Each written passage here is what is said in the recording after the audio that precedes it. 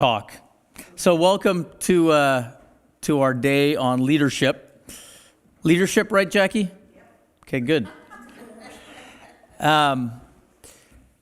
So I just want to get a sense of where y'all are from. So where are you? Are you just all from around, local to Basha, around Basha, far from Basha? Who traveled the farthest? Oh, Pincher Creek, come on. Nice. Did we really? Oh, cool. Yeah, right on. All right, well, thanks for making the hike. That's great. Okay, well, so we're going to just dive right in, okay? So, I'm Vic, and I work with a company called Unstoppable. Wendy is with our company as well. We do, one of the things we do is leadership development. And I work in Alberta, I work in Canada, and I do quite a bit of work in Europe and in the States from time to time. And my background is I live in Edmonton, and I have a very useless degree in science now that I wasted about 7 years of my life figuring out what I don't want to do. And I got trained in high-stakes conflict negotiation. I helped create and teach the hostage negotiation curriculum to the RCMP. And then 15 years ago, I did a program called the Lamerick Forum, and it just woke me up to what a jackass I am and why my marriage was failing. And turns out it wasn't her. So she did the program too, and then she realized it turns out it wasn't me. So a lot of the principles I'm going to bring to you are, the world's got a fairly normal view on leadership. Nobody understands what the hell it is, but they use the term a lot. So let me ask this question. If I said to you, if I asked you to define conflict in one sentence, how would you define conflict? Conflict is a disagreement, okay? And there's a disagreement, and it's not just a disagreement, we can't seem to get past it. Something like that, right? And if I asked you to define teamwork, how'd you define teamwork? Teamwork is collaboration, working together. Okay, good. Okay, see how kind of relatively straightforward that is? Now, I want you to define leadership. Say it again? Okay, servanthood. Now, when he said that, is that the first thing on everybody's brain? Somebody else define leadership. Charisma. Somebody else define leadership. Courage. One. Responsibility. Okay, good. Honesty. Okay, now look, we can keep going. But I want you to get, there's no common definition. There's no common definition. There's your definition, no problem. Nothing wrong with your definition.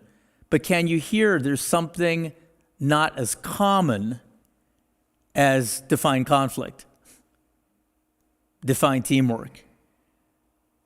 It's all over the map. Do you know there's a lot of, almost every major university has a leadership school now? That's how they get money now. They teach leadership. There's 200,000 MBAs graduated a year in the U.S. alone, the default leadership training. There's a lot of courses like this on leadership. There's books on leadership. There's 70,000 books right now on Amazon on leadership. So a lot of effort, money. There's $130 billion spent in the leadership training industry a year. Consultants like me, training corporation groups, TED Talks. So the world is pouring a lot of resources into this business called leadership, more than ever. How's it going? How's leadership in the world? You know, about 6 years ago, the World Economic Forum, a group that does stuff internationally, did a survey of people, and 86% of the world said, we're in the biggest leadership crisis we've ever been in. This is before any of the shenanigans in the States. This is before any shenanigans at all. So I want you to consider that what we have to say about leadership is pretty much useless. We can talk about it, we can try and teach it, but nothing's really moving.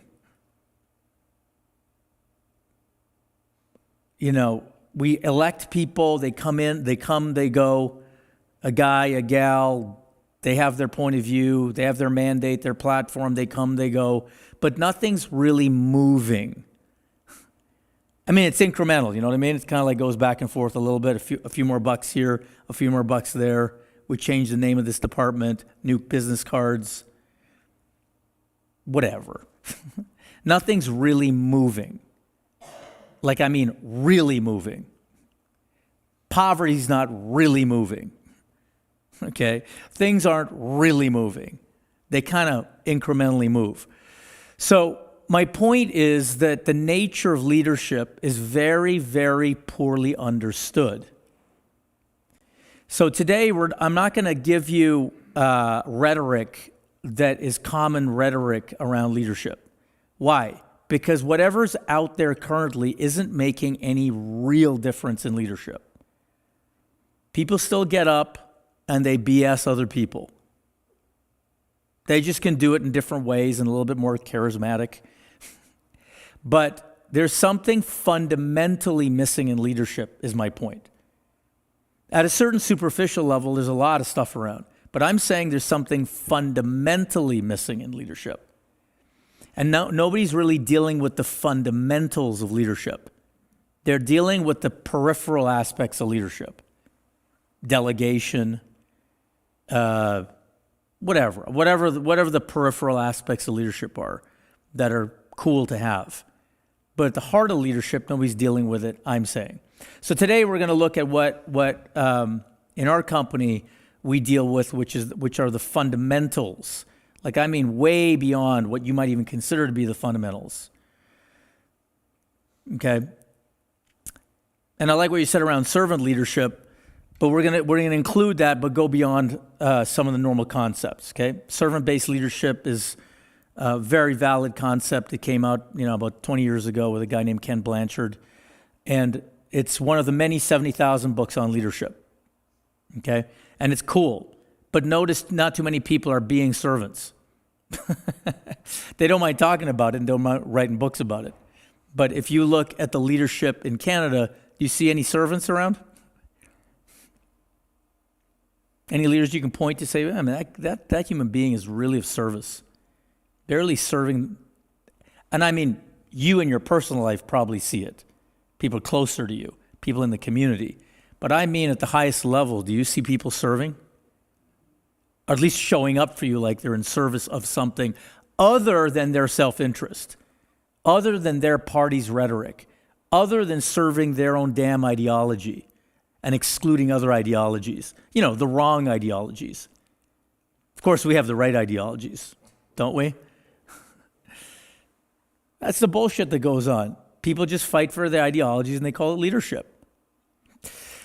Okay. All right, so anything about what I asserted that the leadership in general is just a very poorly understood deal. Although there's a lot of money, time, resources poured into it, it's not going well and it's poorly understood. That's my assertion. So anything about that? And by the way, today's, you want to just disagree and yeah, but, and how about, and well, what if this, and okay, you want to be very un-Canadian today, okay, because as Canadians, we're very don't rock the boat, if you haven't noticed. Israelis are not don't rock the boat, Americans are don't rock the boat, the Dutch are not don't rock the boat, I work in those countries, but we here are don't rock the boat. Go along, get along, okay? And that's our flavor that taints the kind of leadership in our country.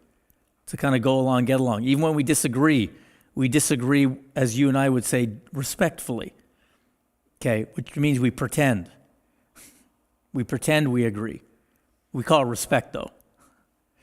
So here you want to disagree. Here you want to kind of get into it with me. Here you want to, I promise you, we're not going to go 12 rounds in a boxing match. But I want you to discover something about the possibility of being self-expressed about what you really think, what's really important to you, and finding the legs to say it. And as much as I'm going to talk about leadership in a different way, hopefully, what's more important that my attention's on is the way I'm being. See, it's one thing to talk about something, and it's another thing to be that thing, as I'm going to point to. So I'm going to try and do my best job to be what I'm talking about. Because if I'm not, your bullshit meter will go right off. Okay? It just will. You're not stupid. You know when someone's not being what they say they know. By the way, everybody knows that about you too. Their bullshit meter goes off 24/7 when you're not being what you're saying. And that's part of the nature of things that people don't get about existence. You better be what you say. And I'll tell you, one of the most fundamental failures in leadership or being a person, effective human being in life, is you have thoughts and perspectives and views like collaboration, like teamwork, like being a servant, like listening to people, like having compassion, like whatever, having courage, okay? You hold these views. You might even share those views that are important to you with other people. But if you notice, more than infrequently, if you really looked in the mirror, you'll see you're not being what you say. Can you get that? You will argue with the people you love most. You'll be harshest with the people you love most. Well, what's that all about? I thought you one of the values you have is love. You might say you're compassionate, but you're impatient with certain people. What happened to your compassion? Well, I'm compassionate except when you do that. Well, that's the kind of compassion I peddle. Compassion with conditions. Love with conditions. See, I won't just tell, hey, I conditionally love you.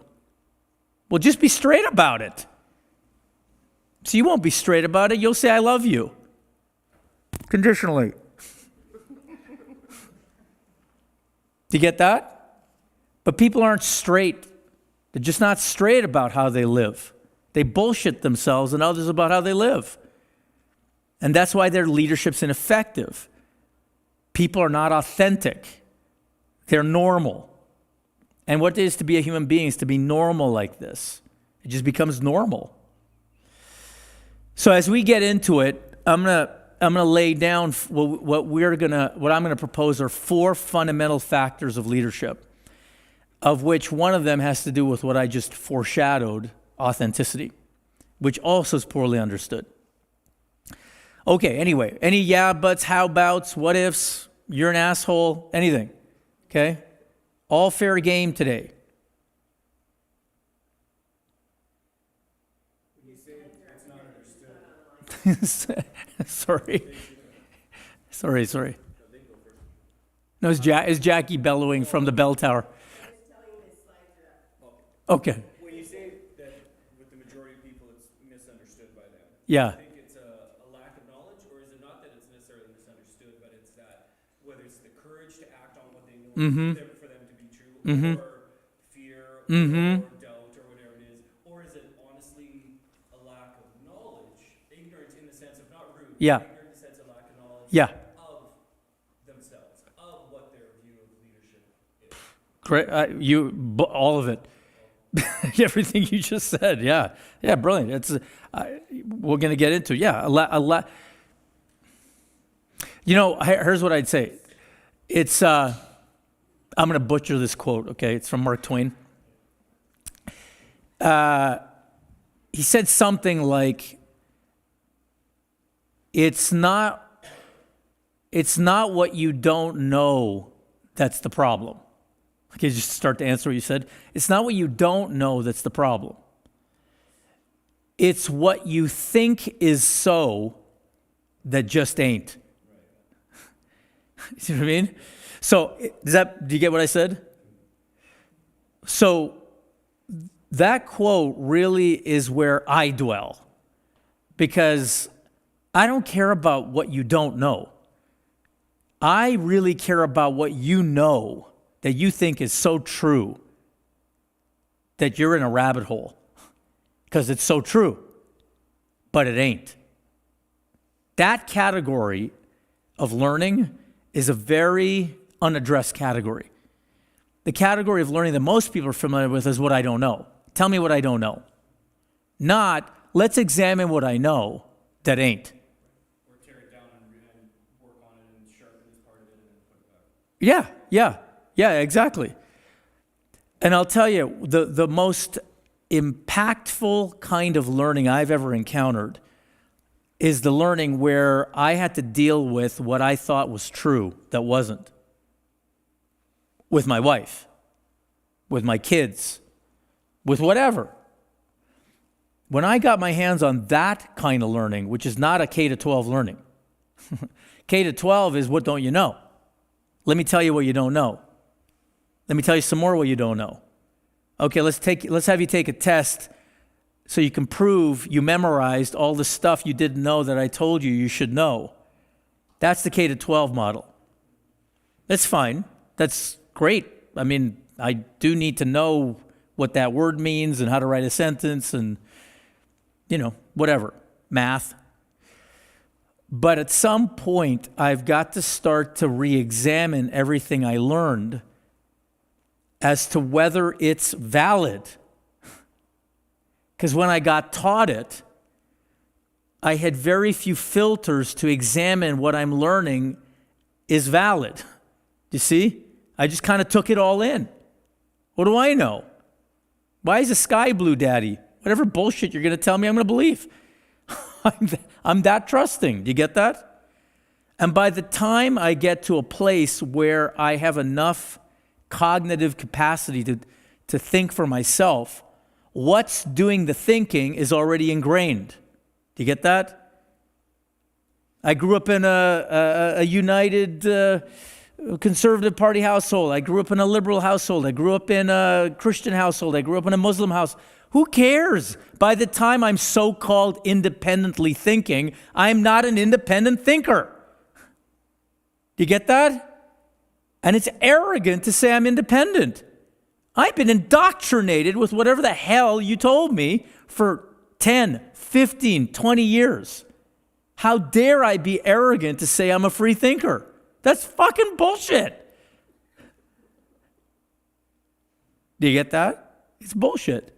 Now, you can be as independent as you can be, given the constraints of whatever you learned. That's a more reasonable statement. Do you get that? I can be as independent as I can be within the confines of what I already know. Well, that's a reasonable statement. But I'm crazy to say I'm an independent thinker. That's not so. When I belong to this party and this religion and that family, and I'm a Canadian, not an American. That's crazy to say I'm independent. No, I got boxes around me, man. See, if I can just get straight about it, maybe I'd have a shot at being authentic here. Okay. Anything else before we're diving in, but whatever. I got slides for you. Horrible slides. Terrible slides. Okay? Yeah. So would you be teaching us the remedy to shift the... Yeah. Yeah. First, I want to just indict us all as assholes. Okay? Can we do that for a while first? And I'll tell you, that indictment makes a tremendous difference. See, if you can find a way to indict yourself as being a limited person, limited to the thinking you've absorbed, you've learned, you hold as true. If you can indict yourself that you have other groups as wrong, the wrong thinking, the bad ones, the other.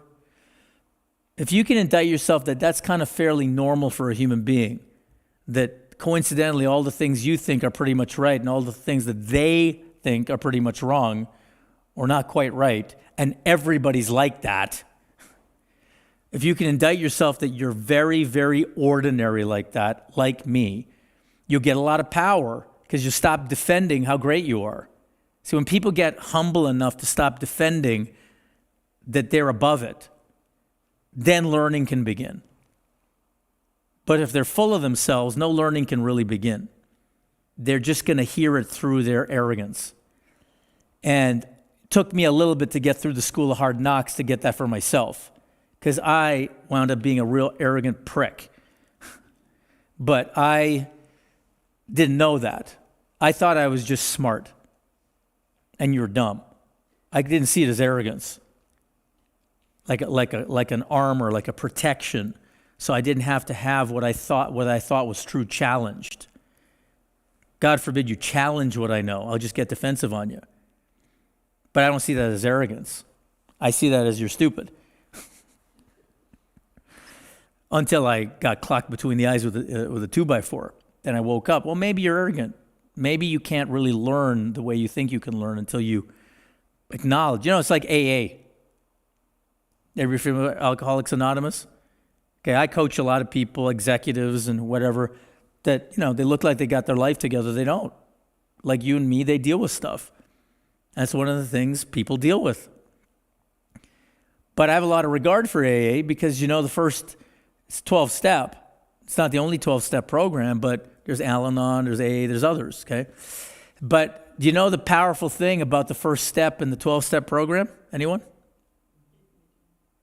Yeah, you got to admit something. You really got to admit something. And if you can't admit you're an alcoholic in AA's case, you're screwed. You're arrogant, defensive, protective. You live an illusion. You live a lie. No, if you can't admit I've got a problem, then how are you going to fix anything that you won't admit you got? So all we're doing right now is I am leaning on you to admit something. Do you get that? What do you think how would you say it? What am I leaning on you to admit? That you could be wrong. Yeah, basically. Yeah. Or at least what you have isn't the only right. You know what I mean? Maybe you don't have it all right. Maybe everything you think isn't the truth. Maybe. That's what I'm leaning on you for. I'm not leaning on you to make what you know wrong. I'm not saying what you have is wrong. I'm leaning on you because part of being human is to grow up with an indoctrinated set of thoughts, beliefs, ideologies that you kind of stick to your guns to. Why? Because everybody's doing the same thing. Maybe that's a bankrupt way to be in life. Maybe. Although it's highly normal. You turn the TV on, that's all you see. You go to political debate, that's all you see, two people making each other wrong. You go into your house, all you see is that. That's how people try and relate to each other, by making each other wrong. They don't say it that way. What they say is, well, I think you should. That's how they do it. They're just making each other wrong. Not a problem. It's normal. Okay, so that's what I'm leaning on you for. If I could pray, if I had a microphone, I'd parade each you up here and go, I am Bob. I'm addicted to being right. Hello, Bob. Yeah. My name is James, and I'm a recovering astrophysicist. Okay. Are you? Okay, good. I'm a recovering geneticist. Okay, good. We can go to therapy together. All right. So nobody, and by the way, nobody can make you indict yourself. Okay, it's only you that can indict yourself about being ordinary, the way I've described ordinary. But I'm saying to you, it's a very useful first step. If you truly want to be open, you would have to acknowledge you're not. And that's a hard pill to swallow when, for most people, they consider themselves open. Except when they hear that. That's how open they are. Okay, so anything else about this little ditty? And then we're going to go to the slides that I put Jackie under the gun for getting up. That's all me that did all this, okay? Anything else about this initial conversation? Okay, actually, I know we're in a church, so you're going to be quite little church mice, so you're Canadian, of course, as well, and I'm very loud. So you're going to mind your P's and Q's, and you're going to have your quiet little thoughts. Don't worry, the hamster's going big time in your head, I know that. But God forbid you spit it out. It might sound stupid. It might be embarrassing. You might get judged. You get that? That's what's going on for you. Why? Because that's the culture of Canada. Keep it quiet, lay low, don't rock the boat. See, I'm in another country, they would like take me apart. Listen, asshole, who do you think you are? Okay, now you're just going to think that. They're, well, exactly. Okay, but they're going to let it out. So I want you to take, just 3 minutes, 4 minutes, and just pair up with whoever's in the pew next to you, or double up or triple up. No policing about it. And just share your thoughts with whoever's next to you about whatever the heck I just said. Whatever's there for you, good, bad, ugly, share your thoughts about that. Is it valid? Is it not valid? Does it make sense? Are you confused? Okay? Everything's fair game. See, if you believe what I'm saying today, I'll kill you. Because that's just more of the same mechanism. Do you see? See, if you believe what I'm saying without a thoughtful analysis of it, that's just more of the same the way mostly we grew up when we're little. Very thoughtless analysis of what people tell us. At the same time, if you refute what I'm saying, hands down, without a thoughtful analysis, that's equally bankrupt. Do you get that? It's automatic, because whatever I might say doesn't jive with what you think. The brain automatically rejects crap it doesn't agree with. That's thoughtless. At the same time, believing it without thoughtful analysis is thoughtless. Okay? So basically what I'm saying is I'm requesting you think today. I'm requesting you make your head hurt. Okay? And rejecting something or believing something is too easy. It's too cheap. It's thoughtless. See, I want you to go through the pain of thinking. Well, that's sort of where I'm at. I mean, Yeah. what you're saying might have a point. You might have a good Yeah, point. yeah. But I want to hear more, and I also want to hear some of the solutions for me to get my own head around it. Yeah. So it's pretty early in the day for me to tell you what I think. Yeah. Yeah, good. Great. Yeah, awesome. Yeah, that's called being open. Good. All right. Well, pair up and spill the beans on what you think so far.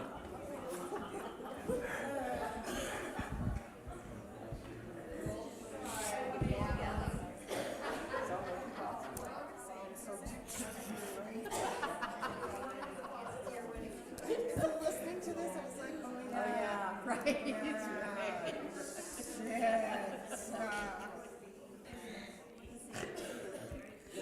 And then I was like, why am I so fucked up? Like, that's my go-to.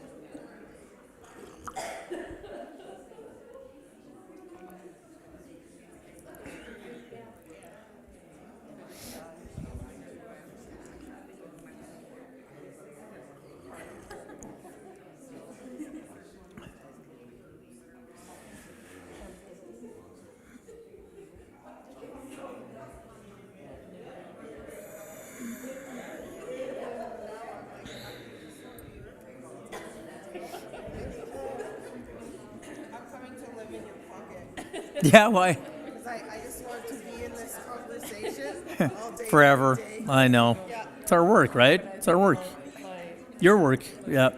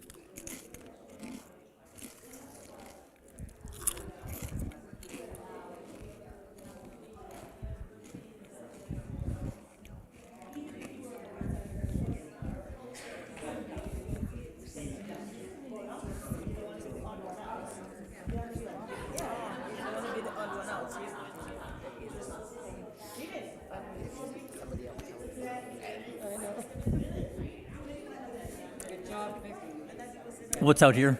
I, well, I see a lot of nodding, and then I see some nods.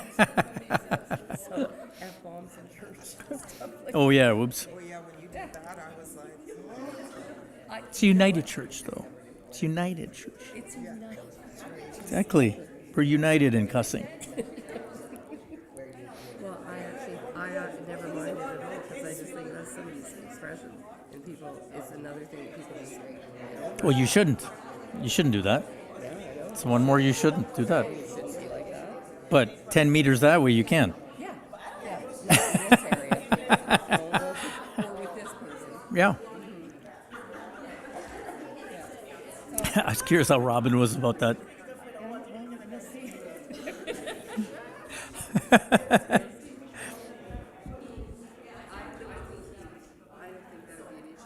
I don't think so either.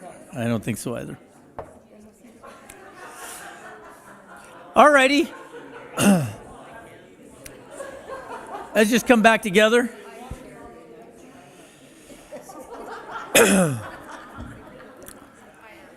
All right, just so, any more thoughts about the first few minutes? Any more thoughts? Agree, disagree, yeah, but, how about, what if?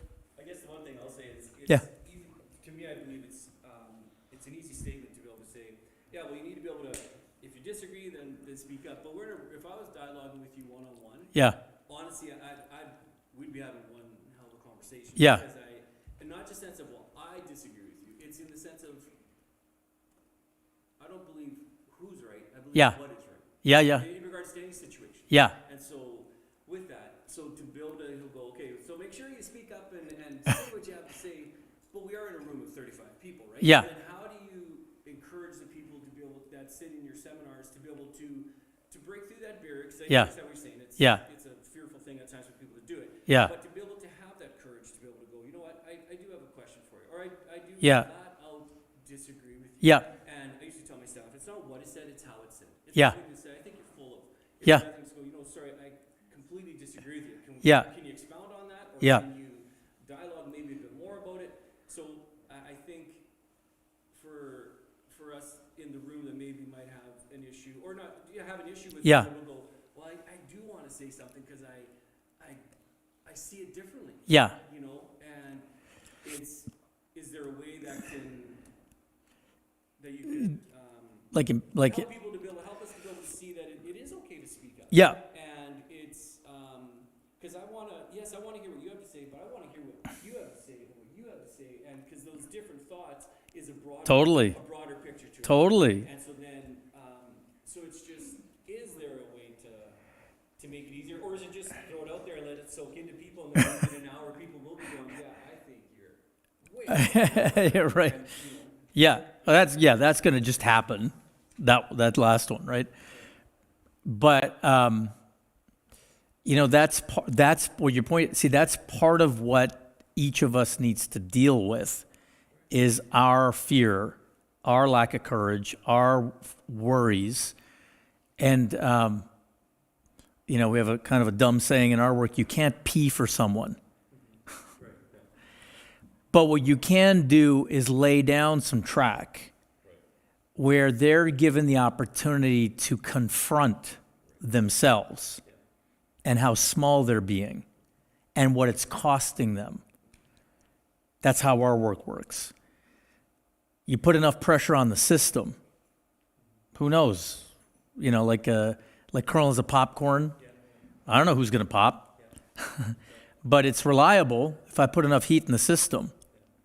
And, there's just what you're saying. There's this whole notion of a safe space. You guys have heard that? We need to hold the space, create a safe space. One of the things in creating a safe space is, my assertion is that mostly, I don't know about mostly, but a lot of the times when people try and create a safe space, they do anything but create safety.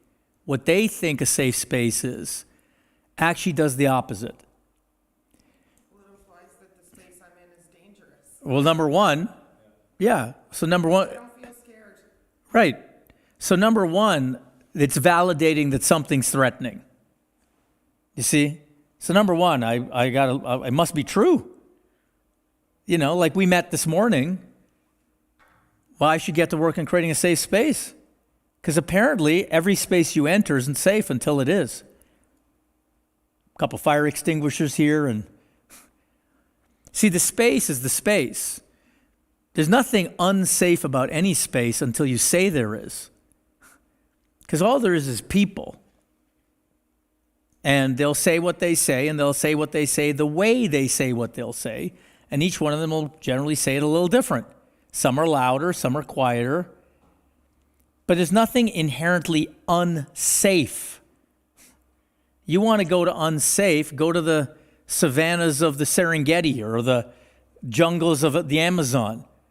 Okay? I was born just outside the Amazon rainforest. You want to go to unsafe? Go to Guyana, South America. We'll show you unsafe. There's nothing inherently unsafe about this. But other human beings live in the notion that it's unsafe to speak. No, it's not. Your fear of judgment is what makes it unsafe. And you peddle it like the space is unsafe. Stop peddling your fear of judgment on us. No, I'm just going to disagree with you. That's not unsafe. That's uncomfortable. Don't you dare collapse comfort and safety. But these are one of the many bankrupt notions that run the world. Then they got to do icebreakers and, oh, do you have a cat? Me too. Oh, whew, you are safe. Can I ask a question then for myself personally to be able to make it through the rest of this day? Yeah. For yourself to be able to be, if you were to be, picture yourself as a car driver.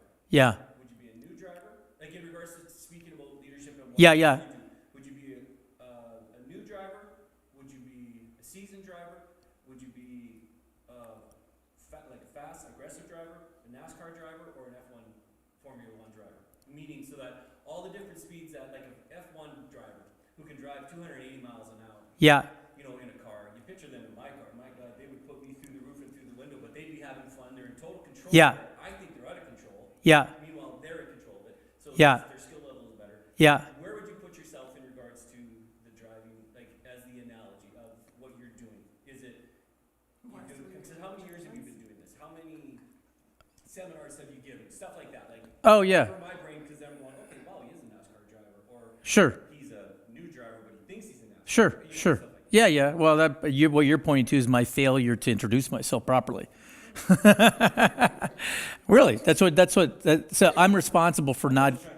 No, I get it. Yeah, no, you're right. Yeah, look, no, what you're pointing to is a failure on my part to introduce myself so that you have what you need to listen. And really, one of the things in leadership people need, they need to know, number one, is this relevant to me? And you're here because you're hoping it's relevant. You know what I mean? Okay. But then the other thing they need to know is who's leading this sucker credible? They really need to know that. Everyone needs to know that. If you're selling me a car, are you credible or are you green?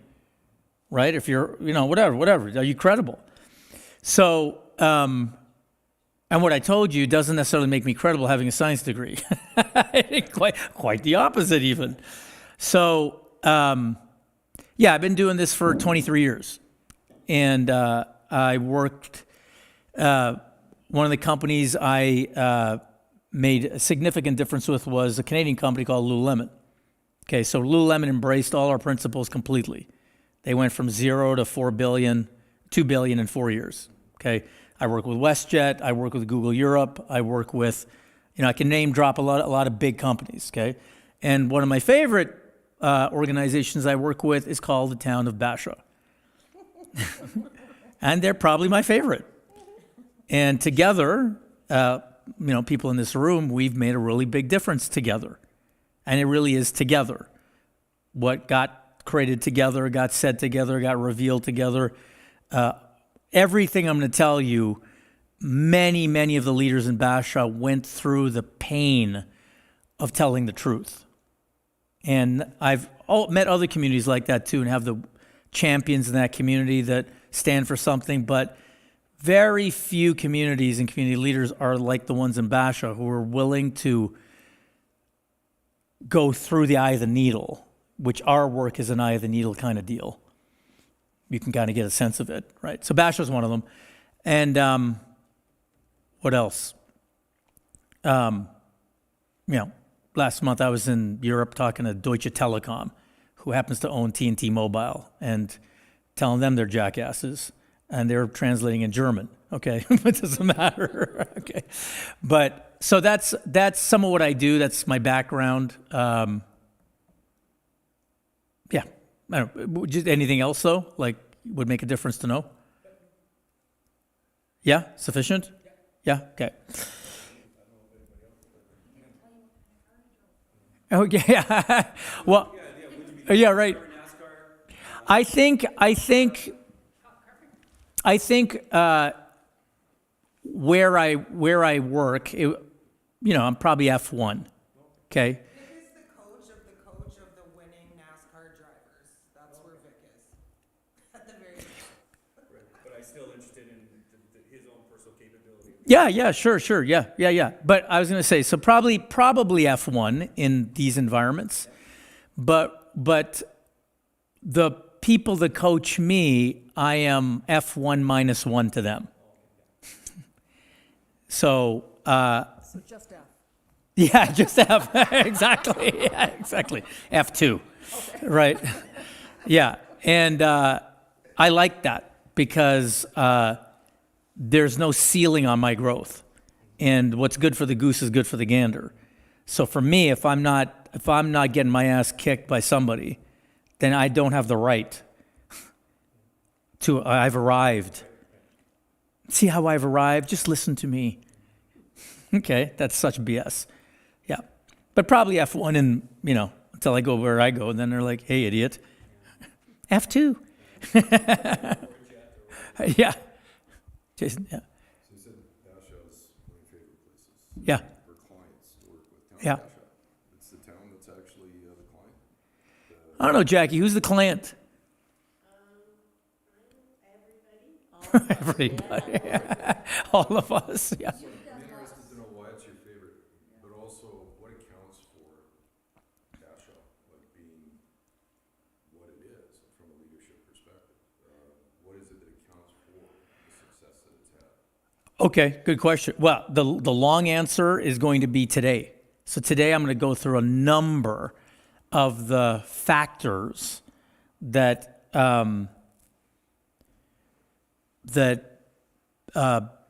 Basha lives by, that it may not even know it lives by the way I'm going to language it. But, 7 years ago, Jackie, we were here and we did some work, some initial work. We took a shot at something. 10. Oh, geez. Okay, 10 years ago, we took a shot at something together because, Basha was in a bit of trouble. Yeah, okay, I wasn't going to be that crass. I'm not a really crass kind of guy. Well, yeah, exactly. Like, man, most rural communities struggle to just make it. The number one strategy is to we're the pine cone capital of Canada. Here's our pine cone. Come visit us. Okay, or whatever. Okay, and it's good. It's not sufficient. So we did some work 10 years ago that had literally began the way I'm beginning today. We got to look at yourself. Who are you? Who are you being? Who are you for each other? What's the default mentality here? How do you treat each other? What are you scared of? In other words, come up to the mic and admit something. And, 20 people in a room, and they were courageous.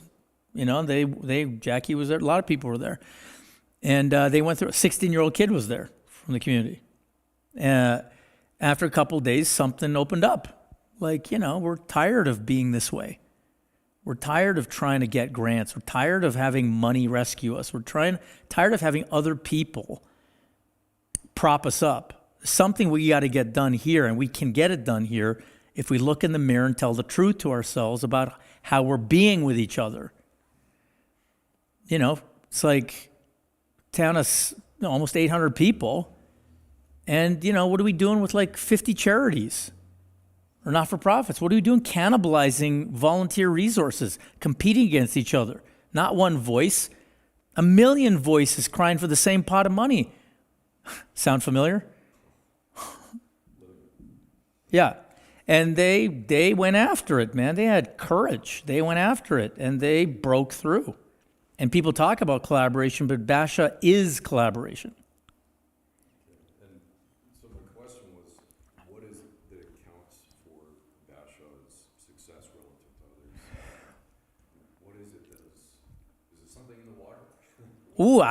I couldn't have paid you to say that better. Okay. Yes. Talk about water. Yeah, we're going to talk about. Can you go to the next slide, Jack? So let me answer your question, and your $5 is coming. Okay, so there are two young fish swimming one day, and they come across an old fish, and the old fish looks at the two young fish and says, "How's the water, boys?" And then the two young fish look at him, and they keep swimming, and one looks at the other a minute later and goes, "What the hell's water?" Okay. Now the question is, why would two young fish say, "What is water? What the hell is water?" They're not aware. They don't. But they're in it. Surroundings, but they don't understand. They're not aware of their environment. They're not aware of it. You're not aware of the environment, but how can you not be aware of something you're in all the time? You have to want to know. Well, even if you want to know. You see, when you are born into something, there's no something. You want to really deal with this weird question. When you're born into something, immediately born into something, there's no something. For you, you're just born. No one's born into. Do you get that? That's weird. You're just born. There's no born into something.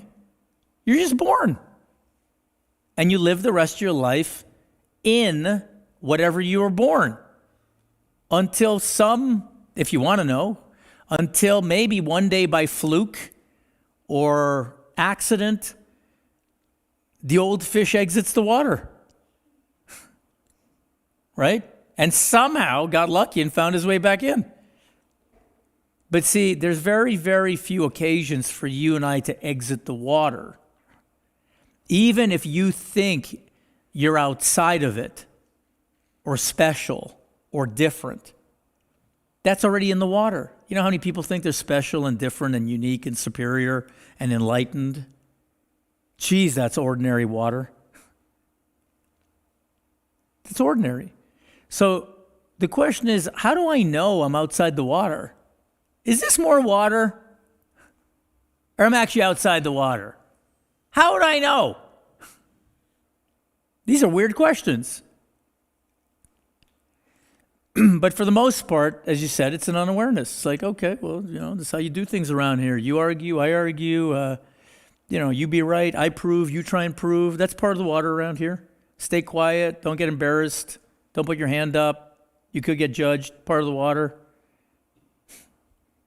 Right? So how do I know if this is what I was born into? And how do I know, how would I even detect anything fundamentally different when what I've grown up in is this? And all my instruments for measuring are the instruments of this water. How would an instrument for measurement born in this water measure something outside the water? It can't. So you're making an impact, causing ripples and impacting those around you. And you're finding some success. And that's what you've done in this community. You've offered several different sessions. Yeah, We've worked with the community. yeah, We've worked with town leaders, yeah, Chamber of Commerce, yeah, the social groups. yeah, And we've learned collaboration, and it's not competition. There are ideas that do not gel with everybody, yeah. but there's a willingness to compromise and focus on where we're going. Yeah, there for sure. There's more collectiveness here than individuality. And look, and you want to keep yourself honest still. There's still jerks around. You can still be a jerk. You still argue. You got to keep yourself honest or you get a little too full of yourself. Okay? It's a tough gig for me, but I keep trying to do it. That's why I have people who coach me to smack me down every so often, because you get a little success. It's like, I've arrived. Okay. Have you noticed? So you got to keep yourself a little honest. Like you got to be you got to be two-headed when you're in the world of transformation, because this is what we're into. We're in the phenomena that I'm bringing to you is a phenomena called transformation, not learning. And they're very different. They run by different physics. Okay, learning is an incremental thing. Transformation is a breakthrough kind of thing. And the nature of breakthroughs, transformation, you got to tend to it in a very special way. And part of it is you got to remain humble about you're still a jackass, while at the same time acknowledging your successes. And people aren't very good at holding both those worlds at the same time. Either they're kicking themselves for their failures, or they have a moment of joy where they're reveling in their success. But humans generally aren't built to hold both at the same time. I'm still an asshole who's really accomplished something with other people, but I'm still an asshole. How can I hold both of those? They sound like they negate. You know what I'm saying? You just do. Does this sound to you like I think I've arrived, even though I'm an F2 driver? No, it doesn't sound like I'm arrived. You have a pretty good sense that I am awake to the fact that at any given moment I can revert or I will pull a fast one on you. You have some sense of that, right? You have some sense I put things in place with coaches because I'm serious about keeping myself in check, okay? At the same time, told you a bunch of companies and things I've accomplished. Okay, fine. That's how you do it. So when is enough enough? Oh, I see. In terms of like having accomplished something? My answer is it's never enough. Yeah. And see, I don't like that paradigm. See, I'll tell you one thing. See, enough, okay? I'll just give you some about enough. One of the things in the water here, the water being the water of humanity, not the water of Basha or the water of Edmonton or Moscow.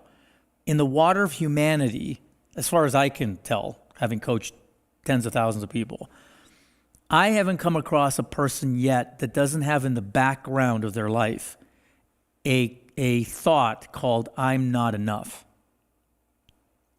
I have not come across one yet. Now, I've come across a lot of people who don't think they do. You know, they're full of bravado and confidence, charisma. But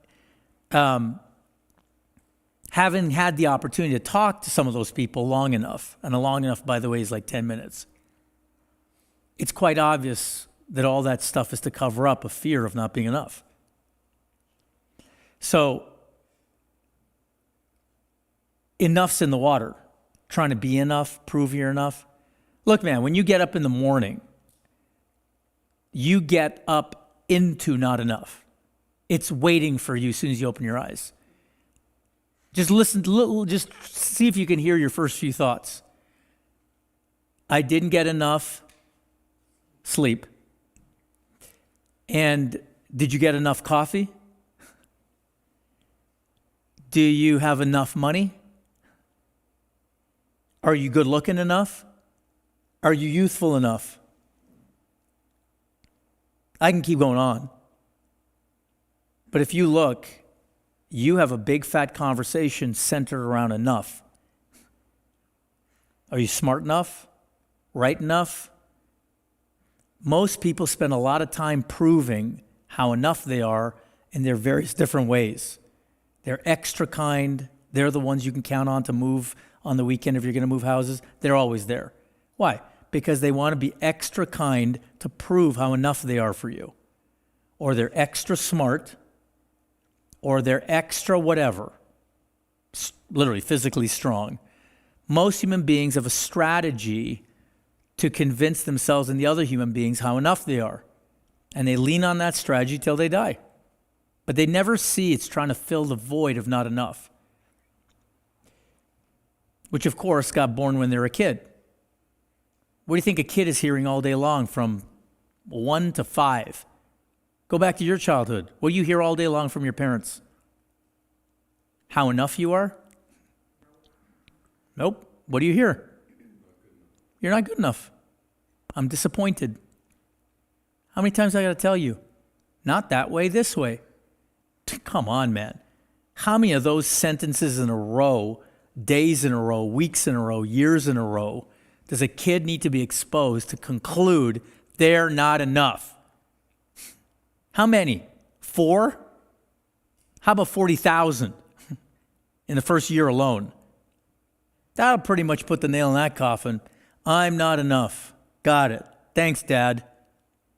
Thanks, Mom. By the way, where do you think they got their parenting style from? Where do you think they got their parenting style from? Yeah. And by the way, they're only hammering on their kids because their kids are evidence of they're not enough and they failed. So they take it out on the kid. You're an extension of me. All of this is in the water, by the way. None of this is something you don't already know. I'm just saying what you know. Not just people just aren't running around saying this stuff that you already know. So in a weird way, I'm not giving you anything you don't already know. So, all right. So the question is what's in the water is a lot of stuff is in the water, humanity. It remains unexamined. That is just the way it is. And as long as the way it is taken for granted, unexamined, you and I go about our living from the way it is, never seeing the possibility that maybe there's something outside all the water altogether. So, all right. So, I don't know what, next slide, servant person. Yeah, you're not enough, Jackie. Exactly. So I want to just show you a model that I use with organizations. And this model is from a journal called the Harvard Business Review. And we modified it so it fits our aims, but it's pretty good. So anytime a system wants to change, Basha is a system, Pincher Creek's a system. It's an intertwined system of Chamber of Commerce and this and that, right? So anytime any system, and Deutsche Telekom and Lululemon, they're no different. They're just systems. A family's a system, okay? The family unit is a system, and they function with the different parts of the system. But with kind of organizational systems, most systems are interested in evolving. They do want to change. They want to get better. They want to get more effective as a system. They want to keep up with the Joneses for sure. At the very least, they want to keep up with the Joneses. And at the most, they need to survive. Okay? So most systems are highly interested in what it's going to take to get better. How they try to go about that is in this way. Most systems and the people in the systems think from the first blue layer. Because the blue layer is the most tangible, visible, practical stuff in front of them. Okay? Policies, practices, where the money goes, how much money they got. Okay, so if you look in terms of a town, can you see that, town council or chamber, was that me? Oh, geez, everybody's got the same ring. I'm like, is that me for sure? So can you see that as a system, using a town as a system, that one of the areas of focus is on policies or bylaws or changing the kind of, yeah. Yeah, that's right. That's right. Yeah, those are your little policy highways of how. This is how we do it. Yeah, let's change how and and the legislation on it or the black and white on the paper. So zone this, change that. You can do this. You can't do that anymore. Okay. So policy changes or practice changes. Practices are informal policies. So a practice would be, you know what? Let's invite somebody from Musquecheese. Okay. Or let's begin with a smudge. Or let's begin the meeting with, the practices. Do you know what I'm saying? They're informal stuff. So people try and change the how, the policies, the practices, and definitely people try and change or impact the resource flow. Where does the money go? To us. And when we got money, where does it go amongst us? You should get more, you should get less, right? The cannibalizing of the pot of money. So most of the time, people are inside of the blue layer, working stuff out. Okay, and if they get lucky, they have a little bit of a change. You know what I mean? Somebody got a little bit more money this year than they did last year. Woohoo! But you see, nothing's really changing, other than who got a little bit more cash this year. It's your turn. Okay, so at this level, not much really changes, but that's the most tangible level. So people are like, it's like a shiny bauble. They're attracted to that tangible level. They can measure it, they can see it. Okay, but that level is ultimately constrained by the level below it. People's relationships and the power dynamics in the community destroy the possibility of the blue stuff. Can you get that? At least limits it. You know, the Hatfields and the McCoys and who likes who and who doesn't like who, and your grandpappy stole my grandpappy's horse, and I'll never forget it. Okay? Which is where we began this work 10 years ago in Basha, is the people couldn't forget what happened in the school. They couldn't forget it. Everybody's dead, of course, because it was a lot of years ago, but still, the school has a stigma. Why? Because it's in the water to carry on the legacy of something, perpetuate the hate. Even though the people around are gone, it's useful to perpetuate it. Just look at Israel-Palestine. Look anywhere. It's useful to perpetuate, not useful, but it's what happens. People perpetuate stuff. They weren't there, but they perpetuate the stories and continue the hate anyway. So this level here, relationship connections, power dynamics, unless it's addressed, limits the opportunity of the new policy, because people will find a way through the black market to work around the new policy because they don't like who created it. Okay. All right. And then underneath that, even if you got relationships that are working a little bit better now, people came together, the ultimate constraint on a system changing is the mental model of that system. In other words, how do people think? Not how do they do, how do they think? And this is a very unexamined area of humanity. People write essays on it, study it in books, academically. Everybody knows, they're familiar with the term mental model or paradigm, but mostly people can talk about it. They can't tell you their own paradigm. Do you know what I'm saying? There's not a lot of schooling around, hey, what's your paradigm?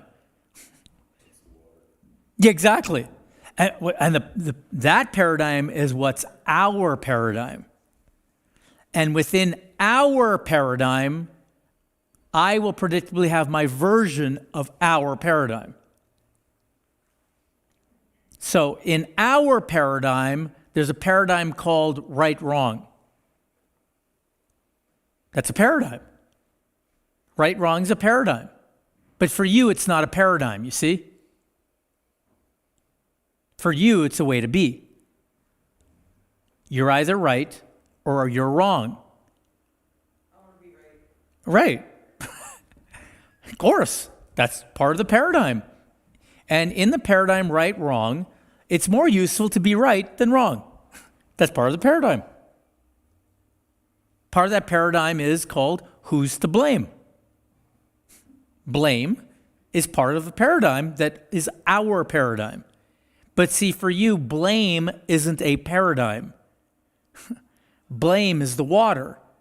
So the only question you ask is, who's to blame? You don't question blame. Like, is blame effective? Do you get what I'm saying? Anybody in the last 40, 50 years ask you if blame's effective? Anybody say that sentence to you? Is blame this exact sentence? Hey, is blame effective? That exact sense. Anybody ever say it to you? No. Why would they? They'll say things to you like, stop blaming, but they're blaming you for blaming. They can't see they're hypocrites because they're in the water. So there's a lot in the water, and this constitutes the mental model. And there's our mental model, and then there's your mental model within our mental model. Okay, fine. But unless we examine leadership at that level, it's just more typical conversations about leadership. Okay? So what we're going to do, I'm going to give you some stuff coming up here about at the red level, at the red triangle thing level. Because there's enough courses on tips and tools and delegate better, and if you're going to have communicate bad news to people, give them a little feedback sandwich. Here's the good news. Here's how you suck. Here's some more good news. I need a life jacket. Haven't you heard those tips? Right? Like a little bullshit sandwich you give people. Break them good news, bad news, good news. Nobody heard that? Yeah. Or you've been trained in, like, some people have been trained in what's called I statements. When you do that, I feel this way. Anybody get trained in that? Okay. Doesn't work. Doesn't work. It's just a sneaky way to blame somebody. I'm just not making the direct connection. I want you to play a little guessing game with me. Hey, when you did that, I felt bad. Guess why? Because you did that. I'm blaming you. Sneaky. But I want to play a little game with you first.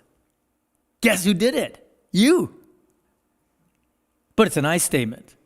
Very sophisticated communication strategies coming from blame. Because whoever came up with I statements, nonviolent communication is where it comes from. In Texas, that practitioner lives in the water of blame.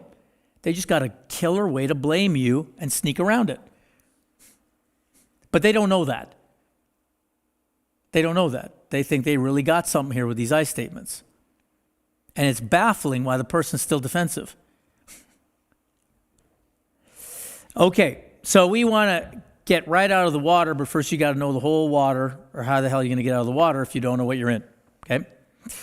Okay, so once you start to get competent at the red triangle stuff, transformation begins to be possible, not incremental change to and fro, back and forth, okay? And that is what I'm saying has happened at Basha. A transformation has happened, and you got to stay honest that nothing's handled. Okay, like for me, I'm 20-some years in, nothing's handled. I'm coached daily. So I want to give you a little story to give you the power of mental models, okay? It's a dumb little story, but it'll make the point.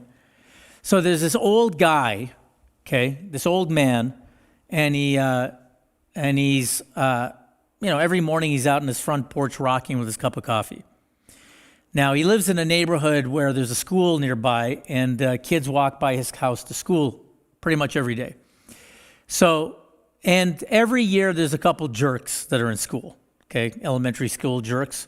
So one year, a crop of jerks shows up, and it's 3 kids, and they walk by his house, and they throw rocks at his house and insult him for being old. And he's just rocking away there, and they're like, hey, you old coot, you smell, what a crappy house, throw some rocks, and they get on their way to school, okay? So he quietly rocks every day, but inside he's seething, okay? So one day, a month into the new school semester, He thinks, okay, I gotta deal with these kids. This is bugging the crap out of me. So he comes up with a plan. So Monday comes around, and the kids walk by his house, and they do the same stunts. Hey, old man, you're a jerk, so on and so forth. Throw some rocks at his house. And as they're about to leave, the old man gets out of his rocker and says, hey, boys, can I talk to you? I have something for you. And they're very skeptical, but they pause, give him the time of day. He walks down the walkway to the fence, the little white picket fence in front of his house, and he leans over and he looks and he goes, look, I've got a deal for you. Every day you come by and call me names and throw rocks at my house, I will give each of the three of you a loonie. Deal? Isn't this a great plan?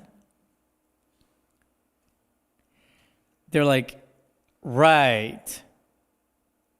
They go to school. Tuesday comes, Tuesday morning. He watches them come by. They watch him. They call him names, whip a couple rocks, stand there for a little bit. Old guy gets out of his rocker, comes down the walkway. They carefully put their hand out. He puts a loonie in each one of them. Boom, boom, boom. They're like, what? As you should be. They go away, go to school, come home. It's Wednesday. Wednesday morning comes around. They walk by the house, whip some rocks. Old guy comes out of his rocker again, comes down the walkway, gives them each a loonie. It's 2 days worth of loonies now, okay? Thursday, Friday, the week ends, and they're loonied up in their pockets. Isn't this a great plan? Hey? Not so far. Next week comes. Monday comes around. Throw some rocks at his house, call him some names on Monday, whip their hands out, comes down the walkway, goes in his pockets, gives them a quarter. The leader goes, what happened to the loonie? The old guy goes, pension cuts. Ottawa, your favorite answer for everything. Whoever's there. Okay. They go, okay. Monday, Tuesday, Wednesday, Thursday, Friday, quarters for everybody. Third week comes around, Monday. You get where this is headed? Yeah.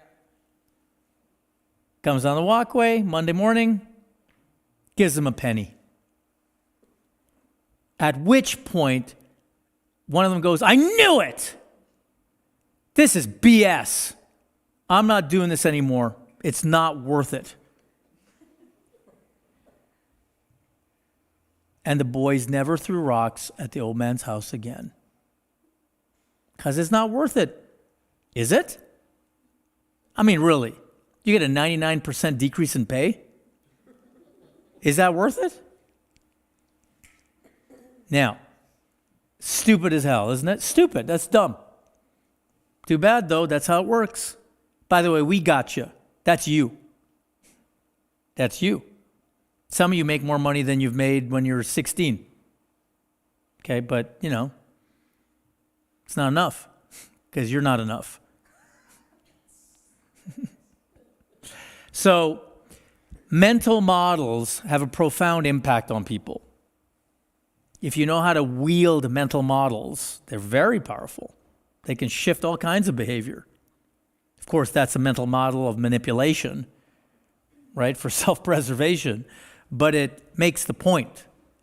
See, nothing changed with the boys. What changed? In reality, nothing's changed, but everything's changed.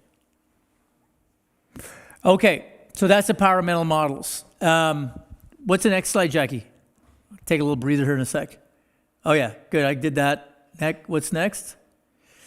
I think I did. Oh, yeah, 70,000 books on Amazon, thousands of leadership schools, billions, yet no one knows what leadership is. We got that one up already. Just next slide. Okay, so we're going to dive into a second. We're going to take a little bit of break in a moment here. But I want to differentiate one thing versus the other, which I said earlier. There's a real difference between knowing something and being what you know. And the bigger the gap for you as a leader, the greater the failure. The facts of the matter are that most people hold certain beliefs about themselves. They know certain things, but they can't see they're not being what they know.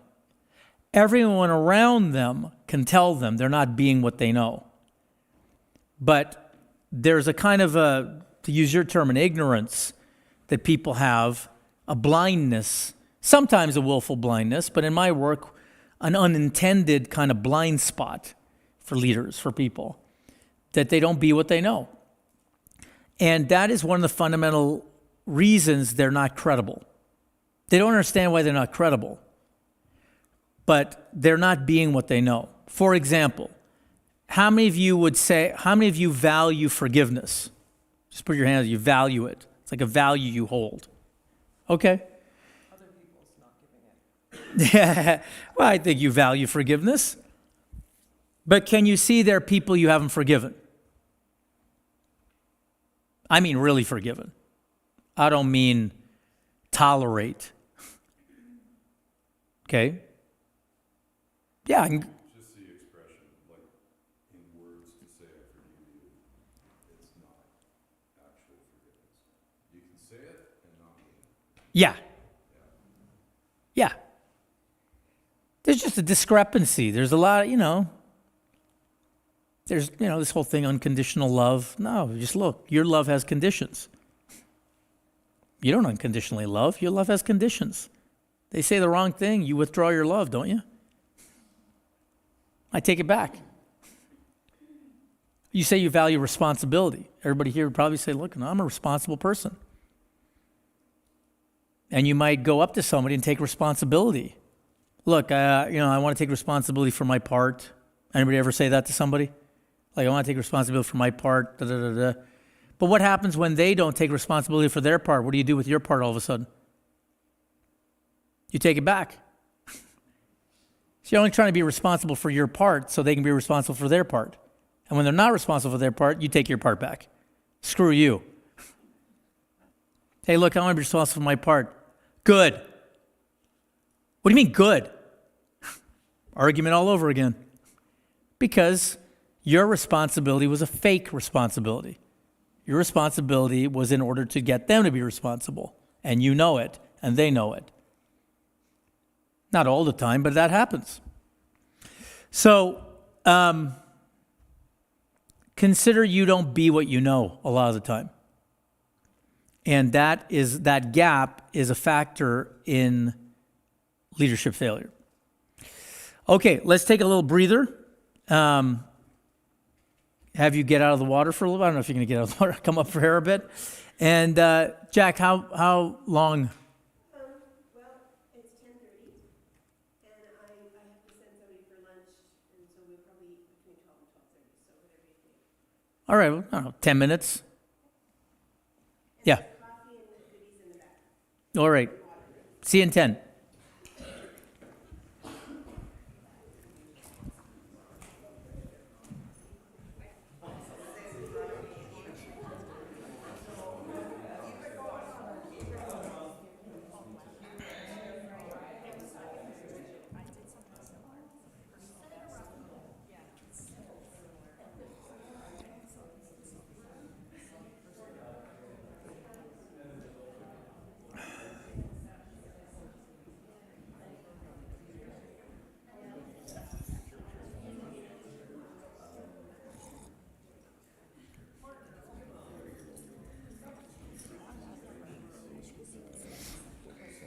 Oh, I just sent it, that's why.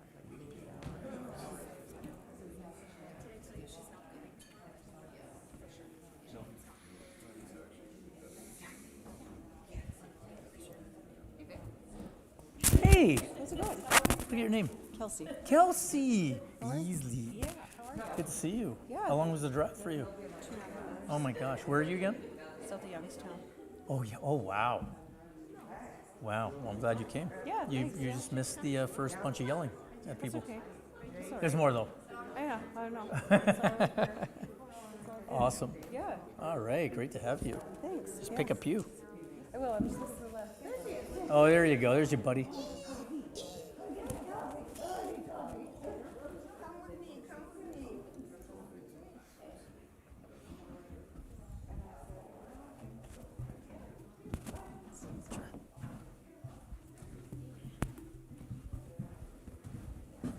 So what I had to do is, I can't get them loaded, so I just move the camera up to see it when you, for a bit while you're talking, and then back down to you. Oh, that's. Yeah, Oh, so see. I was able to put them up, but I wanted them Oh, I'm on glad the you could s- put them up. Yeah. Oh, you can't stream I it? though? can't stream the slides, I stream you, but I not wonder the what the slides. technical deal is. I don't, well, it won't create So is this, do you need JPEGs. to turn this off or can you push a button or something?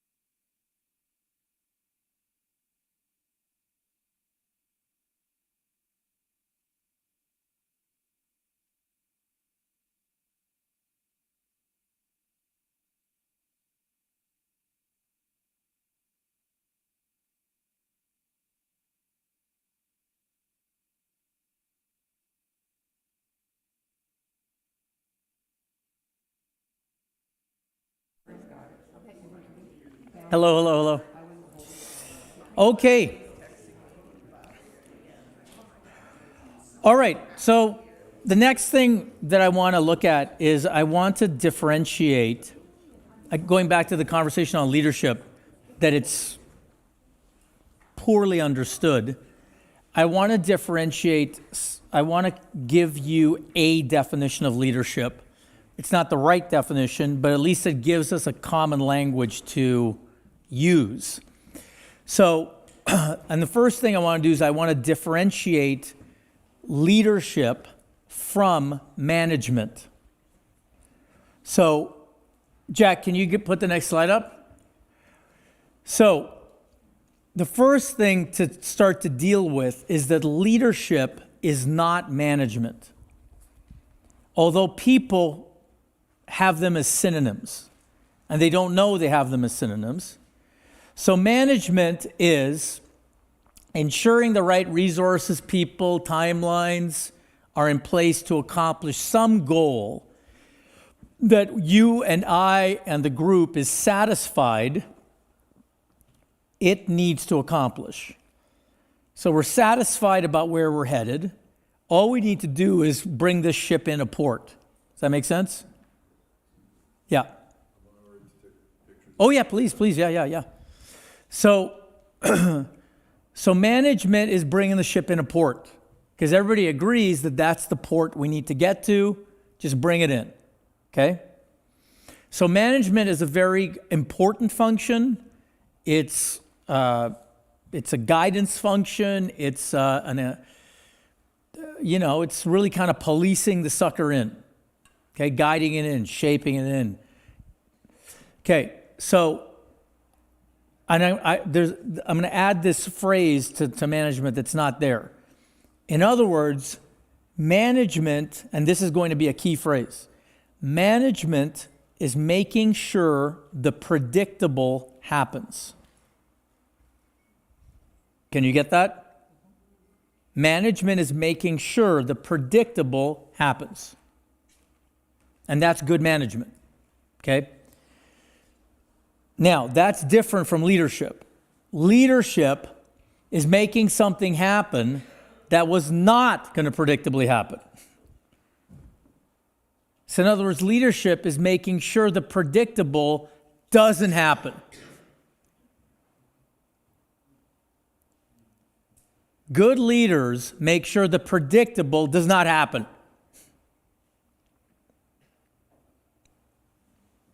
Can you get that? Okay, somebody, well, let's look. I just pulled some, look. Is it predictable that we would put somebody on the moon? Was it predictable? Yeah, or we didn't, according to some. Fine. In the story of putting somebody on the moon, okay, was it predictable that that would happen? No, what's predictable is we stay on Earth and so on and so forth. Is it predictable that apartheid would end? It's not predictable. Not predictable when. See, if you look at great leaders, they destroyed the predictable. They interrupted the predictable. They're not interested in the predictable. What's predictable is going nowhere. They took a stand for something. Rosa Parks, first black woman on a bus to sit on the front. No, what's predictable is black people keep sitting at the back. That's predictable. No, Rosa Parks interrupted the predictable. That's leadership. And she didn't just interrupt it for her. Okay? Nichelle Nichols. Anybody Star Trek fan? Uhura, old Star Trek? Okay, anyway, I've got issues. I'm an old Star Trek fan. Okay, Nichelle Nichols, first black woman to have a kiss with a white guy on television ever. 1969. Totally changed television for minorities, period. So, leaders make sure the predictable doesn't happen. Now, to be effective, you need both. You need to be able to make sure the predictable happens, and you be able to make sure the predictable does happen. Do you see? But there's more training. Which one do you think is trained more? Management all the way home, right? But people mistake the training of management for leadership. So why leadership is so misunderstood is one of the reasons it gets conflated or made synonymous with management. So if leadership, and you can see there's an element to leadership of making sure the unpredictable happens and making sure the predictable does not happen. If you can see that's something about leadership, you'll see there's not a lot of leadership in the world. You'll see a lot of so-called leaders perpetuating the status quo. And they're managers. So, stay the course. And that's a great manager. But that's a great manager if staying the course works. That's assuming the goal is, that's the port we want to get into. But for most people in the world, where many things are headed is not the right port. Is it fair to say that in most cases they don't have a port in mind, that they're just doing what they know how to do? Yeah. And a clear vision or objective that they're aiming for? In some cases, they're just going same old. They're just turning the end, cranking around what everybody else has done without a real vision. And sometimes people's visions for what's possible isn't really outside the water. Just doing a better job of what we currently do. And anytime you're in a kind of a more or better mindset, there's nothing that's going to fundamentally change. Okay? So, like I did work with the United Way here in Edmonton, and we did about a day's worth of work initially when I wanted to get them to see their mindset and the limits of their mindset. And they spent about 4 hours in an exercise we do that actually we began with Basha 10 years ago, the same exercise. And they saw what we call their default context. Okay, Basha saw its default context. Pincher Creek has a default context, or in other words, a mentality, something at the very bottom, like the source of all the thinking in the town, the way we do things around here, so to speak. And the United Way saw that their default context for worldwide for the United Way is called keep the poor comfortable. Ouch. But they never saw that's their default mindset. They're the good guys. But then when they looked at their metrics and what they do, the how, their how is to collect a bunch of money and that thermometer goes up, and then to use that money to fund more shelters, more food banks, to keep more poor, more comfortable year after year. Isn't that great? Comfort the afflicted? Which comes out of the overall paradigm of charity. And that's the paradigm of charity, isn't it? The little ones and the big ones keep giving to the little ones and create that dependency. That's the paradigm of charity. It's not a bad paradigm, it's just what it is. It's not empowerment. But you're investing in the paradigm. That's right. But we unwittingly investing in the paradigm because it's the water we're in. What water? It's the way you do it around here. See, when the United Way, this is about 7 years ago or 8 years ago, they woke up. There's 6 executives in the boardroom. Their VP stood up and said, "This is bullshit." Aimed at me, of course. We are not that. We make a difference, and they do. And then the other 5 executives said, "Rob," he's now the CEO of the United Way. He said, "Rob, that is what we do." And when they came up to the mic and admitted they're alcoholics, that they're addicted to sustaining comfort for the poor, but not interrupting poverty, unwittingly sustaining it, they woke up and they literally generated a new paradigm. And their paradigm was bring communities together to create pathways out of poverty. That became their new mantra, their new vision. But that was outside the water. Because create pathways outside of poverty is not part of the paradigm of sustain it, keep them comfortable. And then they create a whole initiative in Edmonton called 1,000 Families Lifted Out of Poverty. The provincial government started to consult with them. How do you do that? All this stuff, okay? And if they're perfectly successful in it, they put themselves out of work. That is exactly what they would do. Yeah. So my point in this whole paradigm stuff, see, they interrupted the predictable. They got a board game. Okay, just one last thing about them. They got, see, when you get outside of your own water that you don't know you're in, or you may be arrogant enough to think you're outside of it, and arrogance is part of any water, and you actually get outside of it, you see entirely new actions to take that were not available in the old water, which constrained your thinking, your options. One of the actions they took was to go buy a board game. Okay, they bought a board game called a poverty simulation game from somewhere in the States. And they had one of my friends, colleagues at the United Way, they have people play this game. And the name of the game is to make it from day 1 to day 30, just make it as a poor person. And it's got these different things that street people deal with in Edmonton and so on. And you roll dice and you can get caught for stealing and all kinds of stuff. So my friend was telling me, they had a senior minister of the government play the game one day. And she was at day 29 and almost made it, okay, in the poverty simulation game. Except she ran out of money, which is easy to do in a poverty simulation game. And in the poverty simulation game, there's always the option of stealing. Duh. But, you got a certain chance. You got to roll the dice. You got a 1 in 6 chance of getting caught if you're good. So she rolled the dice to get a piece of bread, and she got caught. It came up as a 1.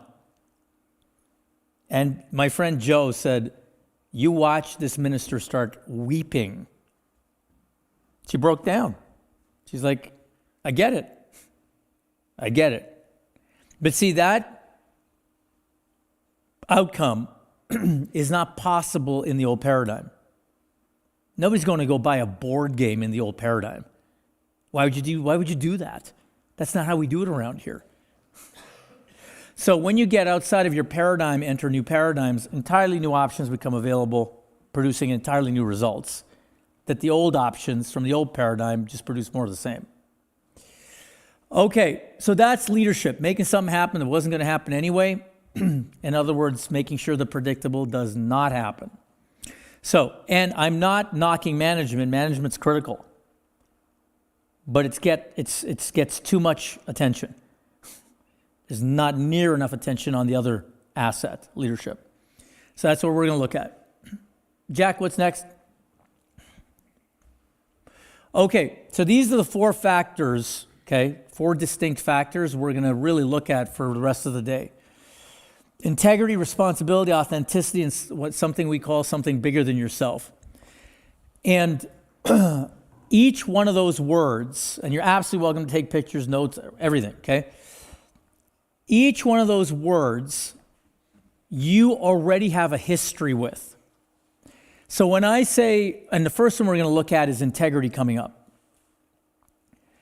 But part of the human condition is you already have something about everything. So although we haven't met today, for example, many of you haven't met me today, I haven't met you, you already have something in the background when you encounter me that shapes how you're going to relate to me. Okay?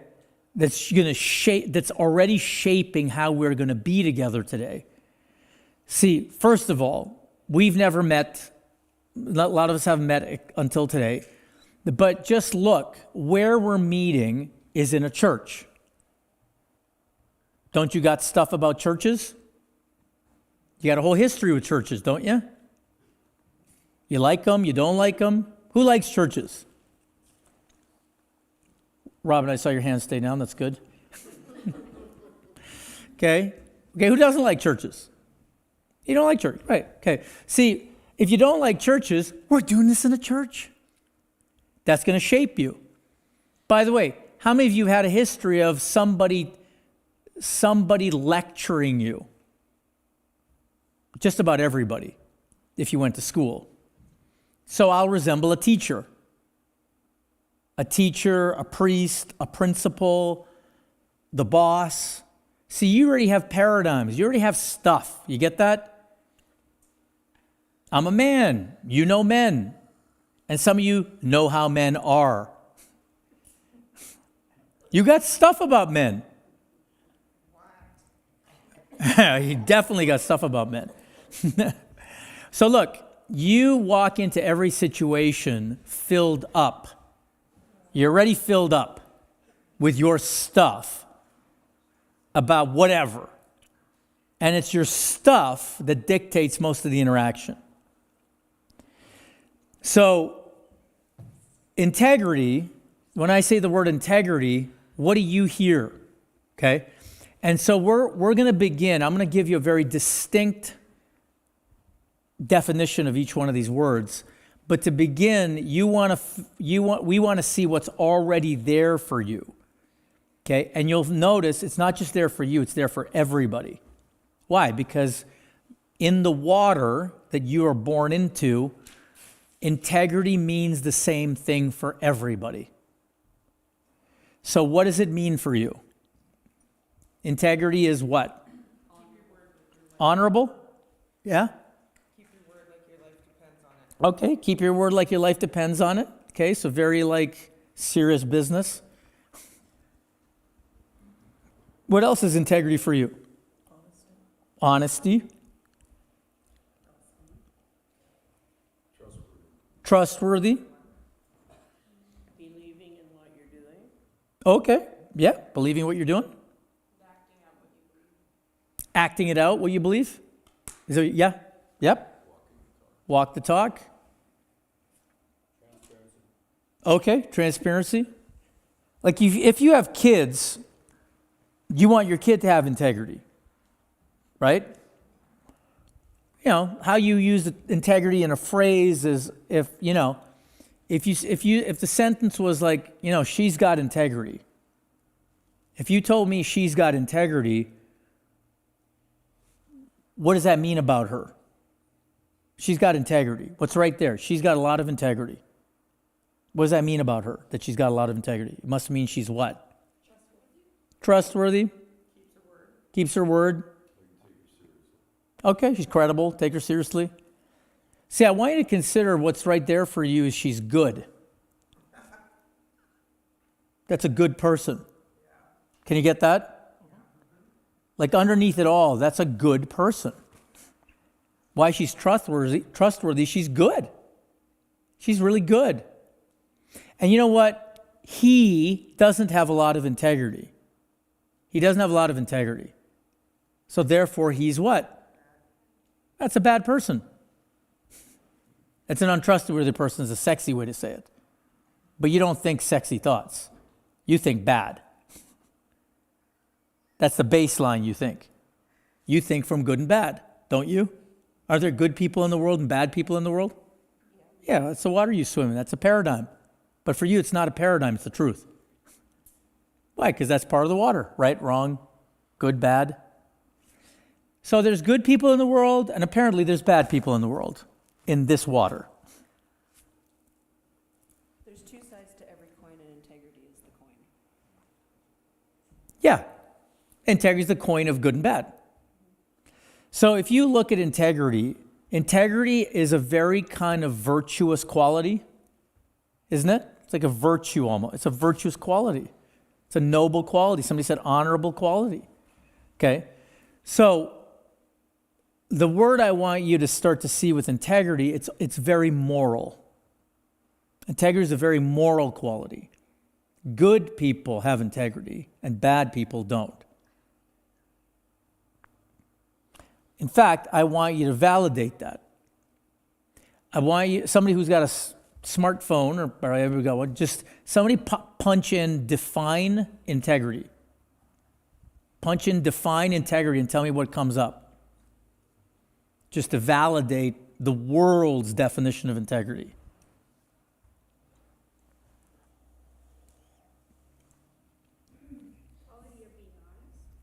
Quality of being honest.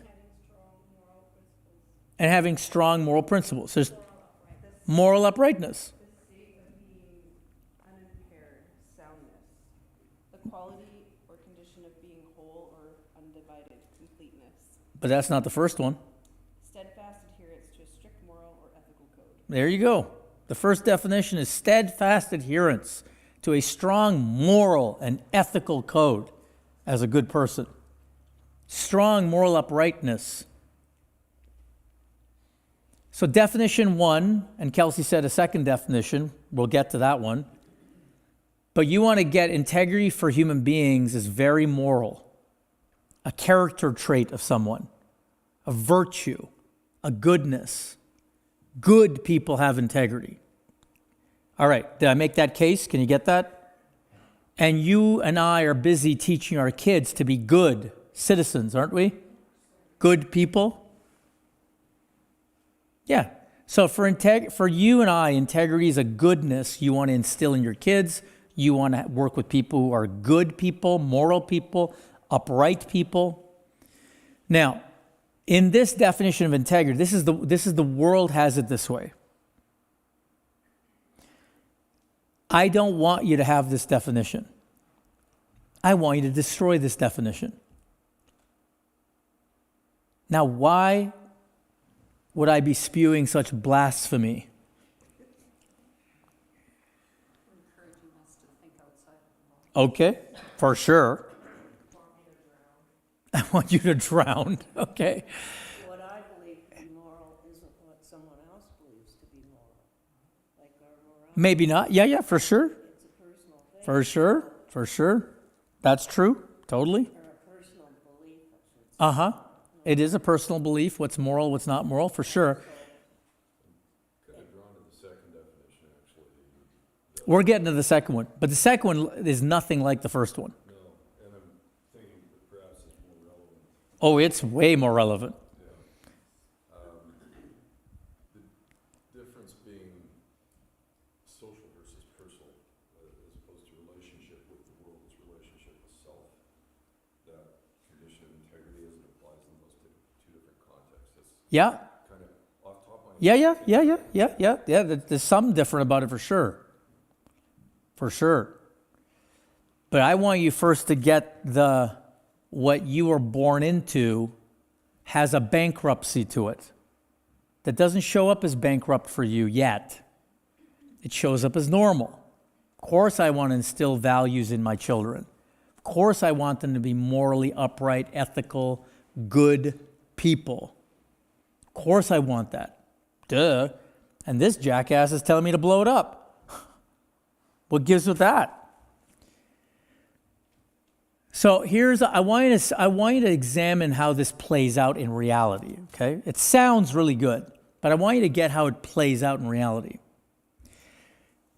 Especially if you're a parent, you're going to get this. And you were a kid, so you're definitely going to get it.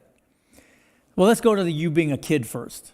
So when you're a kid, okay, and your parents are busy instilling moral uprightness in you, okay? When you break your word, okay? Because as a kid, you got certain things you are to do, chores, bedtime. Mommy baked a whole batch of cookies and she said only eat one, you ate 8.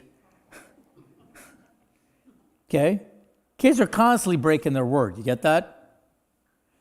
Now, you got an F, not a B or an A, right? Whatever it is. You dated the wrong girl, the wrong guy, okay? You stole. You ate all the Halloween candy, whatever. When you blew it as a kid, okay? You failed to keep your word, rigorous way of saying it. When you failed to keep your word as a kid, how did your parents deal with you? Violently, yeah. What other ways? Consequence, like what? Yeah, take your privilege away. Can't use your phone. Go to your room. Definitely judgment and punishment. Now, the punishments vary. Go to your room till you got smacked to whatever. But see, that's not the big ticket item. The big ticket item is the judgment. See, because your parents interpret you as being bad. Can you get that? They would even say it. Bad girl. Like your little doggy. Bad doggy. Bad girl. Good boy. Bad good, bad good. Didn't they? That's how you got interacted with, from bad and good. Now, when you didn't keep your word and you got interacted with from bad good and judged as bad in that moment, I told you several times, James, when are you going to listen? You're bad. That's what's right there. Bad. Or wrong, but we're missing the killer one of all that you haven't yet named. Yep, not enough, but they didn't say you're not enough. They said this one word. You ready? You'll finish it because it's in the water. I'm so... Yeah. Yeah, I'm so disappointed. Or they didn't say it, but they were like... That's the killer. Now, see, what they're trying to do is teach you right from wrong. They're teaching you bad from good. But see, the effect on a child is not what you think. See, when that kid is judged from morality as good or bad, as a kid, what was your experience in that moment? Shame. And that's it, period. Shame all the way home. You experienced shame like every kid did, and I have not met a kid that's now a grown-up that did not get a healthy dose of shame in their childhood. As you should. But you're only doing what your parents did, that their parents did, that their parents did, because that's what you do in this water. You shame each other or blame each other, whichever. Now, as the kid experiences you shaming them, I said, be home at 9. This is the 5th time you've disobeyed me, or whatever your phraseology is. Okay? And you shouldn't, and Now, I'm trying to instill some integrity in my kid, coming from morality, trying to teach them a lesson, a moral lesson. Now, so that they never do it again. How's that going? Do they never do it again? Damn straight. They'll completely keep doing it. They'll do it and they'll do it worse, but you think they're going to cough that up to you? They think you think that kid is ever going to talk to you again? Straight. No way. Do you know why they'll never tell you the truth again? Because they don't want to experience what? Shame. But we're busy instilling morality in them. Too bad they're never going to talk to us again because they don't want to experience shame. So whenever they break their word, they're going to bury it and hope they don't get caught by you or the teacher. And of course, at work, the boss. It's all shame-based. Why? Because that's the definition of integrity. Strong moral uprightness that my job is to instill in you. The only problem is generation after generation, you build anything but transparency. Nobody's going to be transparent again.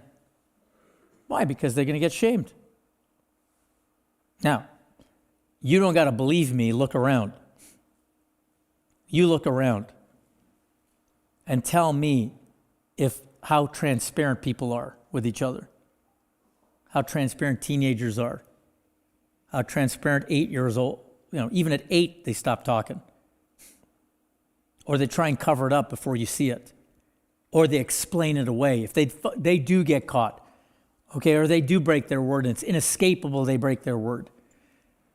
Watch how you are. Well, see, when you break your word at work, you didn't deliver the thing on time or something, okay? You didn't do the thing you said you were going to do on time. And somebody says, hey, you didn't do the thing you said on time. What's your first kind of feeling? Defensive? Victimized, yeah. What else, James? Yeah, like an anxious. Oh, yeah, totally guilt. For sure. For sure. Do you want to talk about it? Do you want to talk about breaking your word? No way you want to talk about that. In fact, you and I get real shitty when we're held to account. Get shitty with people. At the very least, we try and excuse and explain and justify it. Well, I had so much to do and, all this stuff, and I was going to get to it, and blah, blah, blah, blah. Here comes the parade of reasons. Yes? The parade of reasons. Oh my. That's what goes on. And I got to give you this little circus of reasons and explanations and justifications so you don't think I'm bad. That's all it's about. Avoiding you judging me as bad. Look, I meant to get to it. See how good I am? So I want you to get the current world of integrity. Are you getting the current world of integrity?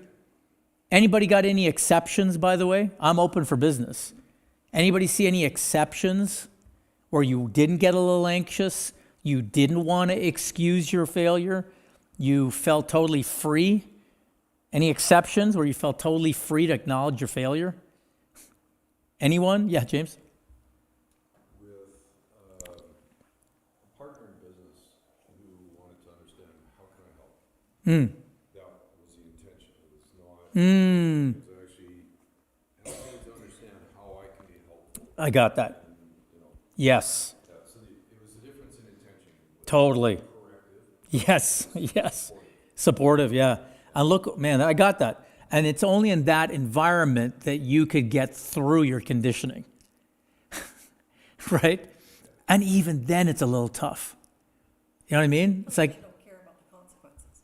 unless you don't care about the consequences. Exactly. Yeah. Which is a very interesting pickle to be in. Right? Yeah. Yeah. It's good though. And you can see that exception just proves the rule. What it takes to lay enough groundwork to have somebody feel safe enough to acknowledge they failed. Take something, boy. Because you're up against a lifetime of conditioning of shame. And even when they give you that pristine, safe space, you still sniff them like a little beaten dog. Well, I guess I didn't really do it on time. And then you watch to see if you get beaten. And then you may get rehabilitated in the partnership. So you got rehabilitated, James. The corrective versus supportive was, for me, just a simple description of Yeah. the water that I grew up in, Uh-huh. and why it stood out like a sore thumb when I experienced that supportive. Like a contrast. Whoa. Whoa. Yes. Totally different. Totally. Trust was instantaneous. Wow. There on, it was just growth. Isn't that something? Yeah. And that is kind of outside the water. That's a really outside the water kind of deal. Like, whoa. Yeah. So for you and I, integrity is this moralistic, uprightness, ethical, be good person deal that unwittingly comes with this experience of disappointment and shame when you don't produce. And what it does is it winds up suppressing people in being able to fully acknowledge where they failed or didn't deliver what they said they would, and rather promote covering it up, being opaque rather than transparent, excusing, justifying reasons so they look good and not bad. This comes with this unwitting moral definition of integrity. Okay, so I want you to not believe me again. Just pair up again, and I want you to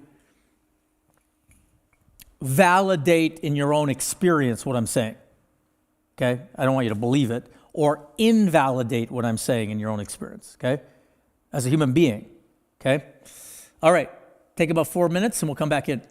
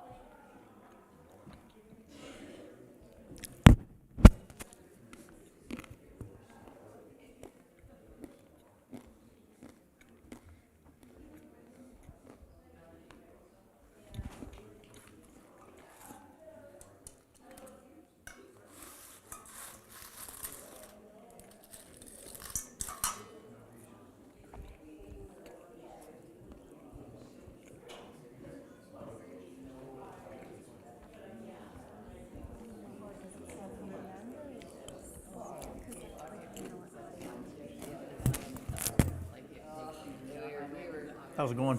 Good. Are you getting this, or is it tough, or how's it going? Trying to get in it, but at the same time, just trying to take everything in and kind of. What's unclear?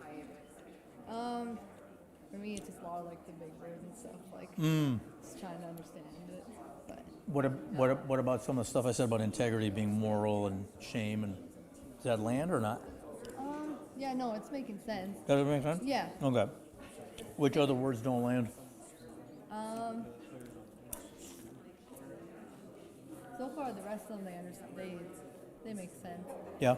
It's just like when people are talking, like for me, I'm just when you're using a bigger word to like that means the same thing as something else. Like, and I'm using some big words Yeah. for sure. Okay. Okay, got it. Okay, got that. And okay, got it.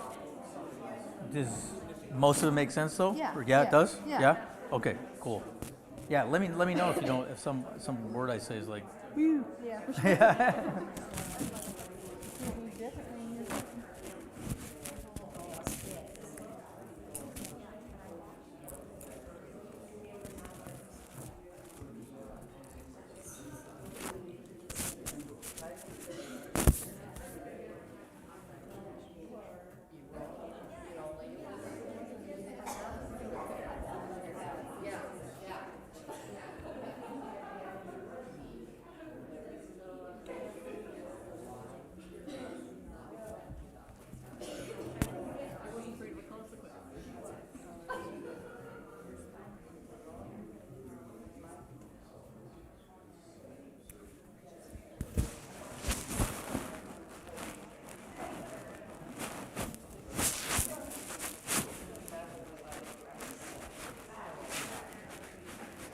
how's this going?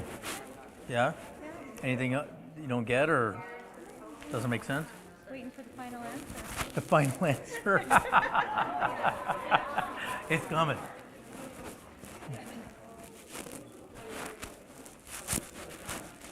Final answer is 8. Does it help?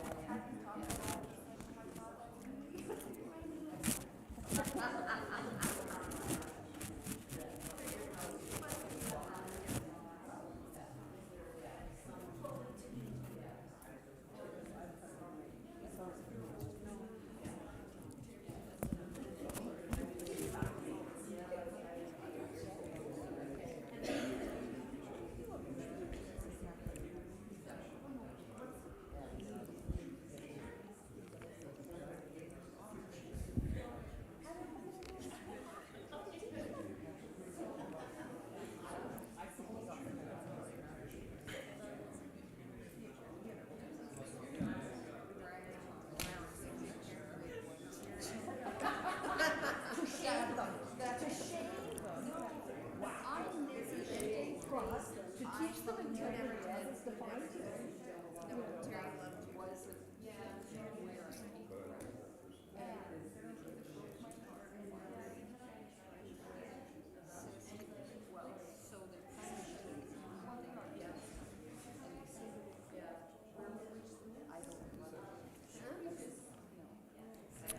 Alrighty. Let's bring it back.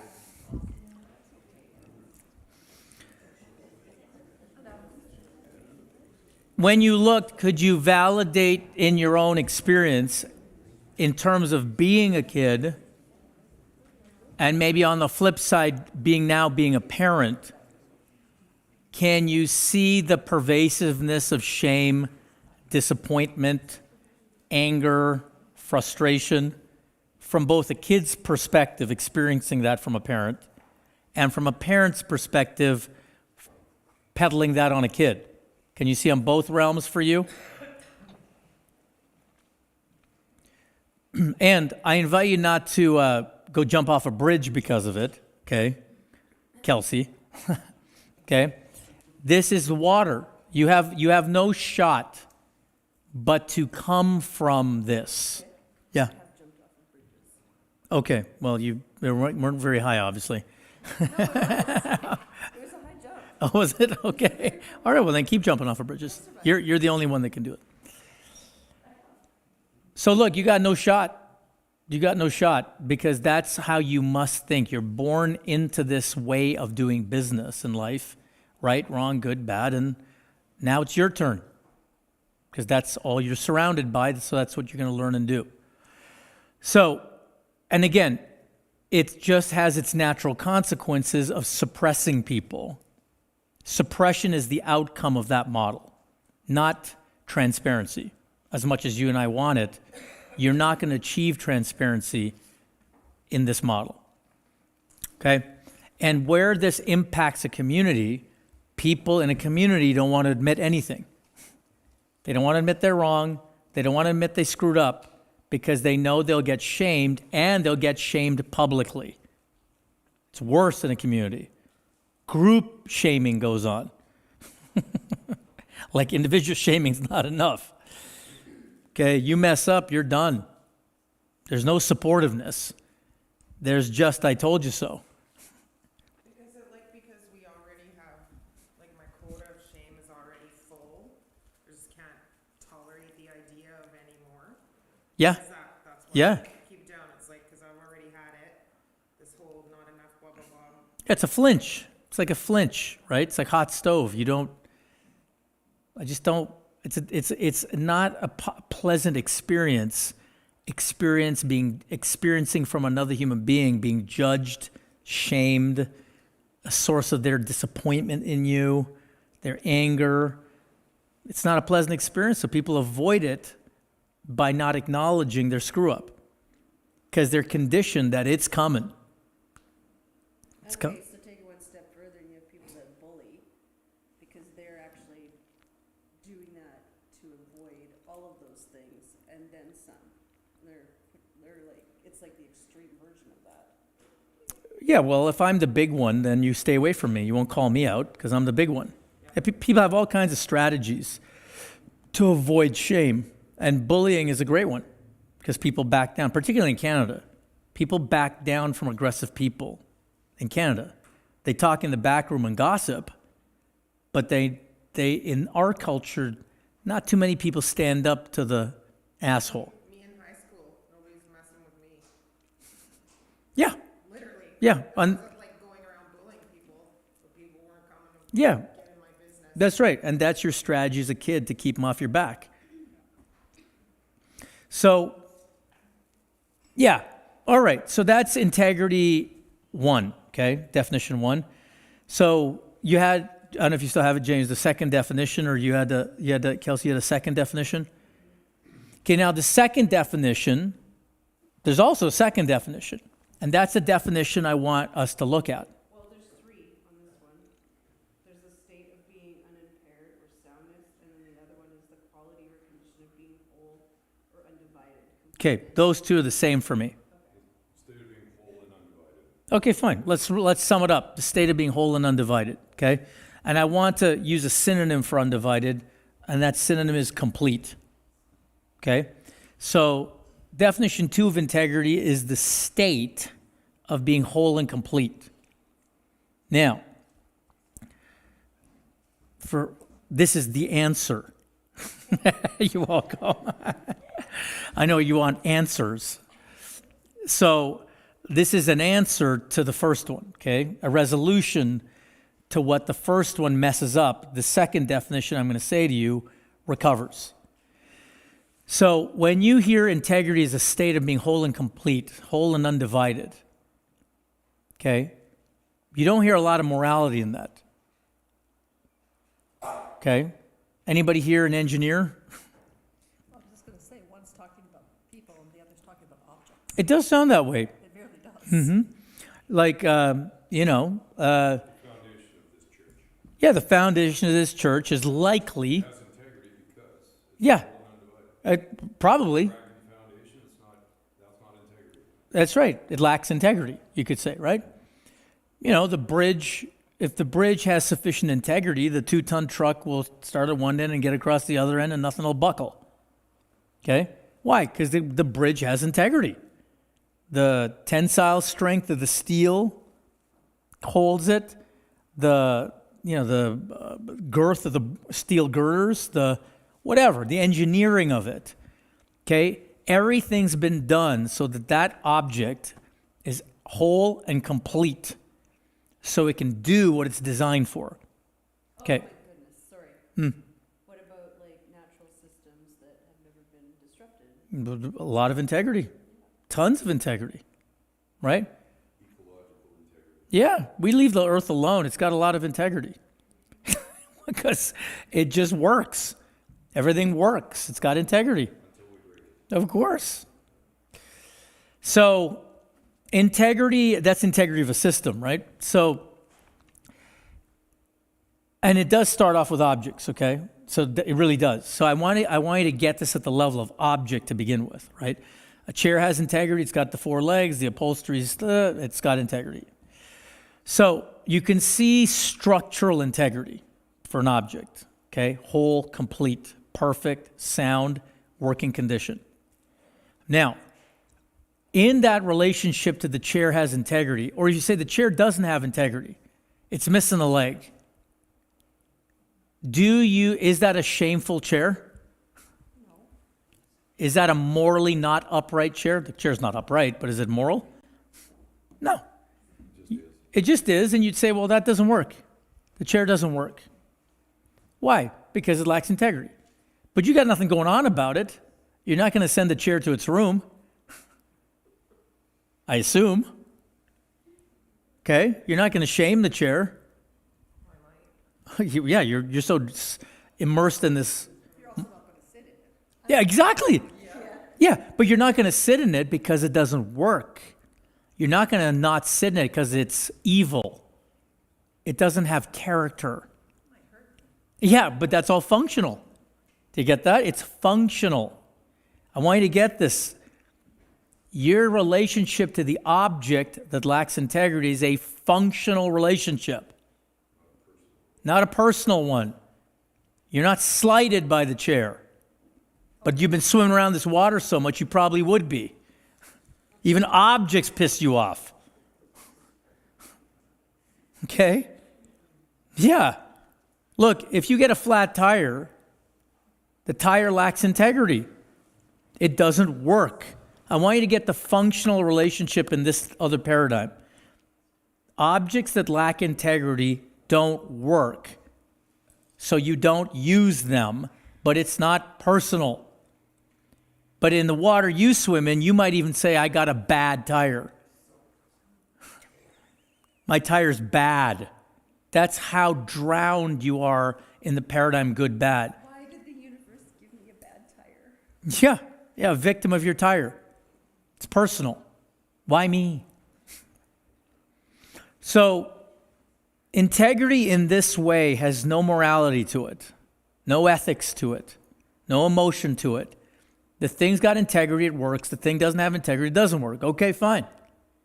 Now, see, If we can move that over into human beings and the way they relate to themselves and each other, there'd be a lot more freedom to deal with a lack of integrity. Do you see? If you could deal with it as the way you deal with objects, you would just functionally get on with it, correct it, move on, whatever.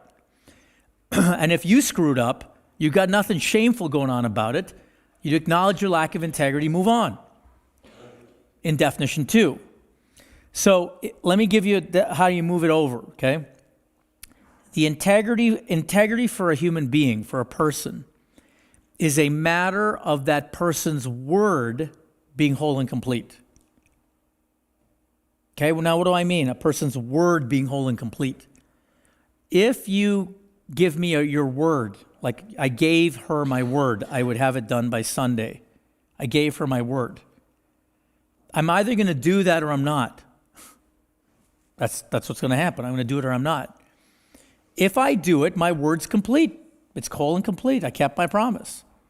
If I don't do it, my word's not complete. And by the way, somehow unconsciously the world knows this is a better definition. Because you actually do say things like, I broke my word. You actually talk structurally about your word. You know that? Broken. But see, you make the word broken bad. If the chair is broken, it ain't bad, it's broken. Let's fix it. But see, when I say you broke your word, can you hear the morality in that? It's like charged for you. It's like, ew. Shame, here comes the shame now. But see, if I said the chair is broken, is it moral? No, you don't. All of a sudden, you're like free. Oh, yeah, that's a broken chair. Yep. You broke your word. Ah!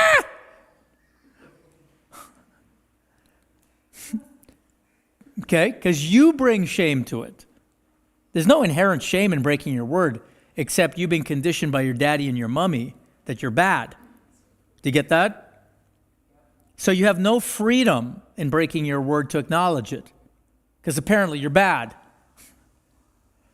See, entire teams of people, when they get trained in an amoral integrity, all of a sudden they perform at a high level because they eradicate shame from the equation. Somebody breaks their word, they have the freedom to acknowledge it and restore their word to whole and complete. But if you bury your broken word, it is never going to get recovered. If you hide your word, how is it going to get whole again? See, it's only in the opportunity to acknowledge to another human being that you broke your word with, that you broke it, is in that moment the acknowledgement that I broke my word begins to recover it and restore it to whole and complete. Can you see that? But that in itself is integrity. That is integrity, exactly. But I need to get, that's integrity as definition 2. But definition 1, I'm so shameful and disappointed in myself that I failed you, that I feel this constraint in me being able to acknowledge it to you, because I don't want to be shamed by you. Definition 1, I'm less willing to acknowledge it and restore the integrity in our relationship. I'm less willing to do that. Do you get what I'm saying? Because anytime as a kid I broke my word, how was I met when I told you the truth? Thanks for telling me the truth? Is that what my dad and mom said to me? You should be ashamed of yourself. Yeah, the consequences, and you should be ashamed of yourself. This is the second time we talked about it. I can't believe you did that. You should be ashamed of yourself. 1,000. I don't know, tens of thousands. It's the water. And if you didn't hear that exact word, you got the look. And the look said it all. You're a disappointment. You should be ashamed of yourself. So, absolutely. The being forthright and acknowledging where you failed, screwed up, made a mess, didn't keep your word, is the pathway to recovering integrity. Recovering your state of wholeness is in the power of the acknowledging of it. But definition 1 will not want you to acknowledge it. Do you get that? So outside of this water, when your word is simply structural, and this is a function of being whole and complete as a human being by restoring your broken word to whole and complete. How? By acknowledging it. So there's 3 things that need to be done when you break your word, okay, to restore it. And they are, 1, acknowledging to the person you broke your word to, acknowledging you did that. I said I would have the report done by 2 o'clock. I didn't. It's literally that simple. 2, acknowledging the impact or the consequences of having broken your word. And I also want to acknowledge now you can't give Sally your end of it by Friday because I delayed you. Okay? So I've got to be able to acknowledge and be willing to deal with the impact. So what I acknowledge that that's the impact on you, and I want to deal with it, but I'm going to go, if you don't mind, I'm going to tell Sally I put you behind the 8 ball. So one of the ways I'm going to deal with my lack of integrity, I'm going to go to Sally and tell her I did that. Okay? And third, the next time I promise you something, I promise you to deliver on time. Okay? 3. Now, anybody who says that to you, having broken their word the first time with you, what's your experience? If they said that to you. First time I said. I said it for a reason. Why though? What about what they said has integrity for you? I can trust them to be honest. Yeah, they're being honest, they're being accountable.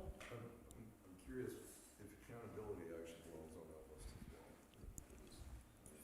I'll talk about accountability in a second. It's inside integrity, but I'll tell you why. Yeah, they're accountable, they're forthright, okay? And by the way, watch the way I modeled the conversation. Do you hear me feeling shameful? See, I'm not coming to you shameful, okay? Because shame is about who?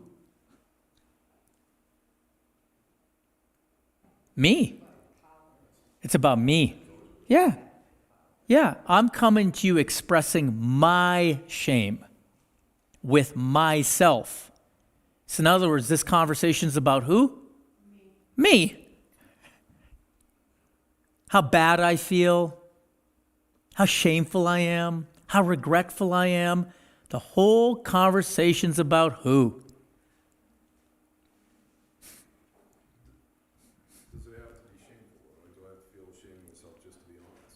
No, you don't. You don't. But most conversations you ever watch or you ever do, you'll see most of it's about you. How bad you feel. You might say, how bad I feel for you. But really, it's how bad you feel for you. And this little game goes on with people in the moral integrity. See, if we were having a party and I'm dancing around, I have a couple drinks, and I smash your big $1,000 vase, and it smashes all over the floor, and the music stops, and you're the host, and everybody goes, and you're the host, I'm your buddy, I just smashed your $1,000 vase, everybody's looking. What's the first thing you do as the host? Nope, that's what you do, but what do normal people do? Tell them it's okay. It's okay. Yeah, you say, oh, man. And see, and what do I do as a person who broke the vase? What do I start to do? Oh, man. And how do I apologize? Showing shame. Showing shame and remorse. Oh, jeez. Oh, man, I'm so sorry. Regretful. I'm so sorry. Oh, man. Who's this all about? My regret. Why am I behaving so regretfully and so shamefully? What do I want from you? Forgiveness. Exactly. I want you to say it's okay. And guess what you do? Except Leslie. It's okay. And then you know what? A couple of people from the crowd come and pat me on the back as the vase breaker. Don't they? Ah, man, it's okay. It's okay. Now, who's suffering the consequences, me or the host? Nobody cares about the host. He lost the vase. But everybody's in the water of make the bad person feel better. And that's exactly what that manipulation is designed for. But what if, as the host, you don't really care about the vase? I never liked that. You're assuming shame, but as a host, truly, I don't care. It doesn't stop me from feeling shameful, though. Shame or embarrassed, though? Both. It could be both. But are you equating them though? Like, to me, Nope. there's a vast difference between embarrassment and shame. Yeah, totally. No, I'm talking about shame, period. There might be embarrassment there, too. I behaved like an idiot. I shouldn't have had too many drinks. That would be embarrassing. It's embarrassing. It's funny you say that because to me, someone that has too many drinks and is that intoxicated publicly, that's not embarrassing. That could be deemed shameful. Okay, no problem. I totally. How things are Yeah. perceived is just where my brain is. Yeah, no, but it's a fair point. But that what you point to is the subjective nature of both. See, however you feel about the vase is irrelevant to my sense of shame because you're independent of my shame. My daddy and mommy taught me how to feel shameful for years, whether you love the vase or not. Yeah, I can't believe I did that. And you're going to kind of comfort, I don't really care about it. I have 10 others like it. I truly don't care. I don't want you to feel shame. No problem. And so you've assumed that. Well, this is all hypothetical. But why shouldn't you feel shame? You've had too many drinks. Yeah. Uh-huh. You've made an ass of yourself. Yep. Well, you follow me around all day long? How do you know I keep doing this? Yeah. Well, I'm going to feel shame. Don't worry. Because I'm indoctrinated. That's how one feels when one screws up. You must feel shame. Good question. Let's check this out, okay? You got a little baby that's, I don't know, infant, right, 3 years old, and they spill their cup of milk. Is there shame there for them? No. Why not? Yeah. But 4 years later, there will be shame for them. Why? Yeah, don't worry. You and I will teach them that shame is appropriate now. You can't just spill the milk and get away with that. You better get some shame going on, girl. Yeah, they don't have shame naturally. There's no shame naturally. Shame is acquired.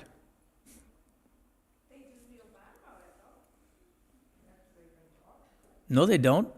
Until you teach them. Yeah, but when did they say, uh-oh? Well, mostly parents say, oh, it's okay. Yeah, you're talking about later they say, uh-oh. It's just their reaction. Yeah, the parents teach them all. When they say, uh-oh, they've started to get the parenting in the water. You watch a little kid make a mistake, they got no shame going on. None. Until you teach it to them. Well, that's where you're going to go defensively now. Well, Vic, you want to just make a society of evil people who do what they want? Is that what you're saying? Predictable. Okay? Yeah, exactly what I'm saying. I shoot the place up is what I'm saying. Of course, that's not what I'm saying. But see, in the water, that's the reaction, right? Are you telling us it's just like chaotic society? No, I'm not saying that. And I'm not saying that, but that's the response that's there to defend your indoctrination. How else are we going to build a society that works if not built on shame and disappointment? How else? Well, I'm giving you an alternative. Yeah, that's fear. See, I'm giving you a second definition and something out of the water, but see, when I give you something outside the box doesn't like it. You see? And it's kind of a paradox of being human. I want things to be better. I want things to change. Just don't ask me to change. Right? So we're dealing at the paradigm level, and it's tough stuff because paradigms are potent, ingrained thought patterns. I'm giving you a radical thought pattern, and your currently ingrained pattern will have none of it. It's interesting, it's entertaining. It'll even say, well, that's not me, that's others. That's how the brain defends itself. So, when going to your question, if some of you have really young kids still, like 1, 2 kind of thing. Anybody got 1, 2? Yeah? Okay. Have you, has your little one gotten hurt? Probably by now they got hurt. They bonked their head on the table or whatever. Okay. Now, if any of you can remember this, you may or may not. When your kid, for the first or second time, hurt their head or hurt themselves, you're around, they hurt themselves, what's the first thing they do? Say it again? They look at you. Don't they? They look at you. And then what do? And then what do they do? See, they don't hit their head and start crying. Now, you got to slow down the game tape because you don't remember this. It passed you right by, maybe. But for some of you, you remember this. You can kind of visualize this even, right? I remember with one of my little guys.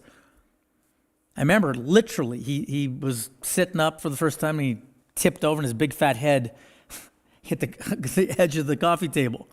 And I remember him looking at me. And I remember my first reaction was like, except I dodged it. I remember I wanted to go like that, except everything in me held back, and I was like, and then he went about his business again. Natasha's pretty chill. She would do the same. She did say, yeah. Yeah, cheers. It's not something that he needed to be alarmed about. It's like, how am I supposed to react to this thing? Yeah. What's happening? Yeah. Looking at you. Yeah. Yeah. Okay, what should I do? Yeah. That's how quickly the teaching begins. So that's what I'm pointing to around the uh-oh. See, uh-oh is a little later. You and I teach them that this is bad, this is a problem, real quick. But you don't see you teach them it's a problem real quick. See, animals hit their head, they don't have nothing going on about it. What do they got going on about it? Yeah, they got no drama. They got no drama about pain. But they still get smacked about if they're not behaving. Yeah, by humans. Oh yeah, but they got no drama about it. Yeah, they're in a pack. But they got no drama about it. Great, you're the alpha. Got it. Next. See, animals don't go to animal support group because they're not the alpha.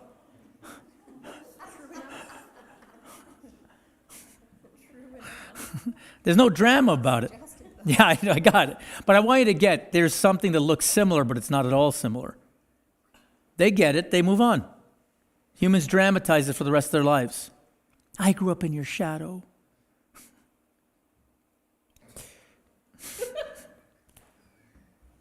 So the alternative to this is, Jack, can you go to the next slide?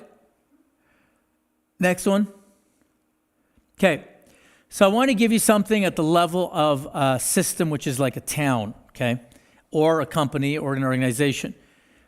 When it comes to the integrity of a system, there are 3 levels in our work. One is the purpose, why the company or why the town exists, okay? Now I want you to consider that most towns don't have a purpose. Yes? What's the purpose of our town? Nobody's asking that question. What do you mean, what's the purpose of the town? Okay, so without a compelling purpose that really is something people can get into, own, it's theirs, they're inspired by it, they can get up for it, the system will lack integrity. Just the way it is. Anything that is done purposelessly, without purpose, won't sustain. It's the nature of it. It will become divided. There's nothing unifying it. And even if it does have a purpose, and that purpose is a shit purpose, it will eventually get divided anyway. Even if it's not a shit purpose, it's just an ordinary purpose.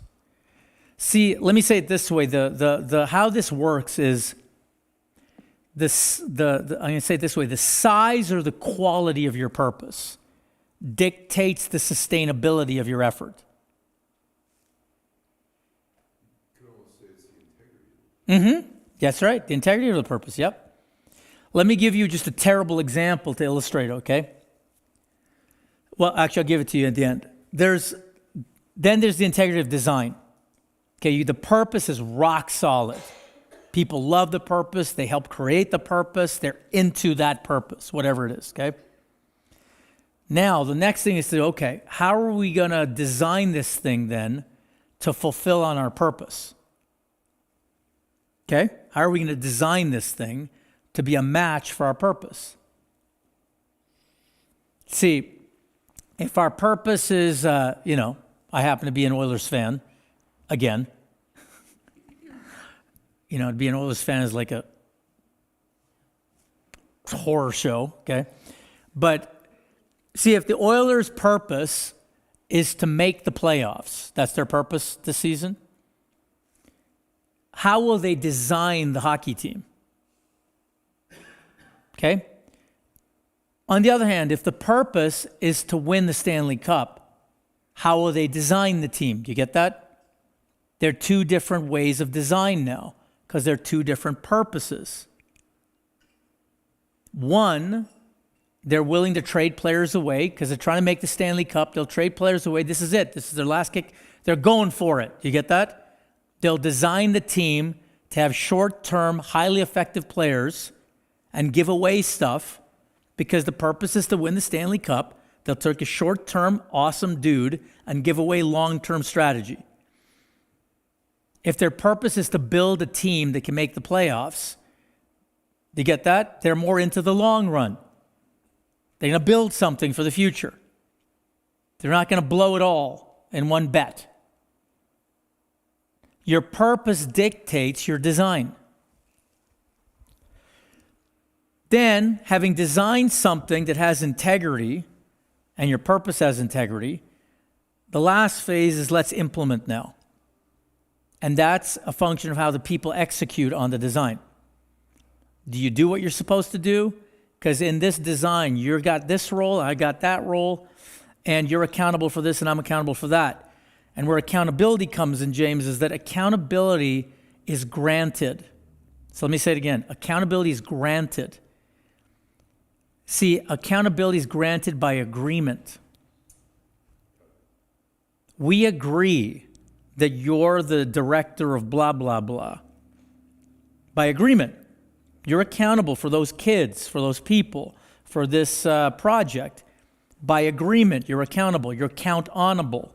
We're counting on you. You're accountable to fulfill your role. We're counting on you. You're accountable. You have to answer for what you do. So somebody who is the one who answers for things is the one accountable. Integrity is a different matter. You see? But they're in the world, they're like undistinguished. Accountability, it happens by agreement. And it's intentional. Integrity just is. You can be accountable. You're accountable for the project getting done, okay? But do you have integrity with the way you operate? Do you do what you said by when you said you were going to do it? When you don't, are you forthcoming about it without shame? Say what you didn't do, acknowledge and deal with the impact, and make a promise you can stand by. That's integrity. So I can be accountable without integrity. Totally. In fact, most people are. When they fail to do what they're answerable for, accountable for, they got lots of reasons why. Lots of justifications. The dog ate my homework. They blame someone or something else. Zero integrity. Zero integrity. It wasn't my fault. If you didn't blah, blah, blah, then, okay? And actually now we're getting into responsibility a bit, but so those are the different worlds, accountability, integrity, okay? But so implementation is the last one, okay? And it's a tough one because people don't often have the kind of integrity to implement the design well. So the horrible example I'll give you just to illustrate purpose. Do you know that in World War II, the Nazi gas chambers had a lot of integrity? German engineering? Yeah. So the design had a lot of integrity. The implementation had a lot of integrity. What was the missing element? The purpose has no integrity. That for which it's designed has no integrity. It can't last. It cannot last. It cannot possibly sustain. It's not integrated into the world. See, integrity is integrate. See, when you say the ecosystem has integrity, it's all integrated. The sun, go ahead. The word integral is really helpful. You say that something is integral to something, it means that something cannot function It's critical to it. without that. That's right. It's integral, it's integrated, it's part of, it's sustainable. The sun shines, the water evaporates, the clouds, they rain, all of it's integrated, and every part is integral to the other parts. The gas chamber is not integral to jack shit. It's the opposite. You see, the same thing with companies who all only care about money. They can't sustain. They're not integral. In the end, it doesn't fully integrate. They can't sustain. So the purpose is critical to sustainability. Now, moving this more closer to home, this whole idea of purpose is rarely something considered for a town or for a rural community or for an organization. But if a community doesn't deal with what is its purpose, other than to keep itself alive, how noble. That's everyone's purpose. Well, doesn't every human being need purpose? Maybe. I'd argue that every human being does have some kind of purpose. But the default purpose is keep me alive. That's the default purpose. And don't we search for it as children? I don't know. Like, as little humans, are we not seeking purpose? I don't know. I know we're seeking answers. Maybe we're seeking answers, but it's really purpose we're seeking for. We just don't understand that. Yeah, maybe. We're conscious. And as a consequence of being conscious, we have these questions. Yeah. Yeah. Why am I here? Yeah. There are meaningful answers that one can make oneself to. It's not something that somebody else can actually take. If you haven't actually made your own way to what you come to know to be truth, then it's not really your truth. It's not, and it will not have integrity. But as conscious beings, we have this capacity. It's just we don't cultivate it. That's Yeah. its purpose. Yeah, and there's a default answer. See, I think, Kelsey, what you're saying is, I think people are always kind of interested in why. Why am I doing this? Why should I do this? Why do you want me to do this? Why do I have to do this? In other words, what's the point? Point is kind of getting into purpose. Okay, but what I'm saying to you is the default, and this is an important piece, the default is your self-preservation or the group's self-preservation. That's the default purpose if there's no other created. Your self-preservation is the default of all defaults because your brain runs you and its sole intention is you make it from today to tomorrow without getting eaten. The sole intention of the brain, S-O-L-E, not the soul. That's right. That's right. But your brain's got a lot of sway. Don't you discount the brain. it'll have you survive. So going back to Basha, see, I don't know, Jackie, or what would you say if you can think back 10 years, what would you say, and it's probably the default for most or some version of the default for most communities, what would you say something around the default was 10 years ago for Basha? The point, the purpose of Basha by default was what? I think, I wish I had the slides ready. Yeah. It was, we had to find a way to survive. All of the organizations wanted to survive. It didn't matter what everybody else did. The default was, Well, one of the defaults over there was, we've already done that. we've already done that. We already done that? Yeah, we've already tried that in our quest to have enough. Okay, we tried that. That won't work. Been there. That won't work. The default was, what's in it for me? Yeah, the default was, I'll outwait you, survive, I'll come and save the day. oh yeah, the default was, you'll see, I'm right, you're wrong, I'll just wait you out. Gotcha. Okay. Yeah, the default is like that. The default, and I've worked in many other small towns, and the default is kind of like, I'll give you some more defaults, okay, small town defaults. This generation doesn't work hard, you're lazy. Not enough volunteers. Of course, we can't see, we're killing them off because we're judging the crap out of them because they don't do it the way we do it. Exactly. Okay, but this is all in the water. These are all the defaults. There's 100 more defaults. From Hannah to Basha, there's just defaults, okay? Yeah. In my experience and perception, is to protect the way of. Yes. Yeah, the way we've always done it. That's for sure the way. This is our way, exactly. Yeah. Yeah, yeah. So these are the defaults, okay? And in these defaults, nothing really more is possible than what's already here. Poor volunteerism, people don't come up with new ideas. If they come up with new ideas, they're shot down, like that.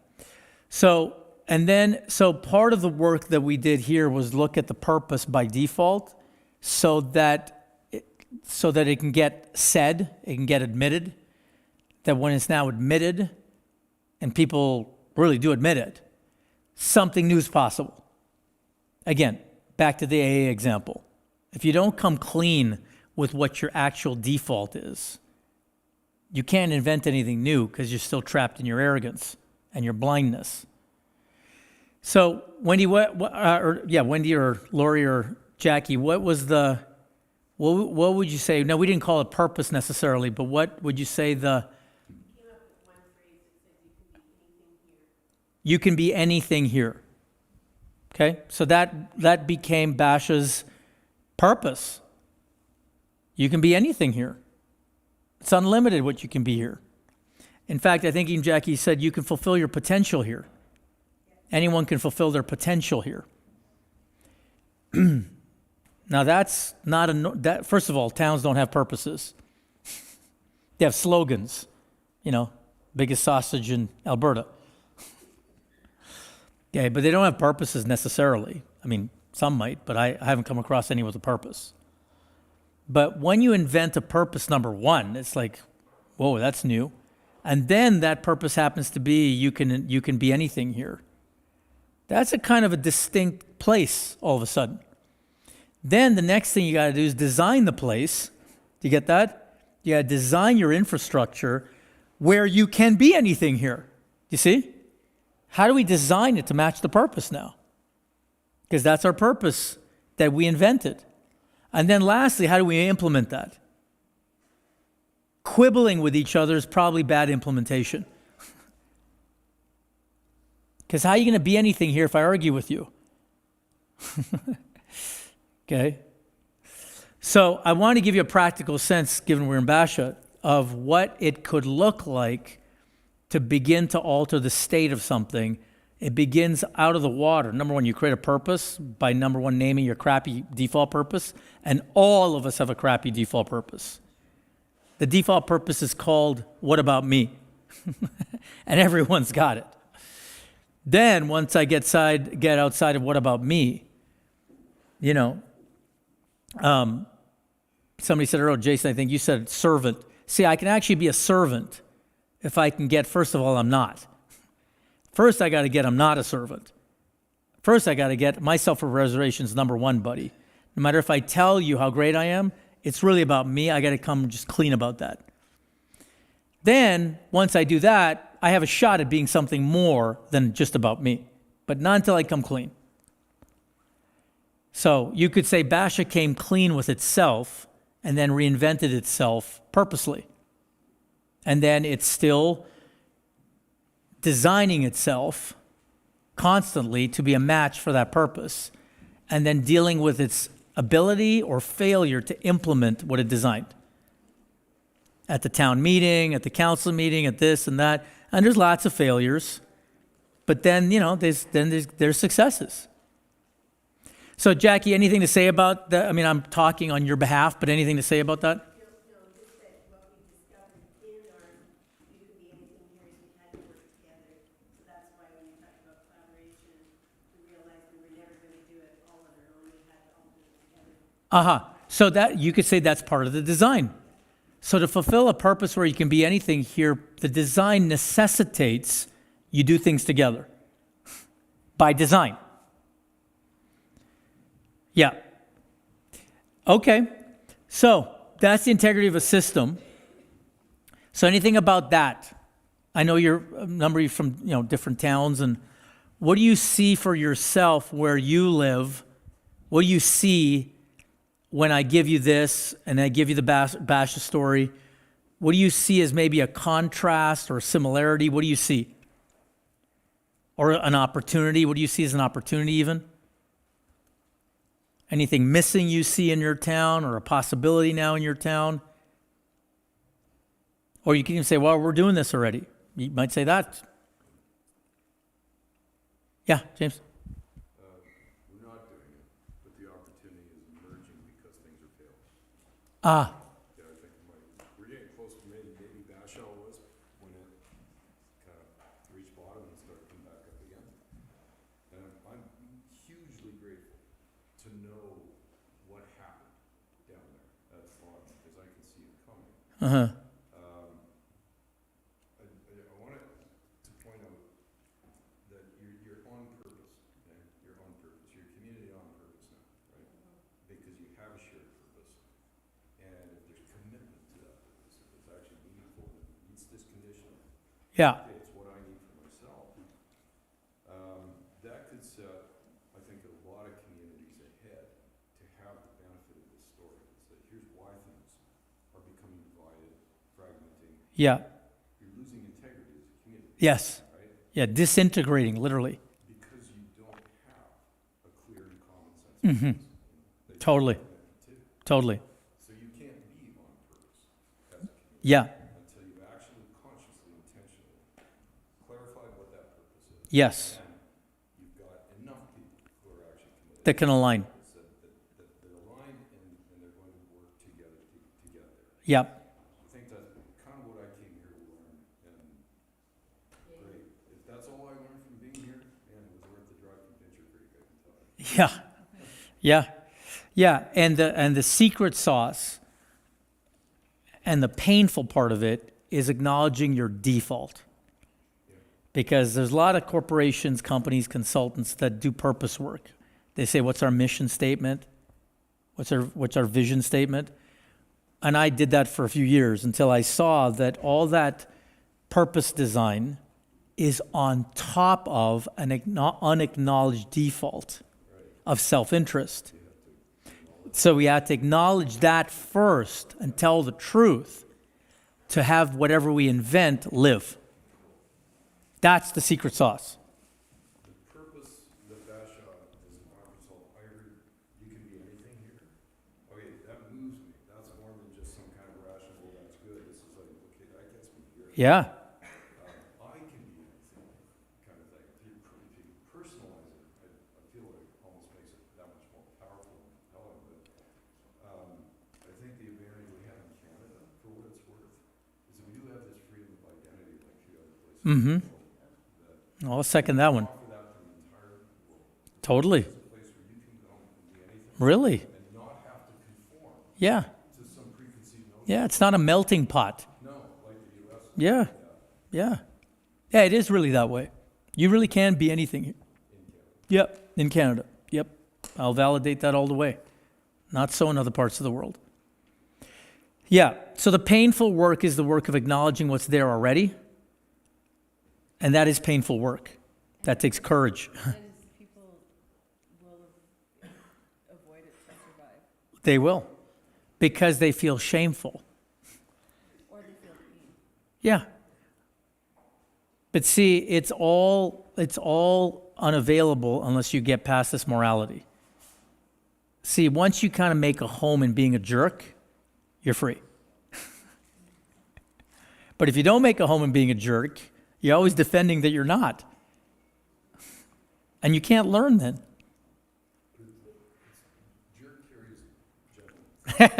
Okay, good. No problem. Look, and I invite you to use whatever word turns your crank. I have made such a home in being a jerk that jerk does not knock me off. I'm like, I'm a jerk.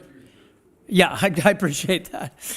But see, however you want to say it, there's something to acknowledge before you can move on, and that's the key. I think the other thing to acknowledge is that it didn't start with the whole community thinking that way. It only started with a group of people, A very small group. very small group, and then it grew. Yeah. Totally. And it's still not 100%, No way. by any stretch of the imagination. Yeah. Yeah. I'm new to that. The difference is, Cindy, is that now when people are behaving in ways that it doesn't fit, they don't get traction. True enough, yeah. Yeah, you've hit a certain critical mass. But yeah, Margaret Mead, it's a group of committed citizens that changes the world, right? It's only ever been a group of committed citizens that change the world. It ain't going to be the government, really. It ain't going to be corporations. It's going to be communities that change themselves and change the world. But the painful work is to change yourself. Yeah, fair enough. And the direction you want, don't count on them rescuing you. Okay? Except Patagonia. Patagonia will help you. Okay? They're a good company. All right, is it lunchtime, Jack? So, yeah, they're just setting it up out there so we can probably break now if it's a good spot. Yeah? Oh, we got 10 minutes. Okay? Let me give you the last piece on integrity before lunch. Just the next slide, Jack. Okay, that's the integrity of a system. I want to give you integrity for leaders at a personal level. Okay, when I say integrity is a matter of a person's word being whole and complete, I'm going to give you 3 of 6 aspects of your word. I know it's a bit of detail, but you'll see it's quite practical. So there are 6 aspects to a human being's word. The 3 I'm going to look at with you are doing what you know to do and on time. Okay? So today I arrived at Basha with a lack of integrity. Okay? I scooted in here like 5 minutes to 9. Okay? That lacked integrity. It also lacked integrity that I didn't get Jackie the slides in a format, or I knew the format that she'd be useful to her. It lacked integrity. So I kicked off the day and produced a lack of integrity in the whole day because we started late. I did that. Okay? And then the consequences were delayed and all that stuff, and she had to go through some stuff to get the slides. Okay? Those are the impacts of that's the impact of that. Now, can I go back and change that? I can't. Okay? But I can acknowledge it. I can and I am acknowledging the lack of integrity. Okay? In the future, I'm going to leave my little old house in more time because that's what was missing. I didn't do that. Okay? I did what I wanted to do, not what worked. And that is often the downfall of integrity. People do what they want to do, not what works. So, I didn't do what I know to do and on time. I didn't do that. Okay? So, 2, there's a way I know to do it. Okay? So to get my butt here on time, I sped.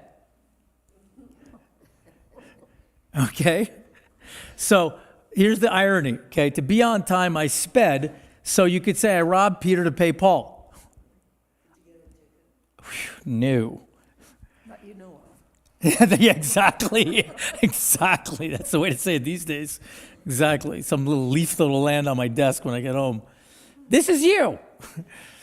So there was no integrity in the way I drove here, okay? And the way I know to do it is to drive the limit or whatever it is that works, and I didn't do that. Okay, so there's not only that, there's the way I know to do things, and then there's the way that's expected of me to do things. Now this third one is a big ticket item. Now you're not going to like what I have to say about this third item.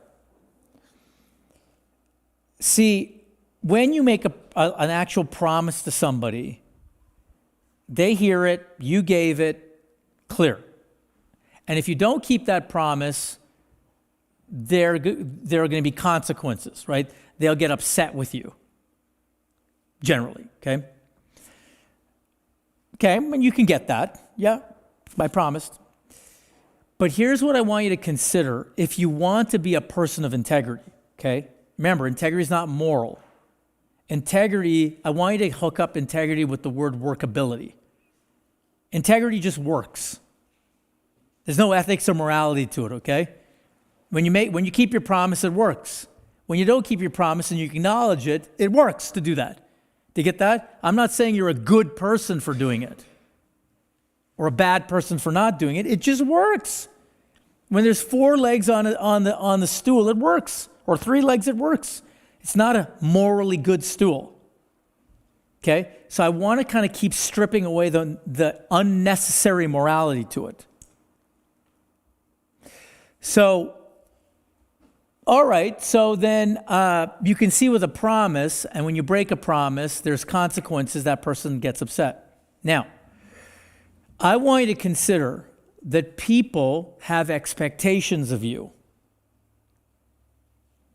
Some of which they've let you know, and some of which they have not let you know. Can you see that? And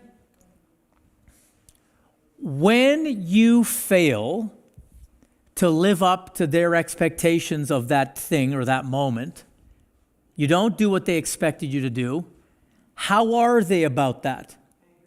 They're pissed, aren't they? They get upset again. Don't they? They get disappointed. Oh, disappointed. Okay, yes, exactly. One of the other dragon's heads of shame, right?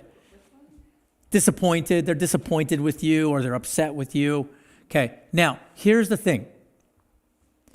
In the water that you and I are born into, you will think that's unfair. Won't you? Yes. Yeah. You're like, well, I didn't know. Well, that's not true, because I was raised differently than that. Okay, yeah. How? Well, it's the expectation that if I am not, if I've chopped off one of my legs in Yeah. that chair, Yeah. right, I either fix myself or I end up out. I'm in the dump, Okay. right? Yep. Like, that's life. Yeah, but those are, I think you're talking about explicit expectations. Those expectations are made explicit to you. We expect you to say thank you and please. We expect you to do this. We expect you to do that.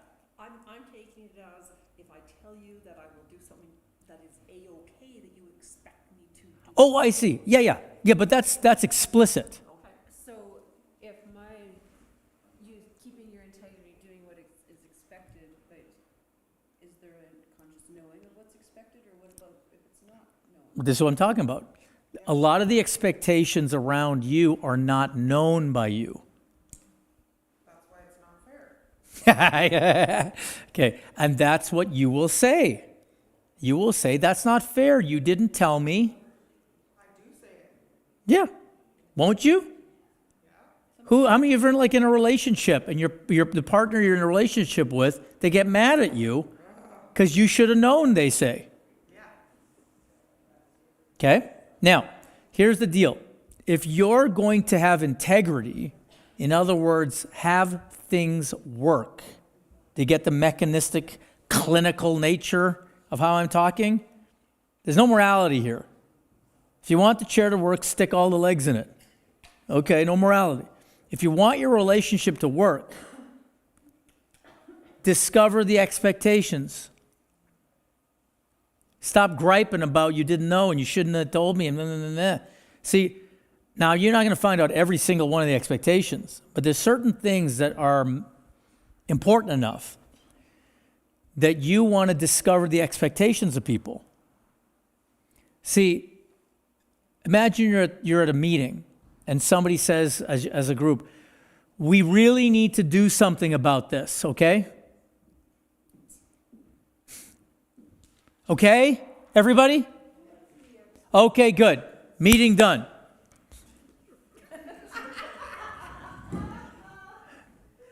Okay? Oh, you've never been in any of those meetings, eh?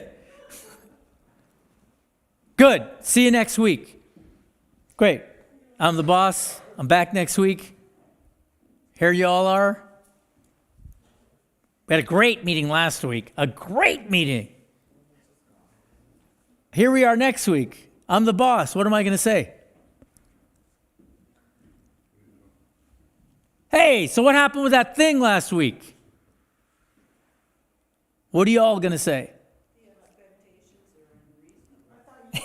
Well, what thing? What thing? The thing. I said we need to get done. The thing needs to get done. What happened to the thing? You all agreed. Where's the thing? What are you going to say? Standard, ordinary human water garbage is what you're going to give me. You're going to say, what? What thing? Or I thought he was doing it. Or you didn't say who. It's your fault it's not done, jerk. Have you seen the report cards that kids get nowadays? Expectations not being met is a grade. It's a grade, yeah. It's a grade. And Yeah, I'm like, what are these expectations?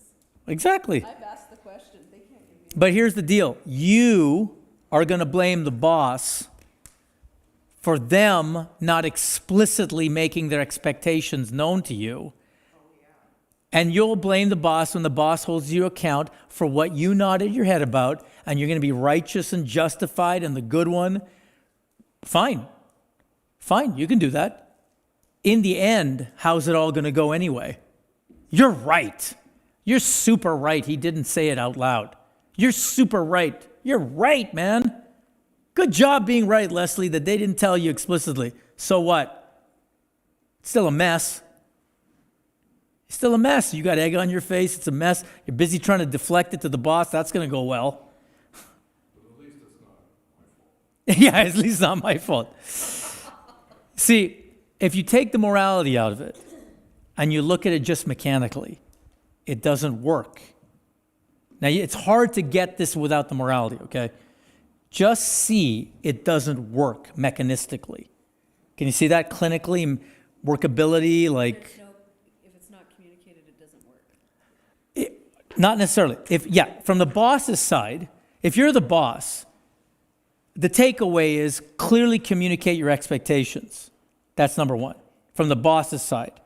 Okay, if you're the boss, because it doesn't work to say we should do something, everybody nod their head, you come back next week, and nobody was accountable for it.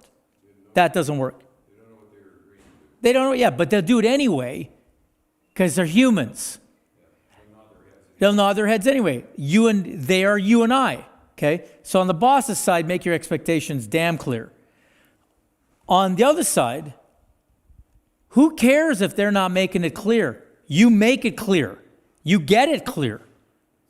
Because if you don't get it clear, you're lined up for a failure. I have done this with my child in school because they have put expectations on him and they are not clear. And Yeah. he has been reprimanded for trying to get clear.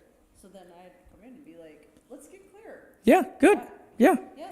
Yeah, see, if you want integrity, which is just causing workability, you will ferret out expectations of you that are not being said to you. Because in the end, if you don't live up to them, you will be hanged as if you broke a promise. So if I want to discover the expectations with someone, I just need to get clear on what's workable. you need to get clear on what their expectations are. And then when you get clear on what they expect, you have the power to decline it. You've, yeah, but most people, because you're Canadian, you're yes men. You don't want to rock the boat. You complain quietly as you die quietly under the stairs. You'd rather suffer in your fake yes. Yeah, okay, fine. What is that? CIC? Yeah. So, look, but that's a different matter. We're going to get to that in the afternoon around authenticity, okay? But see, once you ferret out someone's expectations of you, that does not mean an automatic yes. See,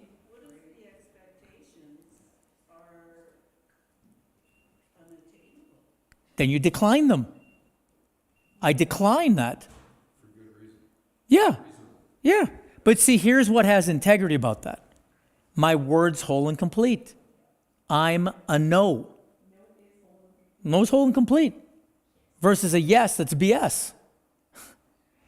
But the key is, but see, that'll take something for you, likely as a human being in Canada, to decline anything. Okay? But we'll get to authenticity. All right. I want to get that in before lunch. All right. You are released from the grip of this terrible seminar. See you in an hour. Oh, what is it? Half hour? Jack? 2 hours. Exactly. Half hour? Half hour. Okay, see you in a half hour.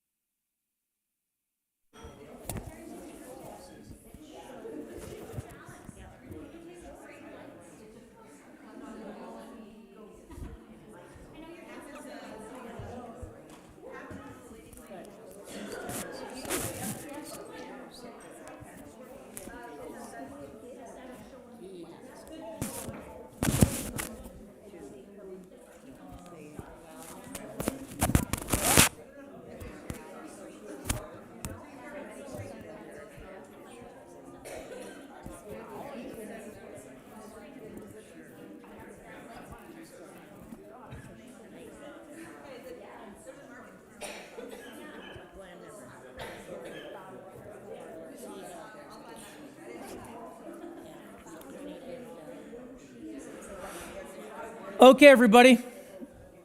Let's get her going.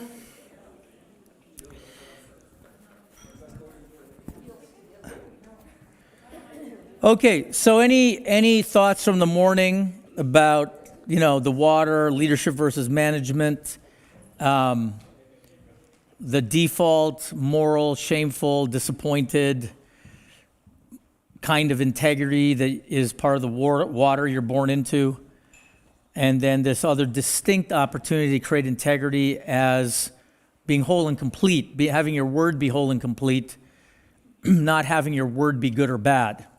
The opportunity of the freedom it creates to have, as I acknowledge my lack of integrity with Jackie or coming here, what my acknowledgement is about is for her, is for you, not my, not feeling bad for me. And there's a vibe to it that the person can tell. Is this for me or is this for you? They can tell. So any questions, thoughts, comments about any of that so far? Yeah, buts, or I disagree, or something open up?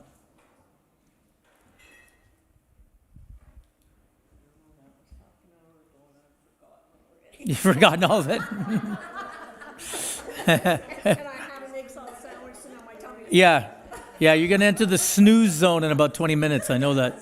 Yeah. So would it be Yeah. accurate to say that I could look at breaking my word and others breaking their words, just like a chair with 4 legs, and I, instead of getting all butthurt about things, I just gotta put the other leg on? Yeah.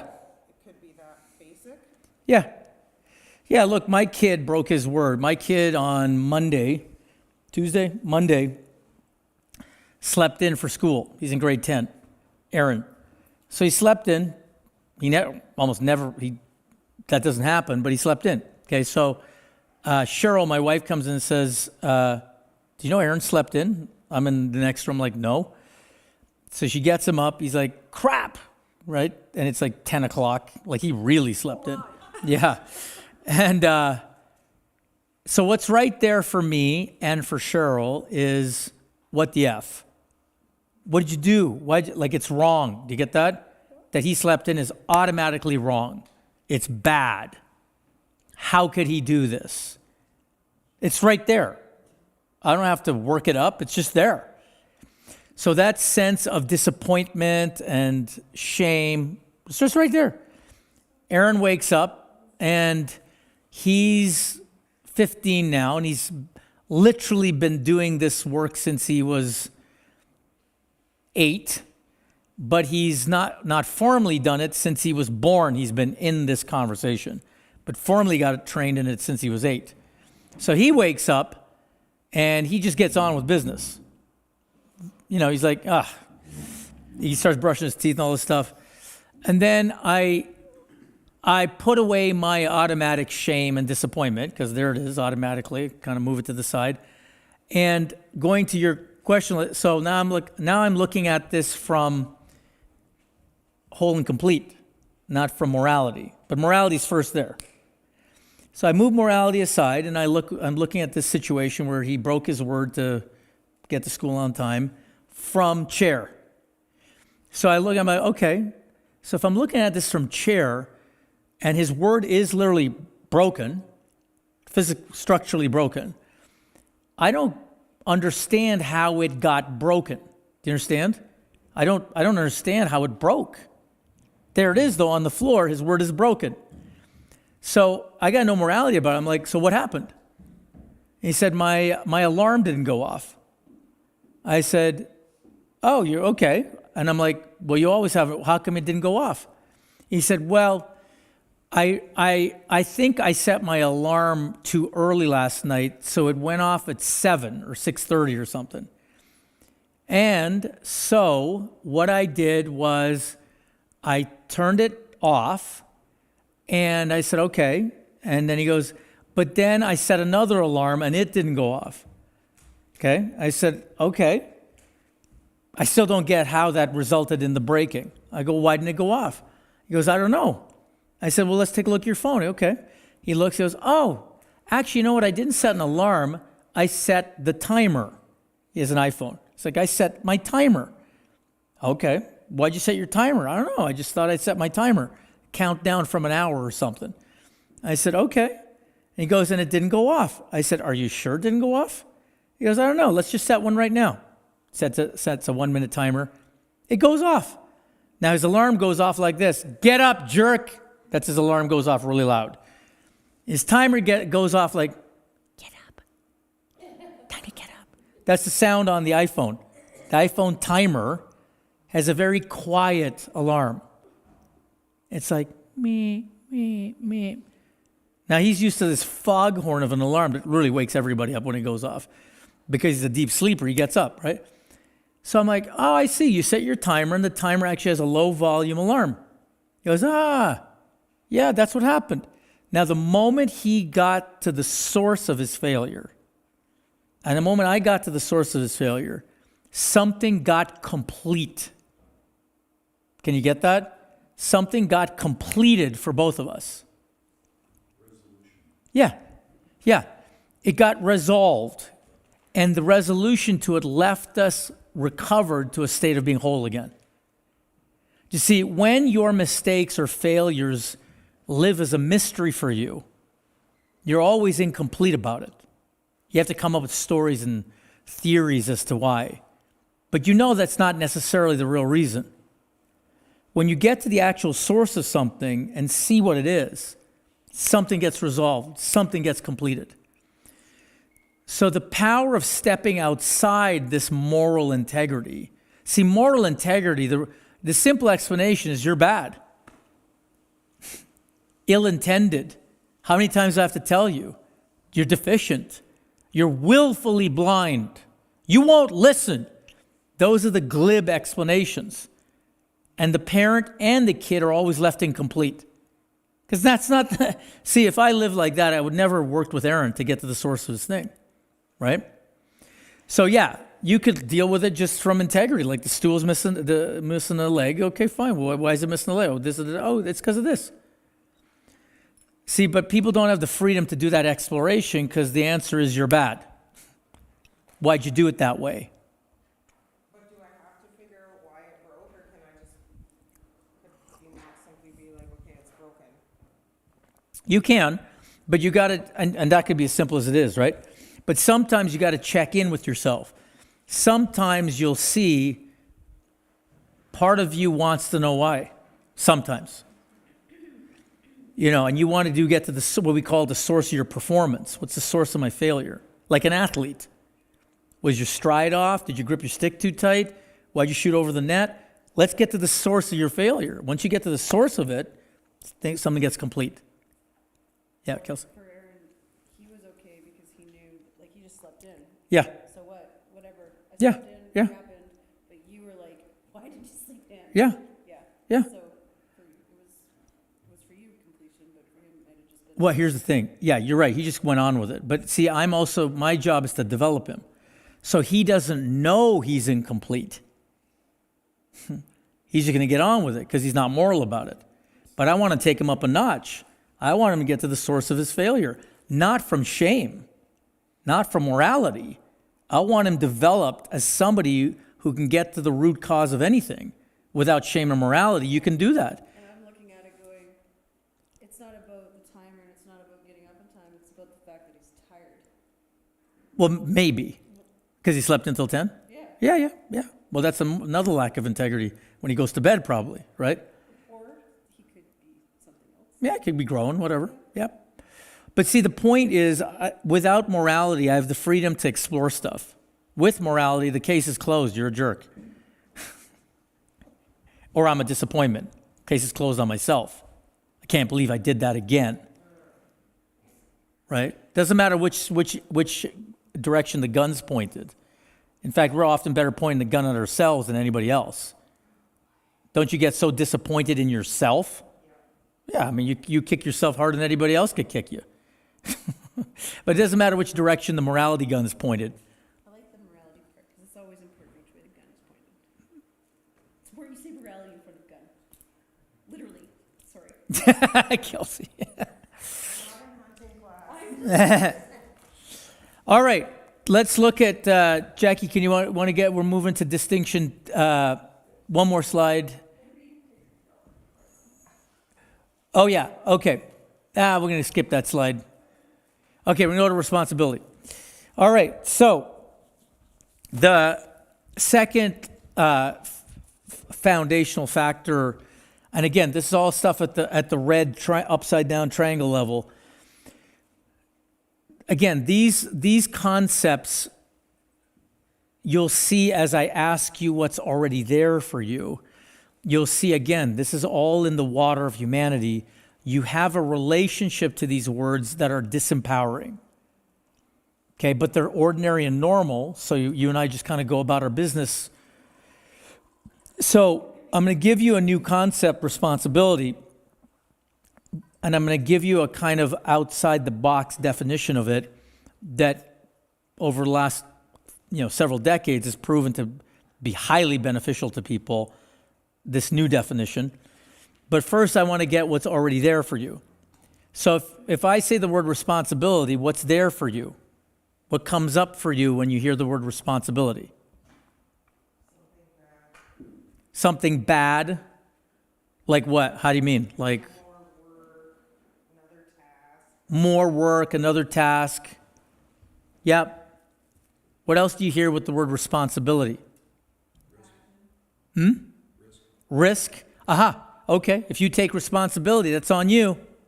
Okay. Yep. Yeah, risk. I get that.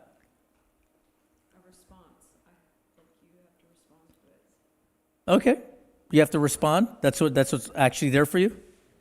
Okay. From the water I grew up in, it's a sense of duty. Yes. Ooh, a sense of duty. Yeah. Obligation. Yeah. To reach an acceptable end, Yeah. launch your children. Yes. Yeah. Yeah. What you're trying to do. It's your Totally. responsibility. It's your responsibility. Yeah, but you can hear it the way you're saying it, like a burden. But just you got to take a look. I didn't think of it that way Yeah, when yeah. I was doing it. I know, but just look. Obligation. Yeah, yeah. It's your responsibility. You got to get it done. It's on you. It's on you to launch them. You're the one. The buck stops with you. Not really. Not really, but They do turn 18 at some point. yeah. Yeah, but you can hear it. Responsibility is like there's work, there's risk, there's burden, obligation, duty. That's not the common one, though. And that one, by the way, requires response. You only got later in life. When you're 15, no way in hell you would have said that. Hey, Kelsey, at 15, what's responsibility? Requires response. Bullshit. Okay, fine. Okay, fine. 8. Okay, 8. I'm the epitome of responsibility. Okay, yeah, you got, anyone else? You had someone else? Someone else had a hand? Moving towards the goal. Okay, yep. Accountable? Yeah, that kind of gets lumped in with responsibility. Like accountable, like you're to answer for that. Like you're the response. Yeah, totally. Reliability, yep. She's really responsible. Reliable, right? Yeah. You can count her. Yeah, yeah. So look, responsibility has a lot of stuff already there about it, okay? And it ranges from who's responsible for this? That version? You've heard that version? Yeah. Yeah. To whose idea was it? It was mine. I'm responsible for that idea. See, that's how different responsibility is. Who's responsible? In other words, who's to blame for this? To, it's my idea, which is, I deserve the credit. Isn't that two interesting ranges for responsibility? That's strange.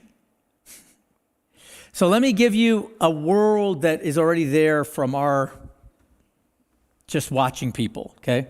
So Jack, can you go to the next slide? So I'm going to start off with what responsibility is not, but you and I already have it as. Responsibility is not blame. Who's responsible for this? Shame. Who are the responsible parties? Who broke the window? Okay, shame. Fault, guilt, as in, I'm the one who suggested it. I'm the one who suggested it to them. I'm responsible. Do you get that? Guilt. Credit, my idea. And as you said, obligation and burden. I bear the term, I bear the responsibility. Right?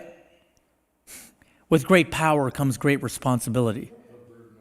The burden of responsibility. It's even ingrained in language. So this is what's already there in the word responsible as a default in the human condition. Can you see that? The word responsibility rarely comes outside of this, and at some level is constraining because it's an obligation, burden, shame, fault, guilt, credit, or blame. Okay? So the new kind of responsibility we're about to give you is not that, but you got to get what's already in the water. Now, here's another goodie that you are run by. Okay, my indictment of you as a human being. You live from responsibility being a 50-50 deal. And by the way, I'm being generous when I say 50-50. You often have conversations, if you're going to be the big person in the relationship, won't you take responsibility for your part? Isn't that how you talk? If you do, which you rarely do. But if you do wind up being magnanimous and taking responsibility, don't you wind up talking like that? Like, look, I just want to take responsibility for my part, okay? I shouldn't have yelled. Isn't that how you talk? Or I really shouldn't have blah, blah, blah. Or, I could have been a little more tactful or just want to own my part. Isn't that how you talk? Isn't owning your part, isn't that being accountable? Nope. It's normal. I like to think I talk like that, but I don't. I said, if you take responsibility. Yeah. Taking no responsibility is good old regular garden variety human asshole. It's you, it ain't me. It's garden variety human. It ain't me, it's you. Zero responsibility. If you do wind up taking responsibility, which you think is great, it's 50-50. And I'm being generous with 50-50. It's more like 199. Look, I'm not perfect, okay? But that's what responsibility sounds like. I'm calling it 50-50 just to sex it up a little bit so you look good, okay? But it sounds like I really want to take responsibility for my part if you take it.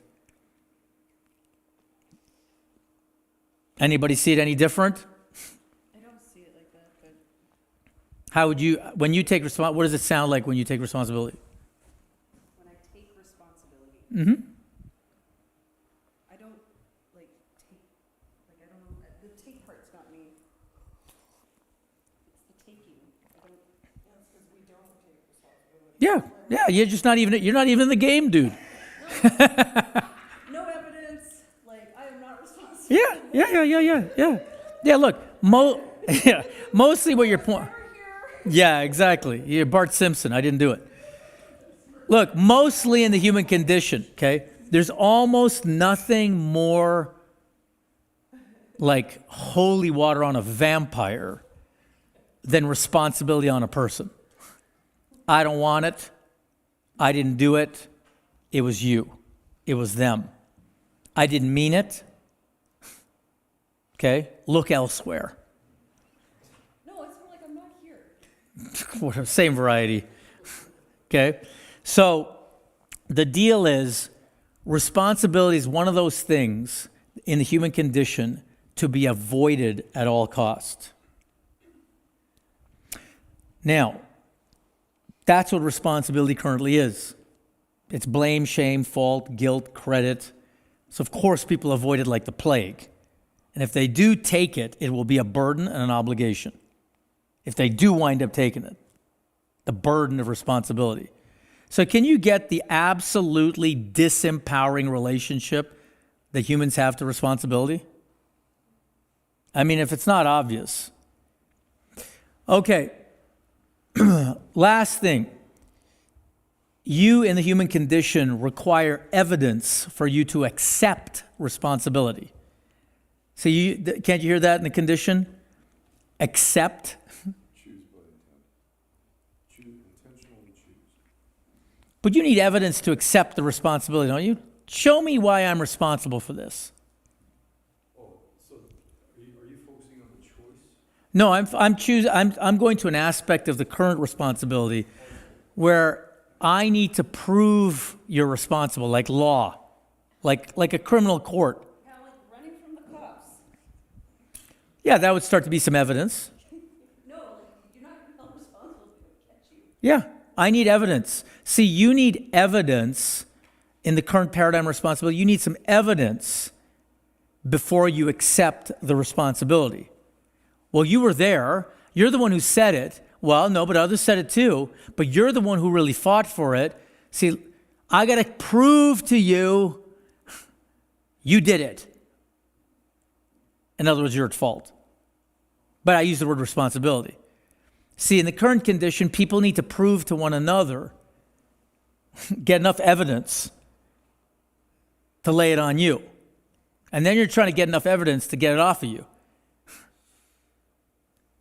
So that's the current paradigm of responsibility. I want you to give you the full world of the bullshit that responsibility is for people. Totally disempowering concept. Okay. So that's the current water you and I swim in. And so let me, next slide, Jack. So I want you to find areas of life. So right now I want you to do a little bit of work, right? You can pair up and do it. I want you to find areas of life where you hold yourself to be responsible for something. Doesn't matter what. Become aware of your experience in that area of shame, blame, fault, guilt, the drive for credit in that area, obligation, burden, that you take for granted as normal. Anytime you take responsibility, for you it's just normal to feel this way. Okay? And then share a specific example of who, what, where, when. Okay? And then answer to yourself the question, what is it like to experience responsibility this way? All right. So pair up, or however it works for you, and answer these 4 questions. Okay? And really get specific. Go ahead.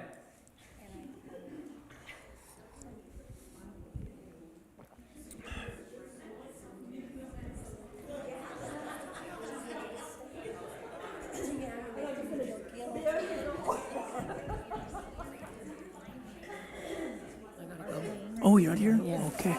You're doing so great. Thank you. Yeah.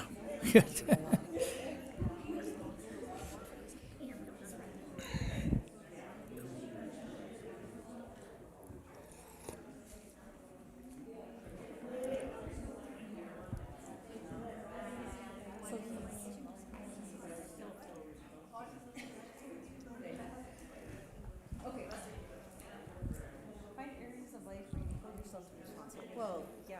Did you hug Kelsey? I didn't see you hug her. Hi, Kelsey. Yes. Oh, okay. I must have missed her. Okay, good. Responsible for It was such a burden to hug her.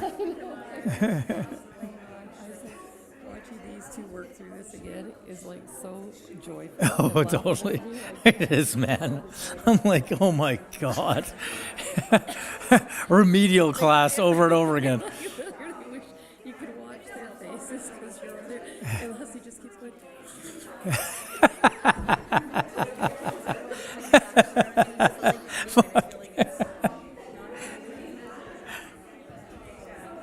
Forced into it. So you've been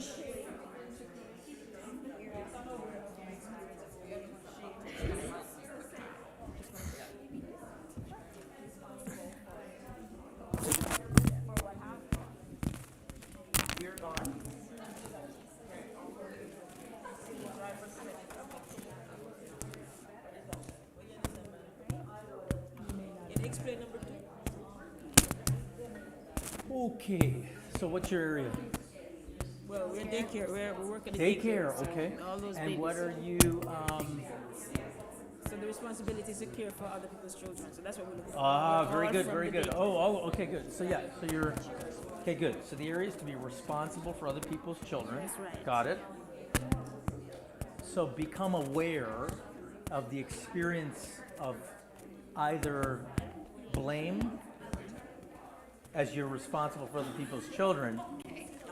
See if you can become aware of some feelings of blame or shame or fault or guilt.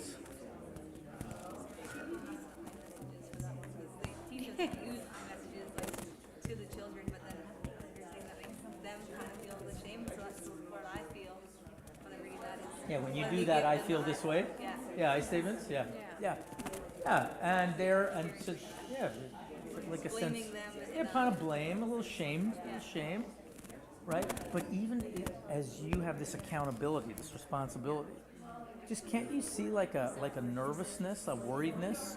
You're accountable for other people's children. Yeah. Can you not feel like a Yeah, because I'm like just a thinking- burden, Yeah. like an obligation, like you better not fuck up. Don't you fuck But not up. only that, because like an incident report at the end of the day, you have to give the parents an incident report. The child hurt. Yeah, exactly, right? Oh, there you go. Boom. Exactly. So I know it's like Boom. Blame. Taylor, we got 3 of these already. Yeah. Yeah. In the back of your head. Exactly. You like bear this burden. Yeah. You just like. Again, you have to tell her that your child hurt Yeah. themselves. Yeah. You know, yeah. So see the whole experience of being responsible. right. You get it now? Yeah. Understand, Yeah. You don't fuck up. Okay?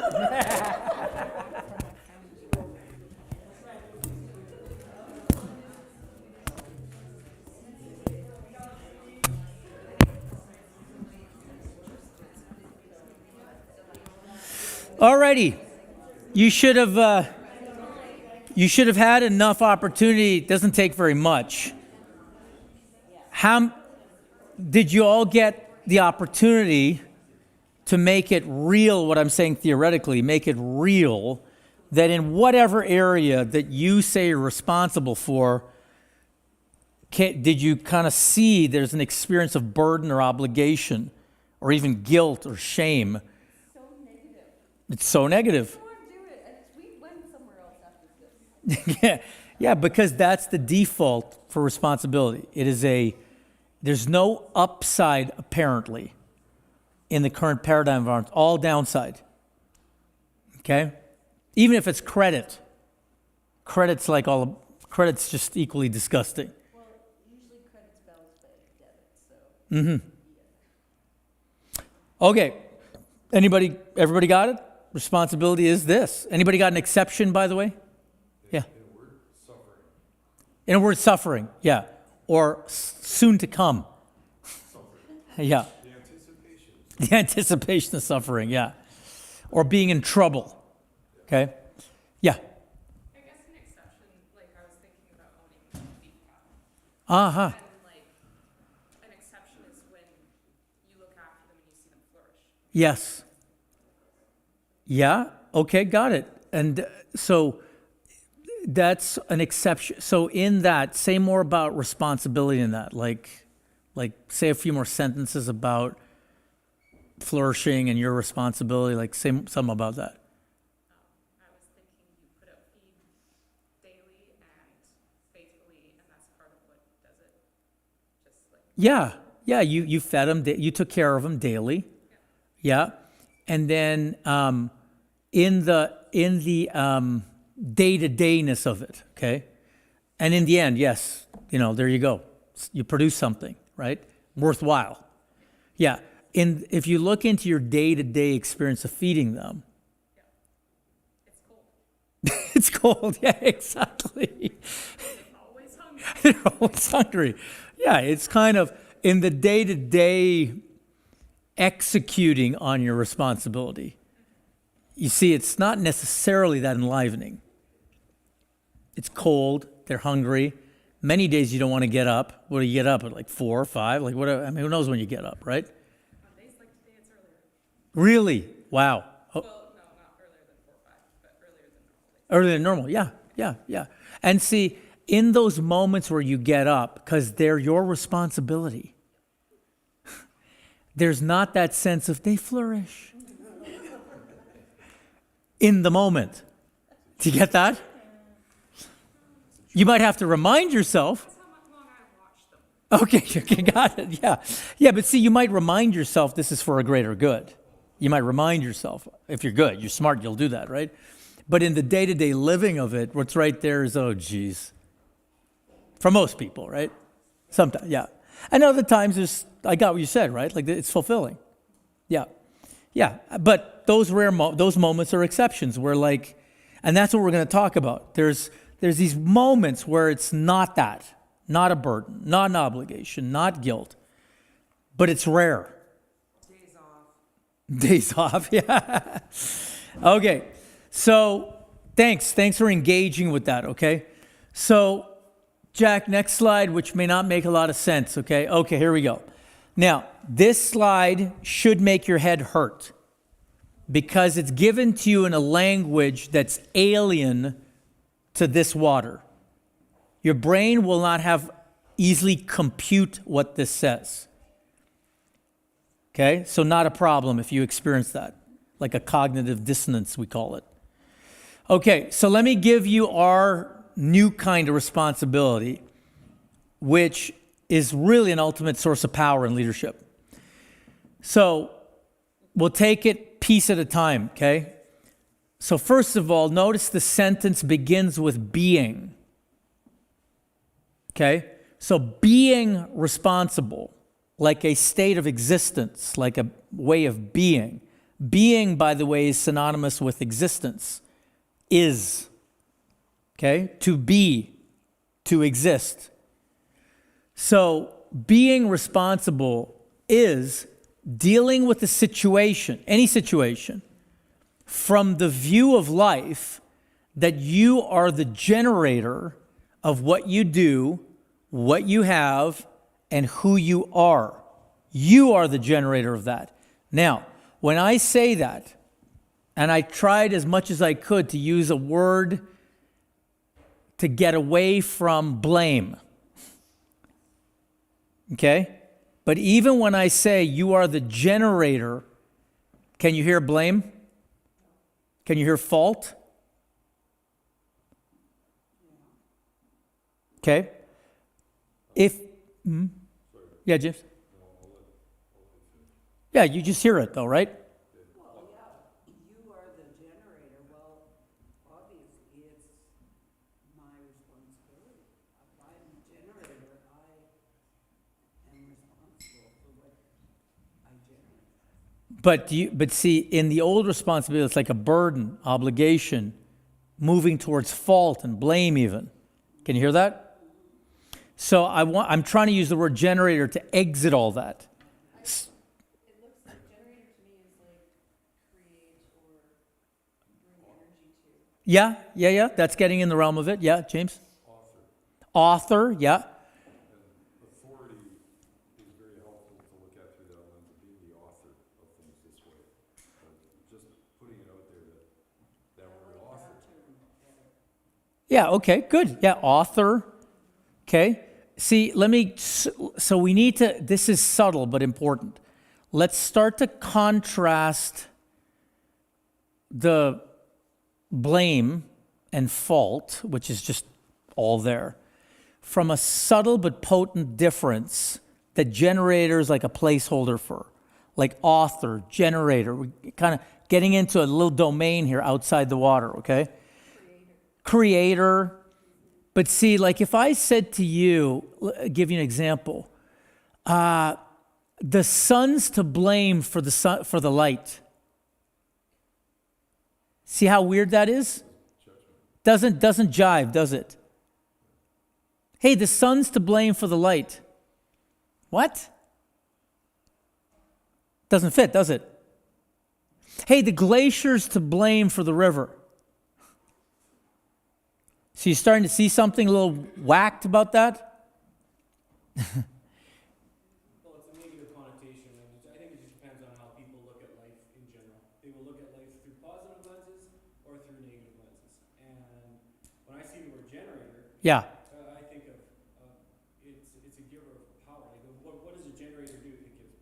Yeah. It gives protection, it gives light, it gives heat if somebody need it, like it helps, it protects. Yeah. There's lots of roles that a generator can play. And yet at the same time, the same person can go, that thing is so noisy, that thing is just in the way, it's cumbersome, it's heavy, it like, so it's Yeah. the exact same thing, just Yeah. different points of views. Yeah. But I think that will also just bring into effect how people look at this whole overall structure and in regards to leadership too. You know, yeah, it's burdensome, boy is it worth it. The other person's like, oh my God, I wanna quit. Like just whatever it is. And Yeah. so I think just the positive versus negative point of view might play a bit of a factor. Yeah, yeah, yeah. Yeah, and what I'm saying is responsibility is almost wholly negative for a human being. Yeah, Jane. I disagree too, and that's the conversation that we had, is why is it so focused on the negative parts of being responsible? Why is it not a great thing that, you know, like in my situation, that I can get up and I can do this for myself? Yeah. I want to be proud of that. Why does responsibility have to be negative? Well, okay, look, it theoretically, I get it, okay? Why I want you to do it very specifically, you'll see once you go past the hypotheticals. But it's, sorry, but for me, it's not hypothetical. It's Yeah. reality of the positive side of it. No problem. But you got to get it real now. Give me a real example. That's what I mean. Give me a real example of something you're responsible for. Yeah, James? No, him looking at me like, I'm not putting myself out there like that. I know what I'm doing. I don't have to give you example of what I do in my life to be responsible by myself. Yeah, no problem. But then, In this room knows, but I don't need to share that. yeah, no, you don't need to at all. Yeah, that's fine. I don't know why it has to be a negative thing. It doesn't have to be. It just is. But until you get it real, that's fine. Yeah, look, it's not a problem. You can have that perspective, okay? But see, your perspective, and it doesn't matter. You don't have to share with me. But see, when you got the feeding the cattle real, see, it lives theoretically like responsible. Like I'm going to nurture these little guys. They're going to grow up, and look what I did. See, theoretically, that's the way it is. But when you get into the day-to-day living of life, which nobody does, they live in high-powered theories. You see, at 4 a.m, more days than not, there's a sense of obligation and burden. More often than not. So you don't have to tell me the specifics. So if you just think in your head, whatever that is you do, just look at the specific living of your day-to-day life, of whatever it is you're responsible for, okay? If you get that level of investigation, like that on the ground, you'll see your experience in the moment isn't always one of pure power. Look what I can do. It's one of, ranges from what a privilege down to Jesus again. What a chore. It'll kind of like an accordion. Do you see? And don't have to tell me, but if you got it in your head, like what you do, whatever you're responsible for? I still disagree. Yeah, okay. All right, well, that's fine. Yeah. Let me ask something. Did you agree with anything today so far? Oh, yes. Yeah, just this one's a little snag? Yeah, I just see that it's more negative than positive, and that's the conversation I had with these girls here, is that why is the focus on the negative instead of the positive? Why aren't we flipping that switch? Yeah, Instead of looking at everything so negatively, why are we not looking at the positive aspects of it? because you're a human being. I'm not, here's the thing. You think I'm looking at it negatively, don't you? Yeah, I get it. Yeah. You think I'm the one looking at it negatively. I'm just revealing how you look at it. See, that you're taking my conversation and calling it negative, you're doing that. I didn't call my conversation negative. I'm just telling you this is the way it is.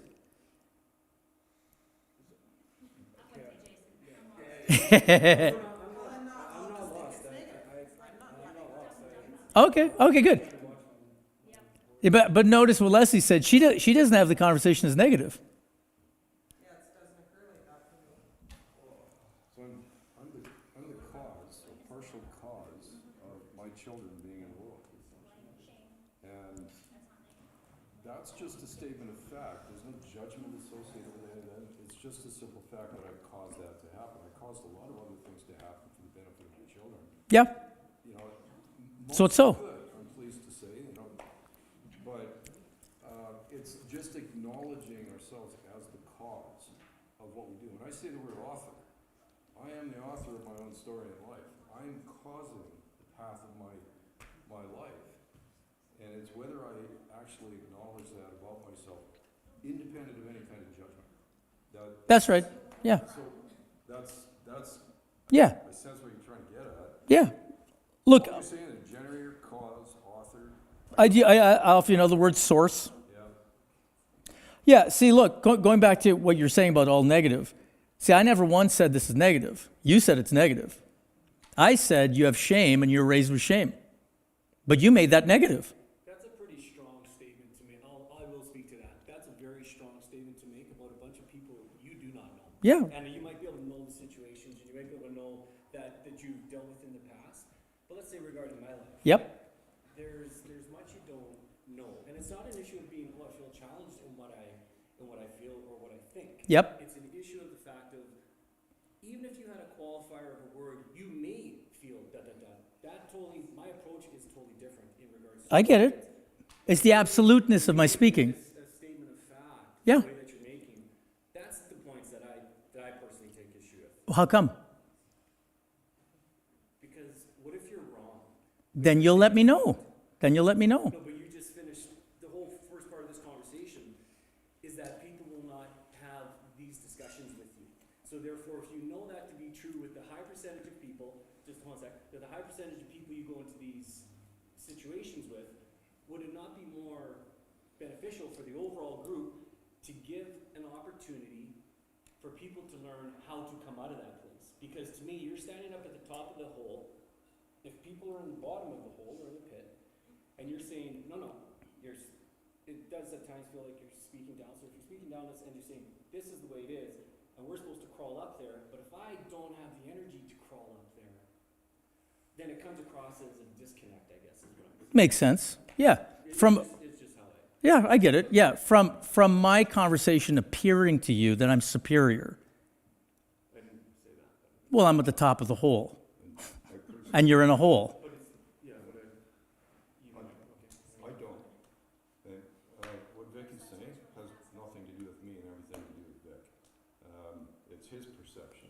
No, but he spoke very directly to her and told her she was a certain way. He spoke to me that I am a certain way. That's not right. But what I'm saying, is that it's about Vic. What Vic is saying is about Vic. And it's for me to receive what Vic is saying, ideally, without any kind of judgment, anything about it being about me. You're just talking about yourself and your perception.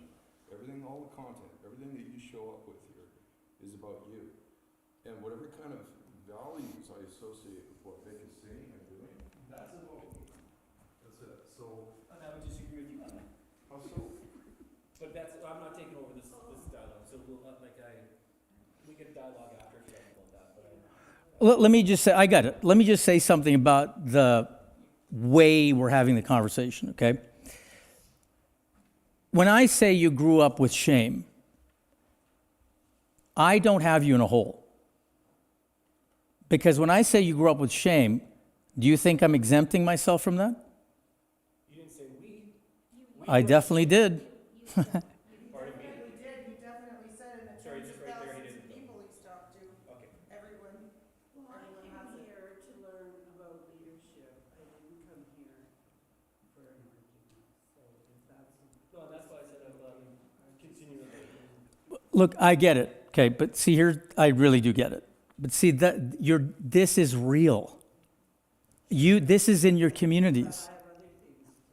For sure, okay? I invite you though, everybody who's got this as an argument and I came here for something else, this is what you came for. Because this is how it goes in communities, isn't it? Everywhere, families, communities. Now you got to watch, okay? What I said at the beginning is I got a bunch of theories and things to talk to you about, and here's 1 and 2 and 3. But I wanted to also give you I also said at the beginning, the thing that I want to bring most to you is who I'm being. Do you remember that? There's what I'm saying, but the question is, am I being what I'm saying? That's the question. Now, in our conversation, what I want you to be aware of is who I'm being in the conversation. I also want to be aware of how you're being in the conversation. It's instructive. Okay? And I got nothing going on about the way you're being in the conversation. I got no judgment about it. You're going to be the way you're going to be. Okay? But I do have a say in the way I'm going to be in the conversation. In other words, I have a say over my own leadership.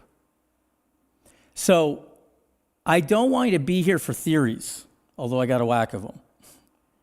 Here it is now. Here it is happening now. Okay? Jason's got a perspective, and sorry, I didn't know your name. Marcy's got a perspective. Fine.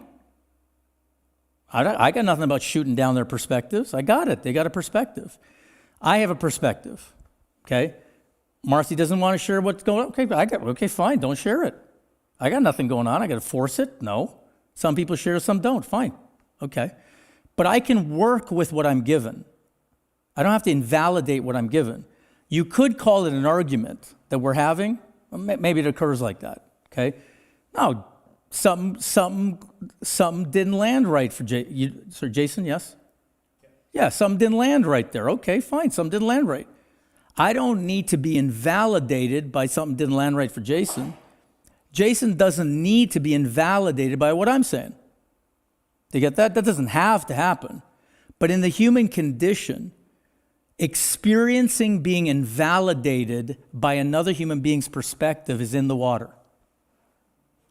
See, if you're Christian and she's Muslim, do you get that? That's an immediate opportunity for one or both parties to be invalidated. You see, we can't both have what we have. One of us has got to be invalid. And the root of that word is value. Valid? There's value in my perspective. There's no value in your perspective. That's where it lands. At the visceral, to be invalidated is to basically be told that you're of no value. Or your thoughts are no value. Idea or whatever it is that Yeah, your perspective is no value. Yeah, like I get it. Yeah, look, Jason, that you have the perspective that I don't know you deeply, personally, and that I assert certain things that I hold to be valid, like you grew up with shame and all this stuff I said, right? And that for you, it is what's the right word? It's between unfair or inappropriate or just downright wrong that I can make these assertions, not knowing you. I can get that. I can get that's your perspective. I don't want to put words in your mouth, but is that something like your perspective?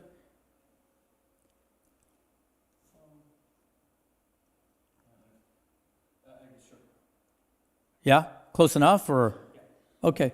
Yeah, look, that's a valid perspective. It's a valid perspective. Why? Do you know why it's a valid perspective? Because he has it. He has that perspective. Okay. How am I going to invalidate something that exists?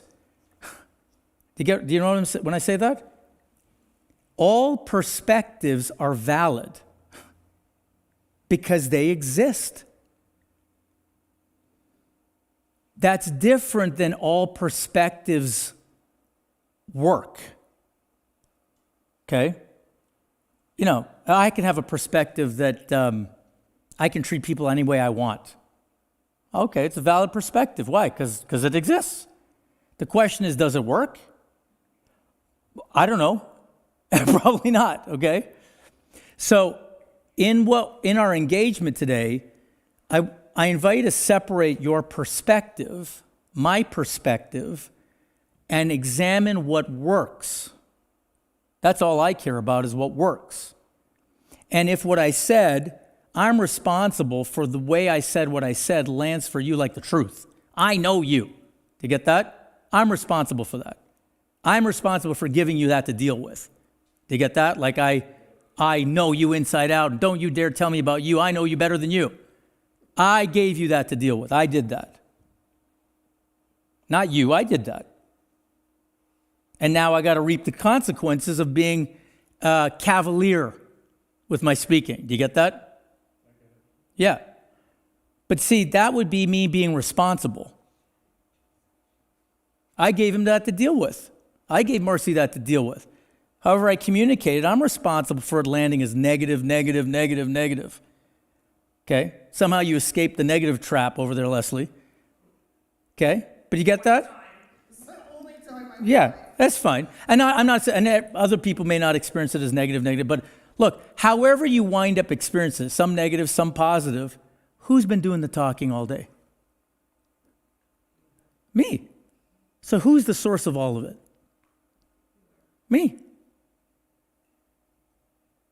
Okay, I did that.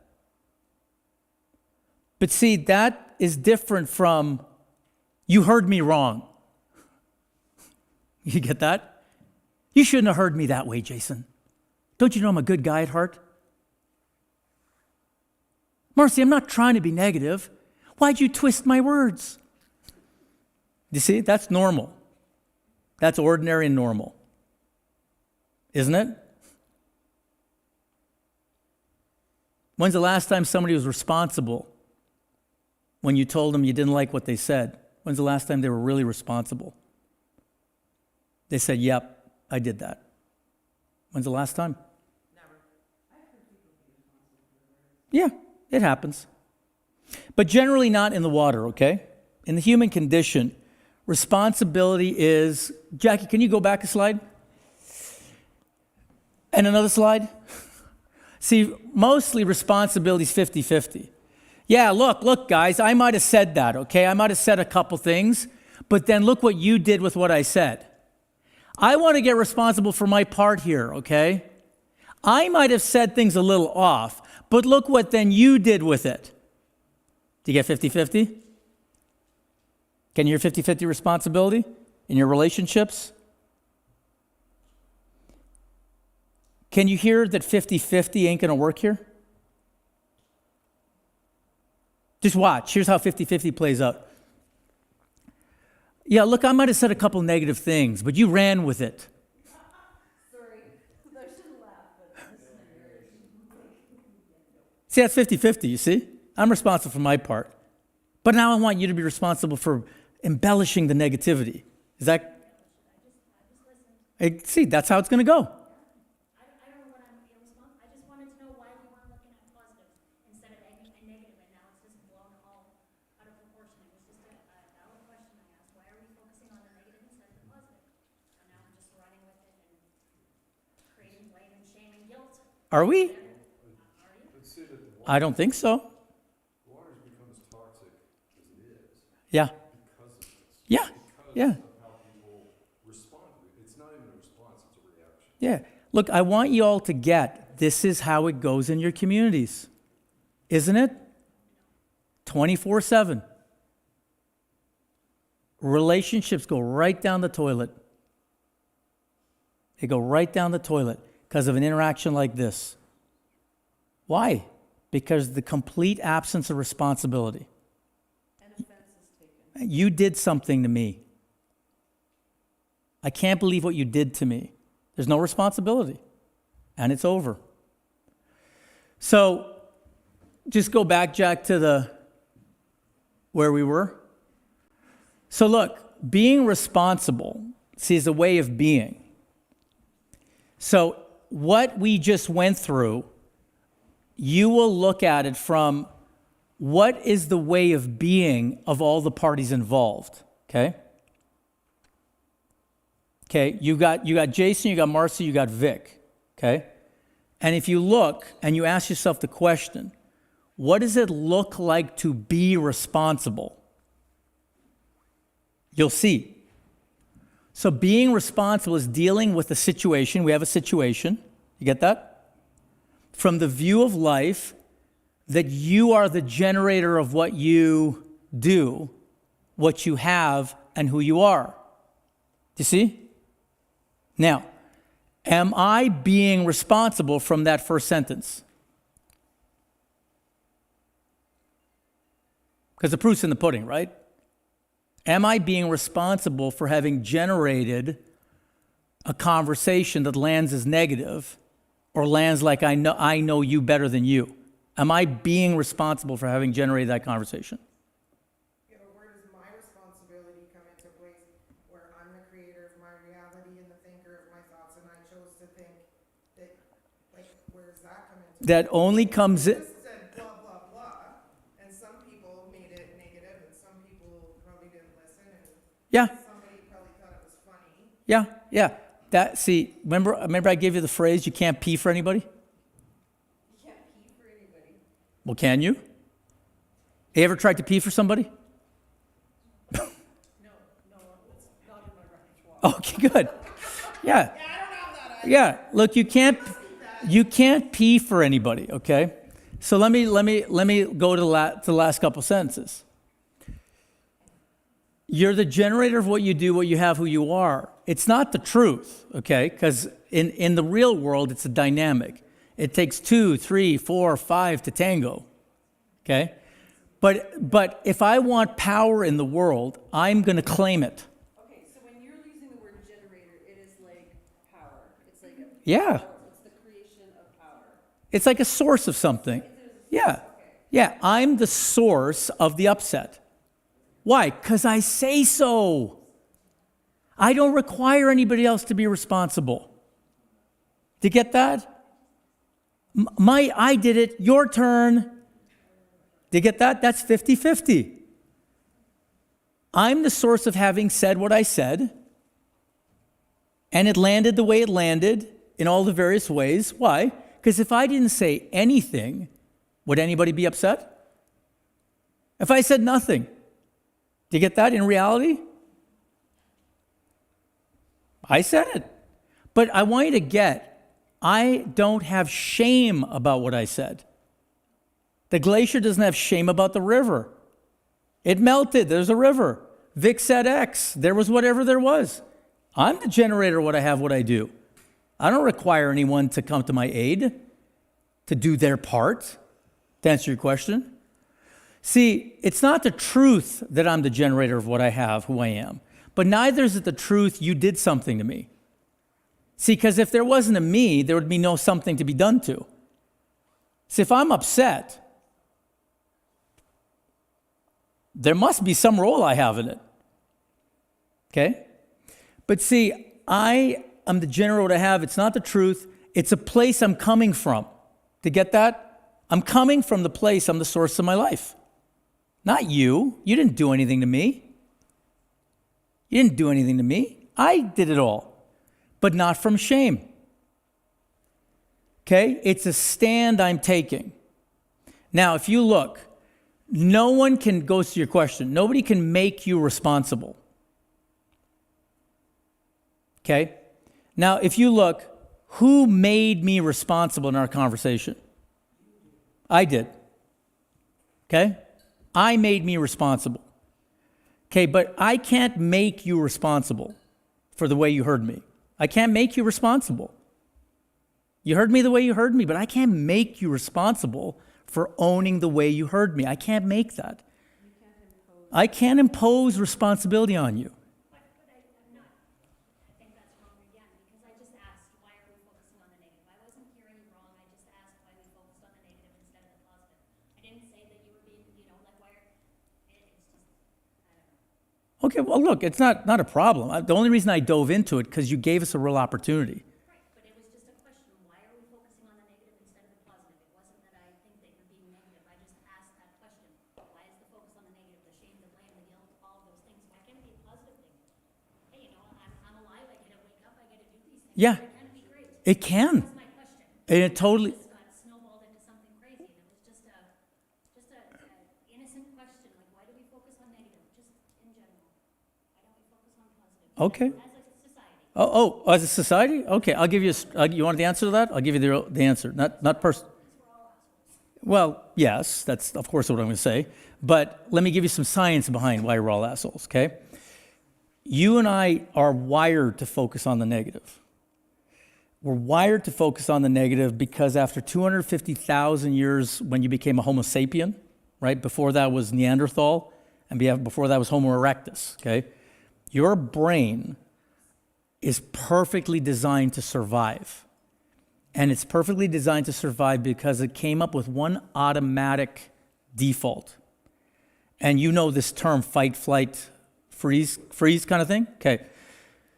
See, there's there's no better way to design a brain than to focus on the negative for survival. See, 10,000 years ago, we're walking around Basha, which was not Basha, right? And we come across a... Hey? Well, no, that's too obvious. No, that's too obvious. We come across a little shrub, okay? And we have the lunch break. And we're like, oh, we're taking a stretch. And then in the shrub, you hear a shh. What's your first thought? So, exactly, snake or whatever. That's not your next Tinder date, right? It's snake. Now, why, Marcy, so the question is, I know, you hope it's your next Tinder date. It's not your next Tinder. Oh, no, okay, good. So, but see, in that moment, it's the same question. It's a valid question. Why think snake?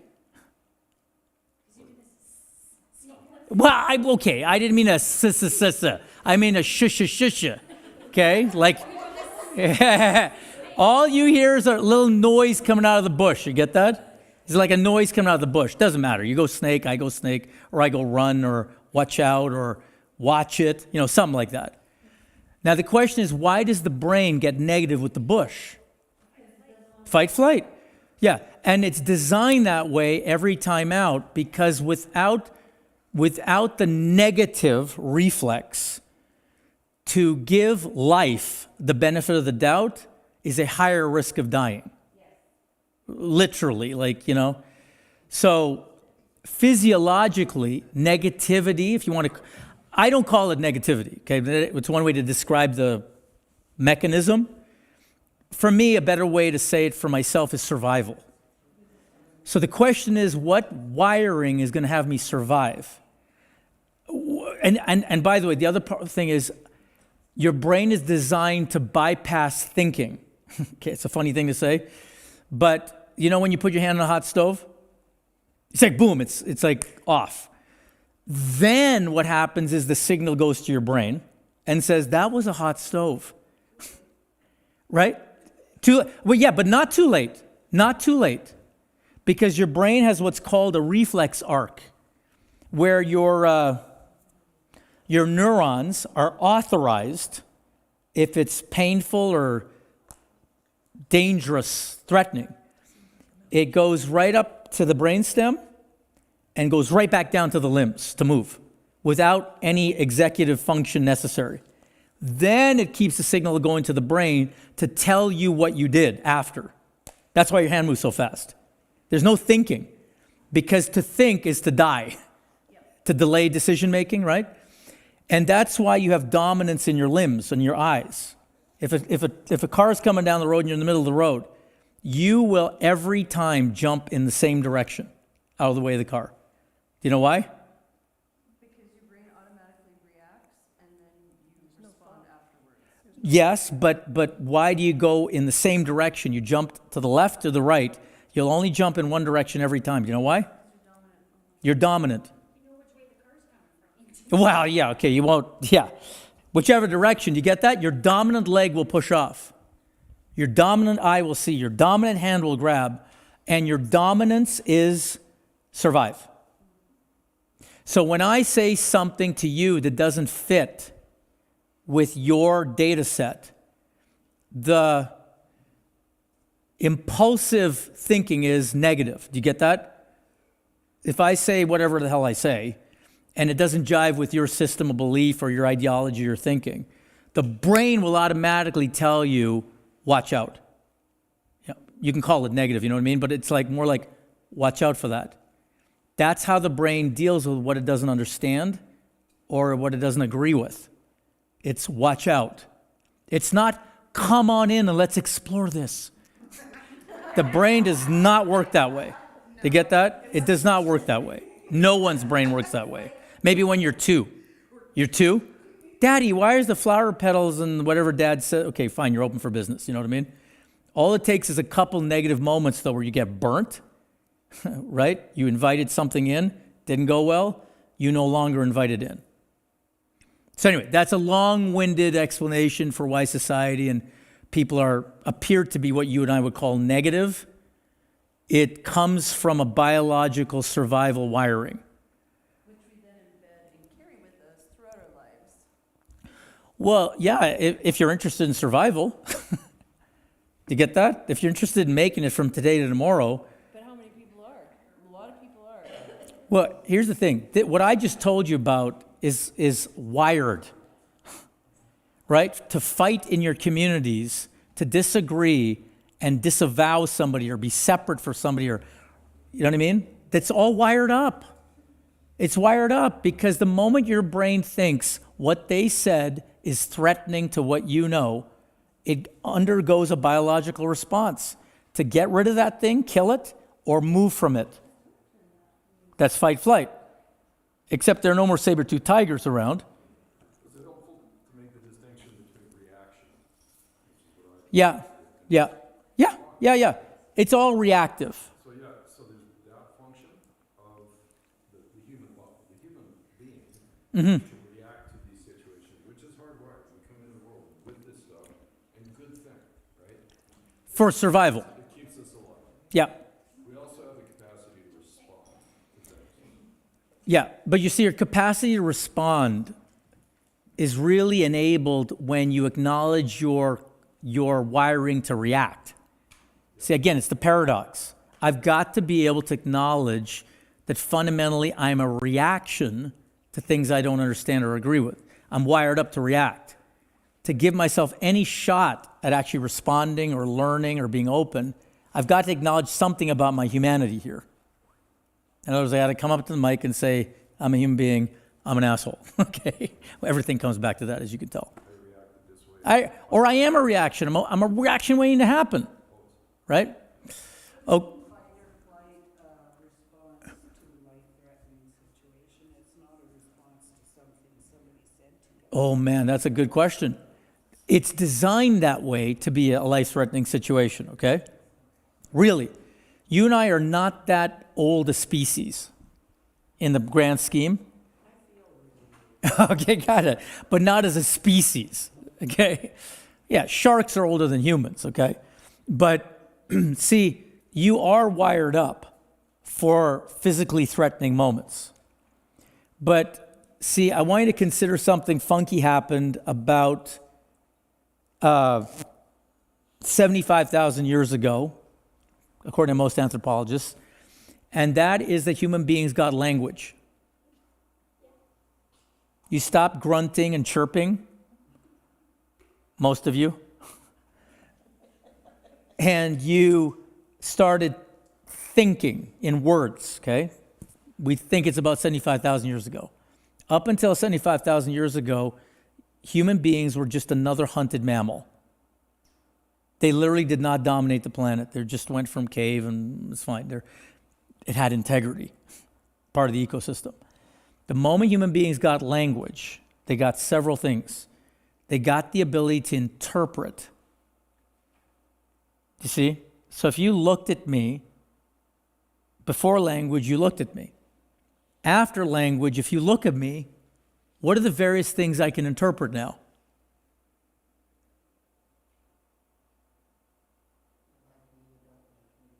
You like me, you don't like me.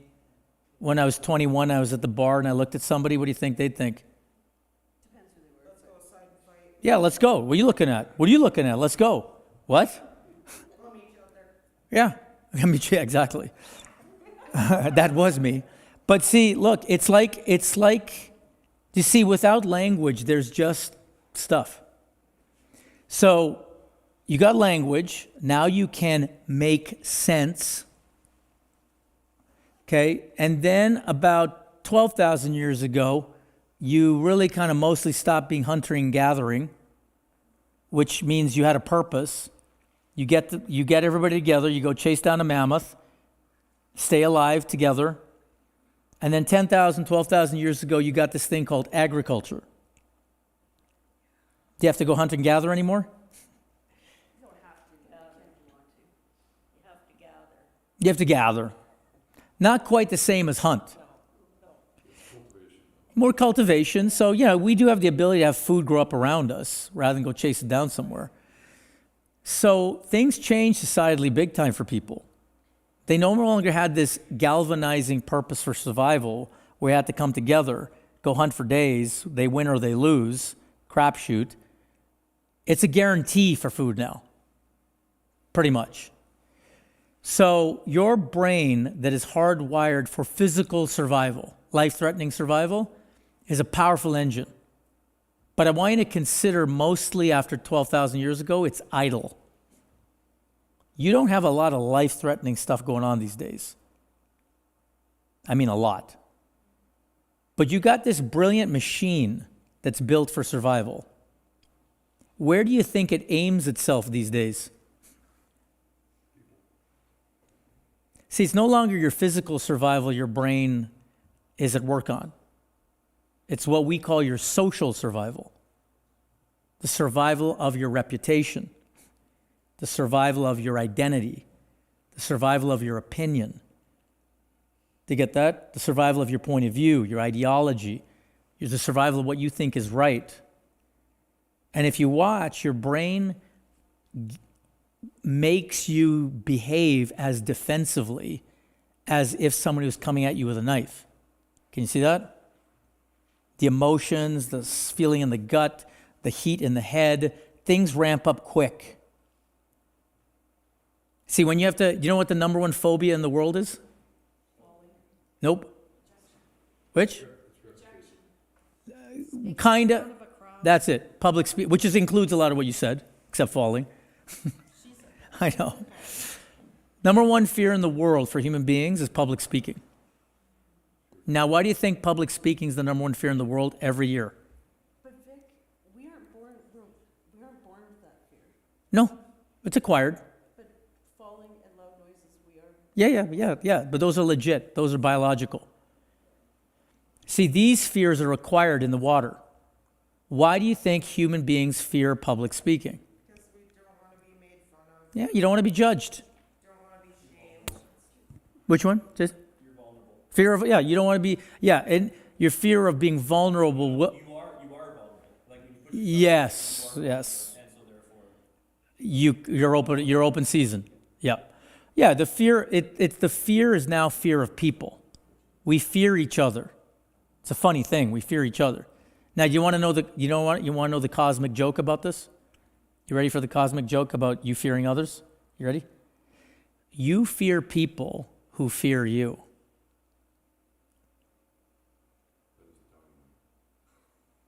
Everyone fears everybody. But you're scared of people who are also scared of you. It's in the condition. You fear their fear of you because it poses a threat to you. Their fear of you, they pose a threat. Yeah, no, let me say it again. You fear people who also fear you. Because that's the human condition. Now, do you think people fear each other at 3 years old? Anybody have the privilege of watching kids on a playground lately? Do you see a bunch of 4-year-olds with a new 4-year-old that comes in from the playground? Do you see any icebreakers going on there? Do you see any kind of speed dating to make it easy? Do you see little Johnny introduce Brenda? Ah, yes, I'd like you to meet Brenda. She's 4 years old. She lives on the block. Her mom is a doctor.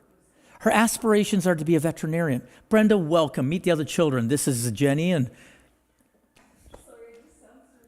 it's ridiculous because they don't fear each other. They don't need to make it a safe space. They can just be. They can just be. Up until about 4. Maybe they can squeak out 5 or 6, maybe if they're lucky. Do you get that? But after that, let's get some introductions going. Do you have a cat? Oh, wow. All right. So the deal is, Marcy, you had this big why this is the big winded answer why, okay? We're wired up physiologically. Okay, and it's now this big physical survival engine is now directed socially at, you know what I mean? My reputation and my belonging, and you're telling me I'm stupid, or do you disrespect? See, these are the concepts now that the big brain engine is out to survive. That's why it's negative, okay? I got a question. Yeah. So, okay, I get it, I'm a jerk, but how do I get that on the court, so next time, I go to some board meeting or whatever, and some guy that I've got is a know-it-all, whatever he is, however that occurs, comes in, right, face, the gut, the Yeah. visceral feelings, whatever you were describing. So then how do I now, okay, so now knowing that that's just a pretend saber tooth, how do I manage myself from not being like, I have better things to do and getting up and leaving the table? Okay, well, there's, Happens to me a lot. yeah, it happens to everybody. Who hasn't got defensive in the last week? In the last week. No, I've been defensive in the last week. Yeah, who hasn't got defensive last week? Look, getting defensive is your machinery. Making words into knives.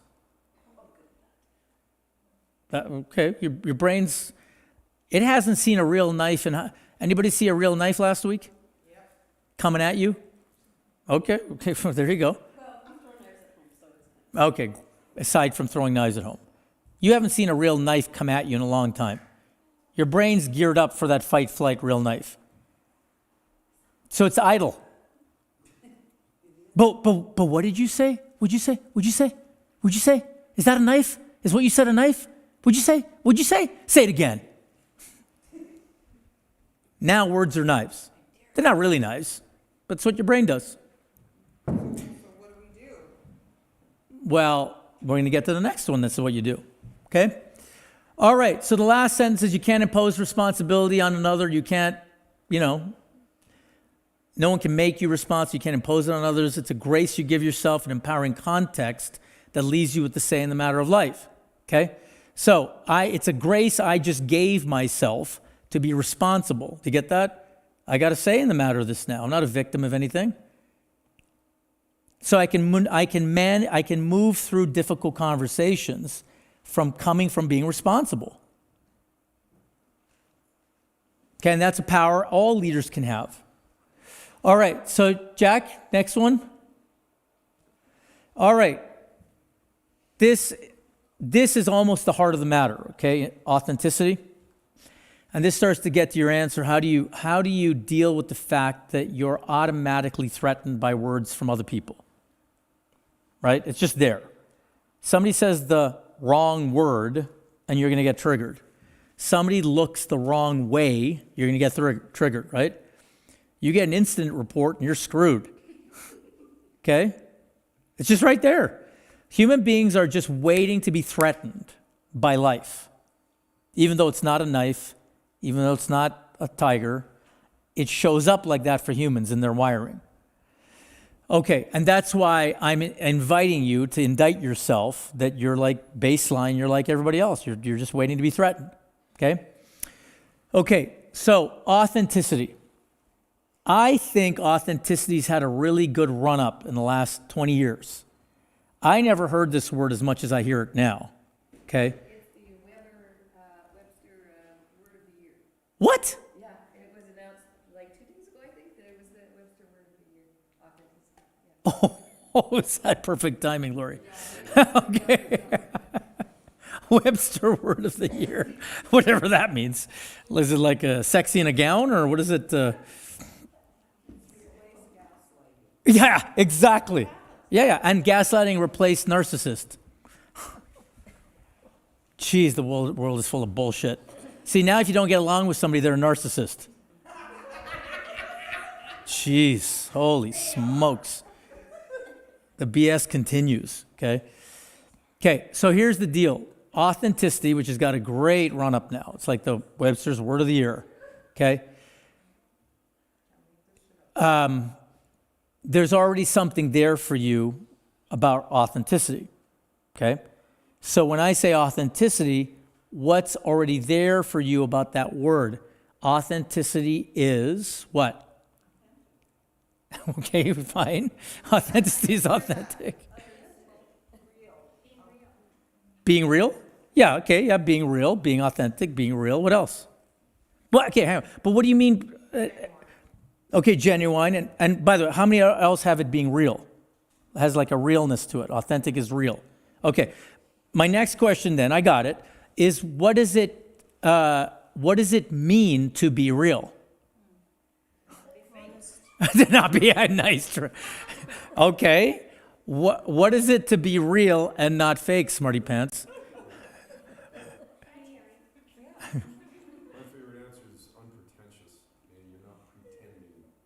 Unpretentious. To being something other than you actually are. Okay, okay. Not afraid, not being scared of how people are gonna react when you just show up how you are. Okay, okay, I got it. Not being scared to show up the way you are. Being unpretentious. Okay, I'll tell you, the unpretentious one gets us in.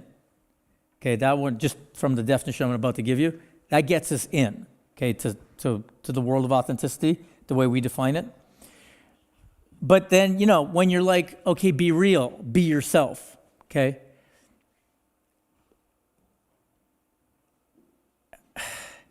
How do you know, how do you know the way you're being, you get what I'm saying, is you? Do you get the weird question? How do you know the way you conduct? Let me say it this way, okay? You got different groups of people, yeah? The work people, the friends, the family, the whoever, okay? Can you see that there's some variation to a great variation, somewhere and anywhere in between? There's a variation in who you be with the different groups. Can you see that? Absolutely. Oh, yeah. You can see some variation, right? Okay.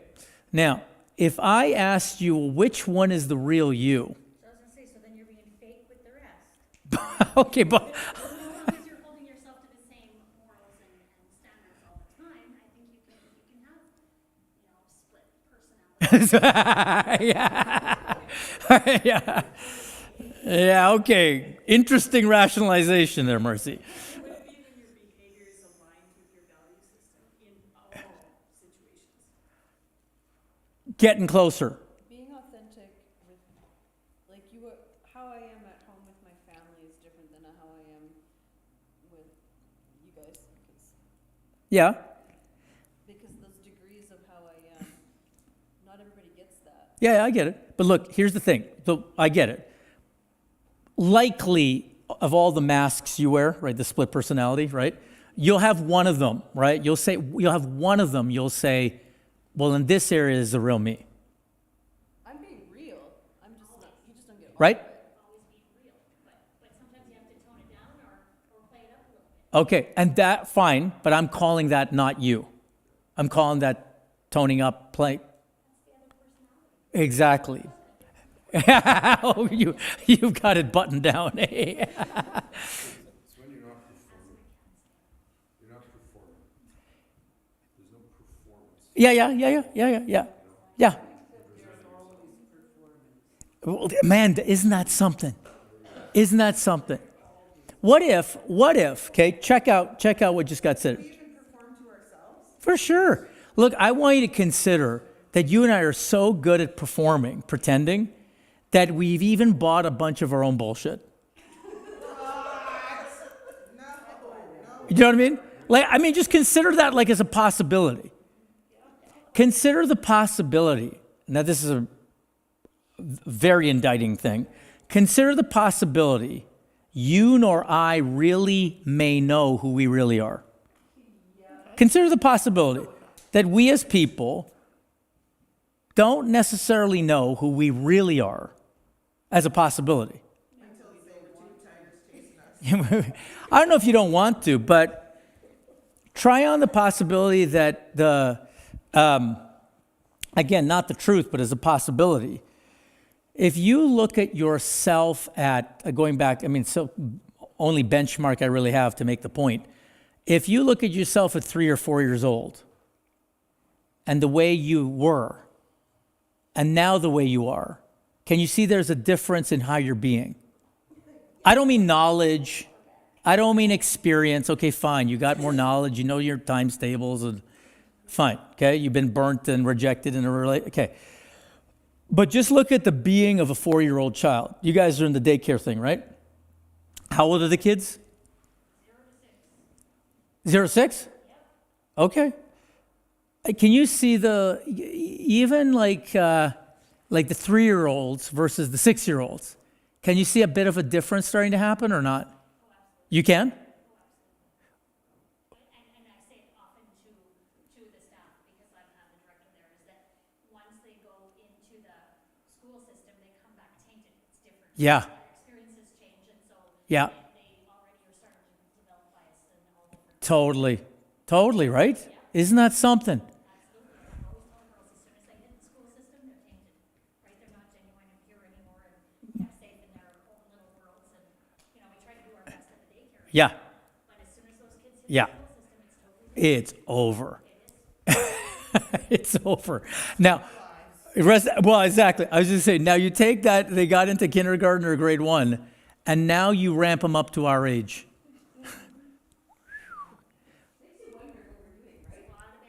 It's a lot of baggage. I wonder if the person I am now, I have so lost touch with that state.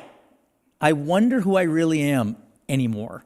Yeah, James. They study people who are at end of life with terminal diseases, and the most common regret amongst those people is that they weren't true to themselves. They get to the end of their lives, Yeah. reflecting on the life that they lived, and coming to the realization that they weren't actually true to themselves because they were performing throughout their entire For a lifetime.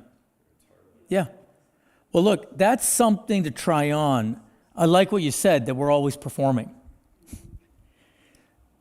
Not like you're a bad person, but like maybe that's part of the mechanism of being human after 3. We play different parts because we think we need to. And we rationalize it. If I don't, I'll get fired. If I don't, we'll get in trouble. If I da-da-da-da. We have a lot of justifications and reasons and rationalizations. It's a coping method. It's a strategy for survival.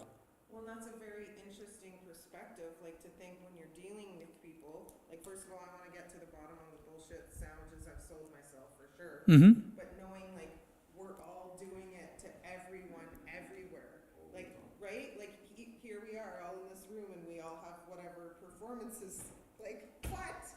My mind is Yeah. like, Yeah, look. Act 5, Scene 3. Yeah, Act 5, Scene 3. Look, here's an interesting thing. Like when I got married, I got married in 2003, okay? And then my marriage hit the skids. Like it was brutal. My wife actually's parents are from Basha, if you can believe that. Okay? So Basha owns me. Okay, when I first came here 10 years ago, Pam, Lori and Jackie and Wendy's mom threw a book down and goes, "There's you." In this whole family tree. I'm like, wow, cool. But see, she grew up with a different mindset than me. I'm Indian. I have a very different mindset. And it, like this. Why? Because I'm a human being. Because I am right and she is wrong. And vice versa.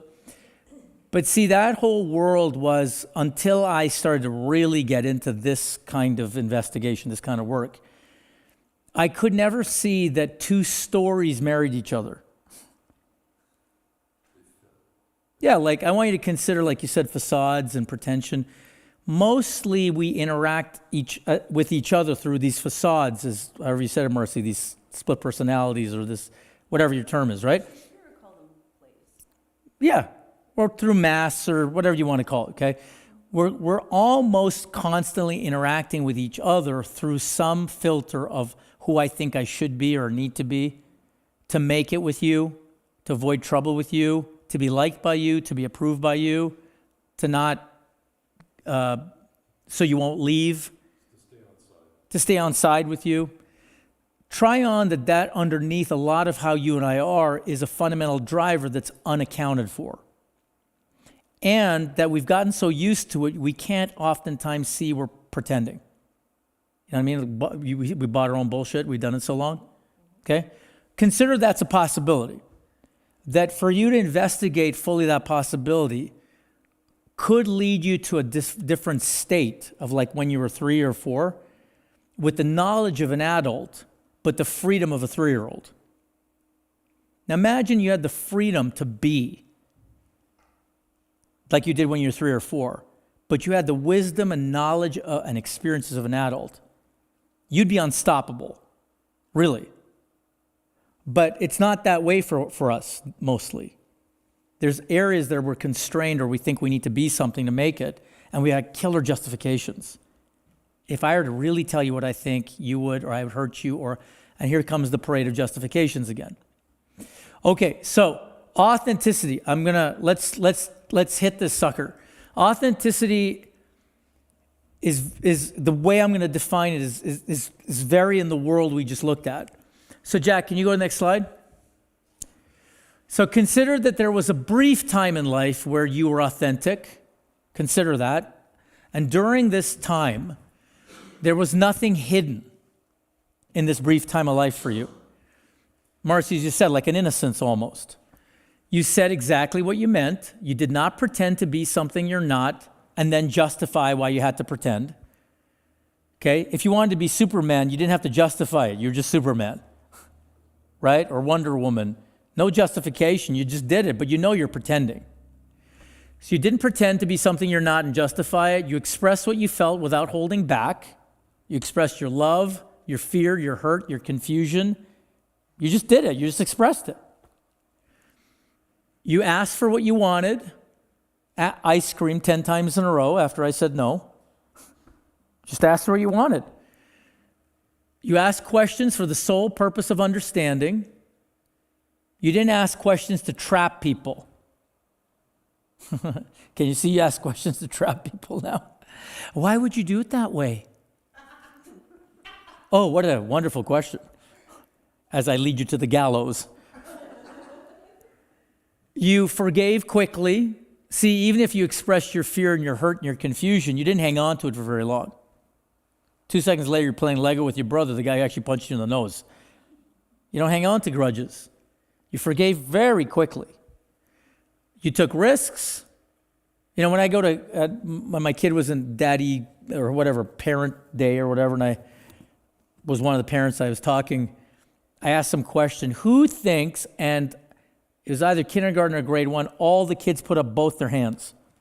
Who thinks, I was like, you didn't even hear my question. They don't care. I don't care. I don't care. I want to talk. Can you see that's not that way here? Okay, why? Because you're careful now.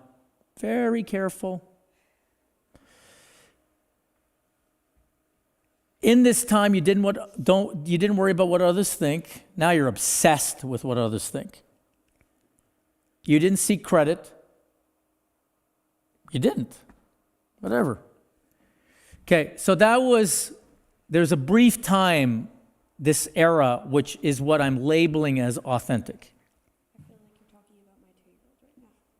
Yeah, I should be. Yeah, that I am talking about your 2-year-old. That's your 2-year-old? Yeah. And she's adorable.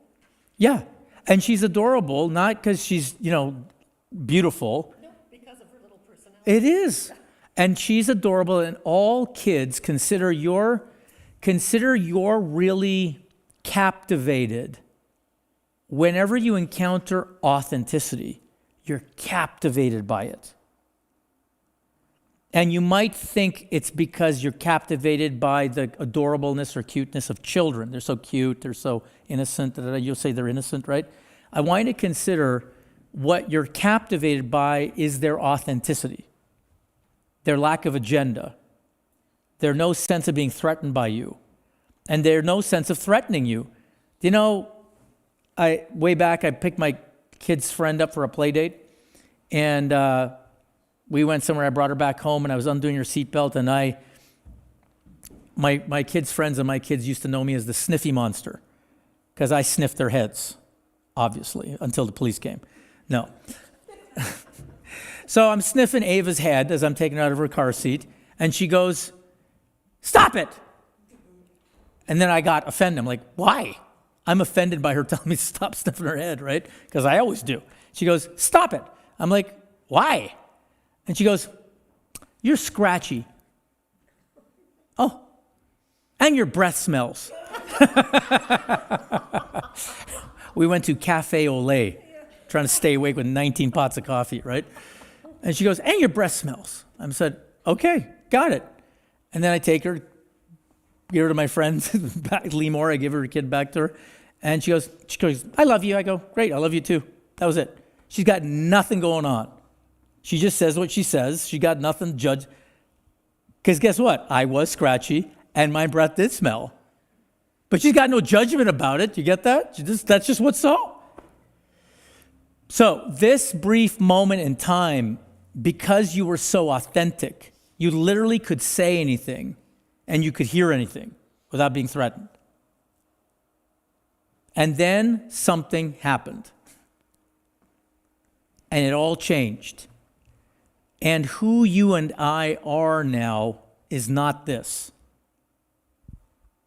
Can you see that? You're careful with people. So Jack, can you go to the next slide? So contrast the way you were with the way you are now, okay? And I'm offering you this to try it on to see if the shoe fits. Wear it, okay? May not wear all of them, but you might wear some of them. You hide things, but pretend you're not hiding anything. Hey, how are you? What's the answer? Fine. Really? You don't say what you mean. You say something nice and blame others for not getting you. See, I'm not going to tell you what I really think. I'm not going to say what I really mean, but I'm going to blame you for not getting me. You say things like, you say you like things when you don't actually like them. You say you don't like things when you actually do like them. Just look at a teenager with their first romance. I don't like her. Really? Or you say you like things and you don't really like them. You just want to skate by and not cause conflict. Inauthentic. You hold back expressing how you feel and play it cool. Guys got the shorter end of that stick than gals, as you can tell. Don't say how you feel, it's weak. You don't ask for what you want and resent others for not helping you. Boy, rural Canada's bad for that one, eh? Independent to the core. I remember I was in trouble. I had one of my, way back, my ex-girlfriends cheated on me. And I remember I was a hurting unit. But up until then, I was a tough guy. And I wouldn't tell any of my friends about it. I wouldn't show how hurt I was. And then I blamed them for not helping me. Can you get that? You know, they should know. After all I've done for them, they should know. That's how inauthentic I was. I can't get past my own vulnerability, as you're saying, Jason. You ask questions to discredit and trap others, not questions to just simply learn. And you and I, and then blame them for being defensive when you ask your little leading question to them. And then you justify holding on to grudges and resentments, whereas kids don't. Okay. Now, I'm not saying anything's bad about that. It's just the way it is now for you and I as adults. It's kind of the nature of it. And it is what we're calling in our language inauthentic. And I want you to hear inauthentic as different from authentic. I'm not saying inauthentic is bad. That's just some value statement. Inauthentic simply is not authentic. Okay? You're not the same way you were when you were 3 or 2 or 4. You're another way now, and that way is what we're calling inauthentic. Okay.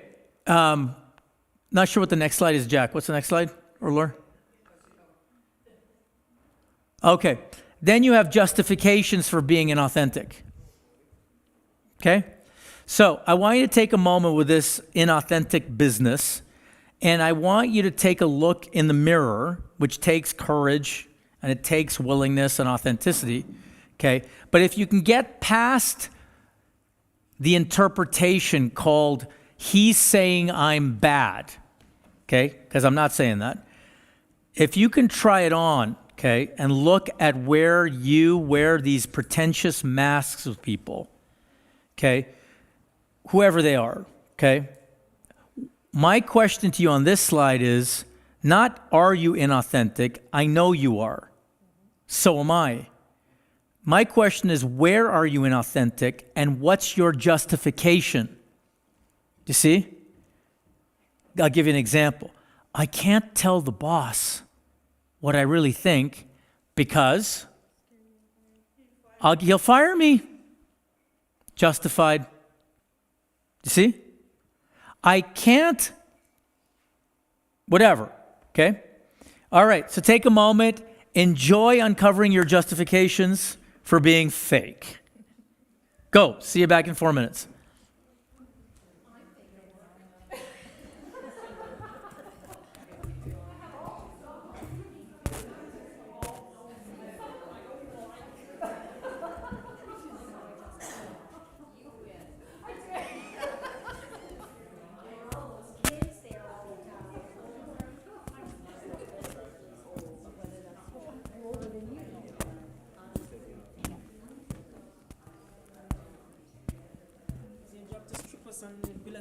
It's terrible, isn't it?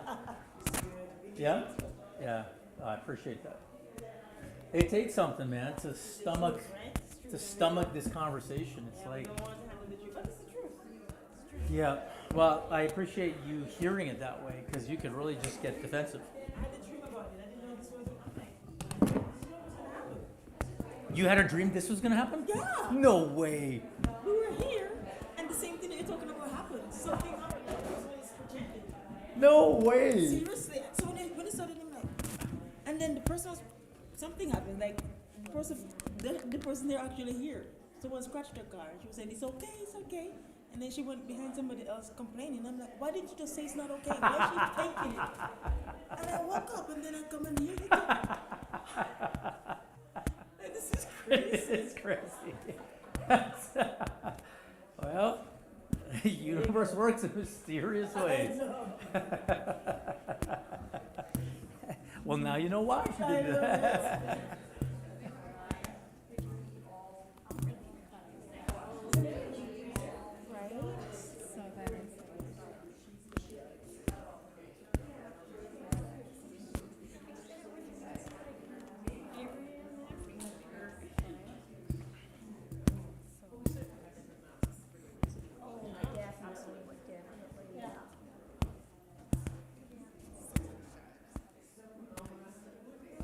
Do you see areas?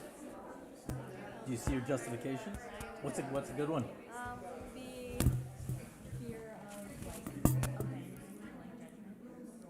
Yeah. Yep.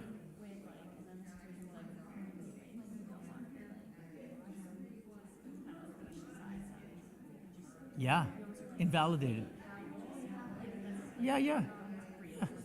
Yeah. Yeah. Yeah. Disappoint them. Yeah. Yeah, it's just easier to let sleeping dogs lie, so to speak. That's the justification. And then you're trapped. You're now trapped with your airtight evidence, and nothing moves, and it just gets more and more fake. Yeah. Perfect. Yeah. Yeah, well, you want it to impact you, so you cut it out. Because the justifications are all BS. I think sometimes there's times where I think you need to for safety. In the sense of there are times where it's like you have to do that for your own well-being or like safety. Like at work you can't. Let's say you're working with troubled youth, you can't tell them every little thing about your life. Yeah, but that's not what this is. Yeah, true. This is not. I'm not equaling authenticity with information. Yeah. I'm talking about being. Like Being you. You say you're a leader, be a leader type of thing. Yeah, or you're, or what does it look like to be vulnerable, or authentic, or open? Yeah. I don't care about information. Who cares? But you'll use. See, that's one of the justifications. It's not safe. Yeah. Yeah, safety. Safety is a great justification. Yeah. It's not a safe space. Yeah. Really, you can't be you Yeah. because it ain't safe. No, it ain't safe because you ain't being you. Yeah. And when you're not you, it's not immediately not safe for anybody. But it lives in a justification. He's not safe, she's not safe. They could judge me, reject me, rock the boat, be in trouble, blah, blah, blah. And I use all of that to have to be some other way than me with you. Justify it. And then blame you for not being safe. Yeah. Try it on. Because the other way you got it is normal. There's actually people that are not safe. I can hear what you're saying, and like, right? Yeah. I think there's times where, if like you use the example, I think you can't come up with a sample reasons. Yeah. They don't want to think. I think they can't, in that sense, justify saying, oh, well, you're not being authentic because. Because they can't come out of the closet? Is that what you mean? Is that what you said? Yeah. Yeah, So, my like, cousin's you're like that. justifying as the safety. I think Yeah. that is perfectly fine because you can't do that because, right, some society, you can't do that. Yeah, hypothetically, in Saudi Arabia, you're not going to do that. But here, Yeah, there. Here you can. yeah, I but think people in still some don't do it. places- Yeah, see, and I think But they in still some say it ain't places- safe. Right, in some places I think you have to. Yeah, but don't worry about all that hypothetical extremes. You want to live life right now. Yeah. Where do you use safety as a justification now when it's BS? It's totally safe. Yeah. Not safe, but I mean, Yeah, I get what, yeah, I know. yeah, you got to move through some spaces. It's challenging and come up with some no's and people don't like it. But that's different from unsafe. But the justification is it's not safe. And nobody's going to challenge you on it because they got the same justification. I won't call you out if you don't call me out. It's all unsafe. Keep pretending. Yeah. Alrighty. Let's just bring it in. So, what do you see? What do you see, you big fakers? What do you see about this whole justified facade, inauthentic business? What are some of the good justifications? And there are some doozy justifications out there. What are some good ones? What do you got? I can't be me because what? I can't hurt their feelings. Okay? Which is a justification for you not what? Yes. Saying something important to you. Okay? As if the only way you can say it is hurtful. That's not the only way you can say it. You can say it 100 different ways. But you use the justification, I don't want to hurt their feelings, to not say anything. As if hurtful is the only way to say things. No, you just don't want conflict. You don't want to rock the boat. You don't want the challenge of a difficult conversation. You want comfort. So you say, you justify it. I don't want to hurt their feelings. To justify your silence. What else? Classic human one, by the way, in Canada. I don't tell our US team no. They keep pulling me in to support them on different projects because there is no one in the company like me with my experience because they're building such big teams, but I don't want to be that person who said no. Yeah, and you And very. I don't want to do it. I don't. Yeah, I totally got it. So it's your no, your yes is in an inauthentic yes. But good, I got it. And what's the justification there? If I say no, Then I'm that person. then I'm that person. Put them out. And Yeah, then I'm not a team player. I'm not a team player. Yeah. So the justification, and by the way, as Leslie said, as everybody says what they say, start to hear yourself in some of them. How many of you justify your yes? If I don't do it, then blah, blah, blah. Or if I can't say no because I'll look like not a team player, I'll look like a jerk, I'll look selfish. But then I get so mad at myself when I say yes, but I meant no, because I didn't want to let them down, Yeah. whatever. Oh, there you go. I got to say yes, I don't want to let them down. Classic justification. But then you live with the consequences of your fakeness.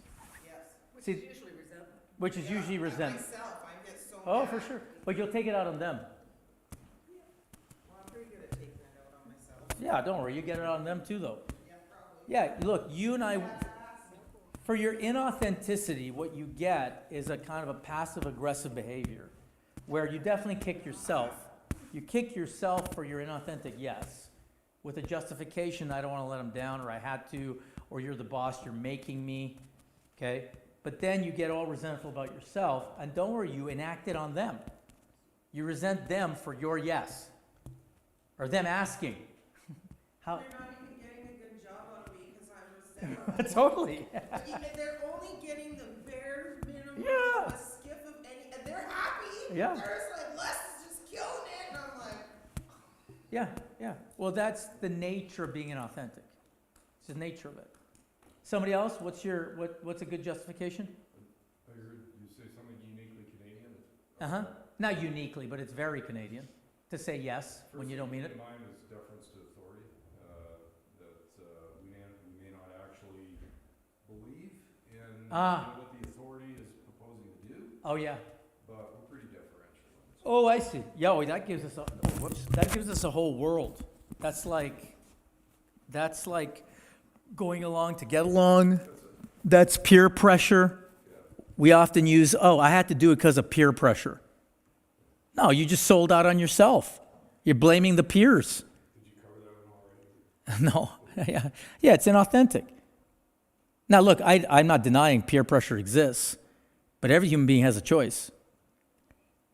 But you and I don't want to be responsible for our choice to be inauthentic, so we blame our peers for pressuring us. I've never seen this more acutely than in our Chamber of Commerce in Richard Creek, where you get a bully on the board, and everybody goes along to get along, Yeah. and you end up with a gigantic train wreck down the road because nobody really believed in where that person. But see, they don't take responsibility for their silence. Yes. They blame the bully. Oh yeah, and that gives real truth. Yeah. Look, man, NASA blew up 2 space shuttles because of this. 1986, they blew up Challenger because the engineers at Jet Propulsion Labs wouldn't stand strenuously enough for their findings. They caved in. And, of course, the top brass were assholes. And, they're full of themselves.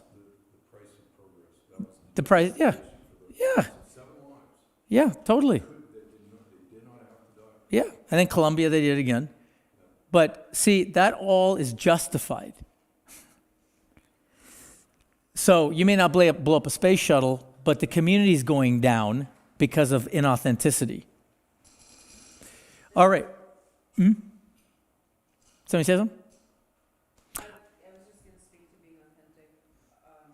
Lots of times people are inauthentic because they're in survival. Yeah. And that's in a lot of communities. Yeah. Well, let me consider survival as a justification. Because I'm in survival is a justification. You can be authentic any old time. So let me, Jack, next slide. I'm gonna have to clean that up.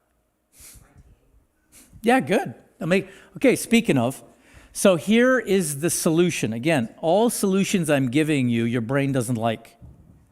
Because it requires your ownership of your life. And that's not what human beings want to hear. Isn't there not another answer where somebody else can take responsibility? No. So, authenticity, the way we fully define it, is a kind of a self-referential definition. Being authentic is being authentic about where you've been being inauthentic. Now, what the heck does that mean? So, Les, you would go to your team and, and what it looks like to be a leader in the work we do, which Lululemon got to master and a bunch of other companies, is leaders become authentic about where they've been being inauthentic. So, just using your example, Les, what would you say? Well, I'm just gonna have to tell them. Well, my direct boss, the Canadian manager, he knows, because I've complained. I've not. But what would you say to the people directly impacted by your inauthenticity, pretending you're a yes when really you're a no? Who's somebody you would be authentic with? This is the funny thing is I'm not pretending. They know, right? Like they've complained. I've been like, don't call me, don't book meetings from 8:30 to 10:30 Mountain Standard Time. I'm at CrossFit, right? Like don't mess up my schedule. I'm just going. Yeah, but then what's inauthentic then? Well, but that's what I mean. It's not even pretending. They know. Like it's a fake sense of. I think that they don't know, but I'm sure that they. So who would you say? Who would you clean up with then? Well, the whole U.S. team. What would you say? Well, I'll have to say like I haven't been giving you my best foot. Uh-huh. I said yes, but I meant no, but I didn't want to look like I'm not a team player because I am a team player. Okay, so freeze right there. See, look, do you know what it would take? And she's going to do it, but you know what it takes to do that? Look, hey, hi, Zoom call, phone, whatever it is. Okay, and I want you to benchmark this against any leader you've ever known. She's going to call them up, a bunch of people, and say, look, you know, you might not say the word I've been inauthentic. They think you went to some course, okay? I'll say it, we talk like that. Yeah, you do. Okay, yeah. So she can say it there. Okay, look, when I gave you my yes, it was inauthentic. I really meant no and felt no, but I said yes. Yeah, because I was worried about not looking like a team player. That was all behind that. I didn't let you know any of that. So I said yes, but I meant no because of my fear of not looking like a team player. That's the first thing you say. Now, any leader ever say that to you? In your lifetime? Come clean like that? Probably not. They might have said sorry, but that's not this. This is like a giving you all of me. I'm revealing something I don't got to reveal to you. And the second thing is you then share what you think the impact has been. Okay, this is the second phase of how to be a leader. And then you say, and by the way, out of my fake yes, pretending I'm a yes, but really being a no and complaining all the time, the impact on the team has been what? Yeah, but what? Exactly. See, now at this point, you're speculating. So if you're to speculate, what's been the impact on the U.S. team? Well, there's more that I could be doing if I wasn't so disgruntled about it. Like, I actually have the time, I just don't want to for principle. Yeah, so what's the impact on them?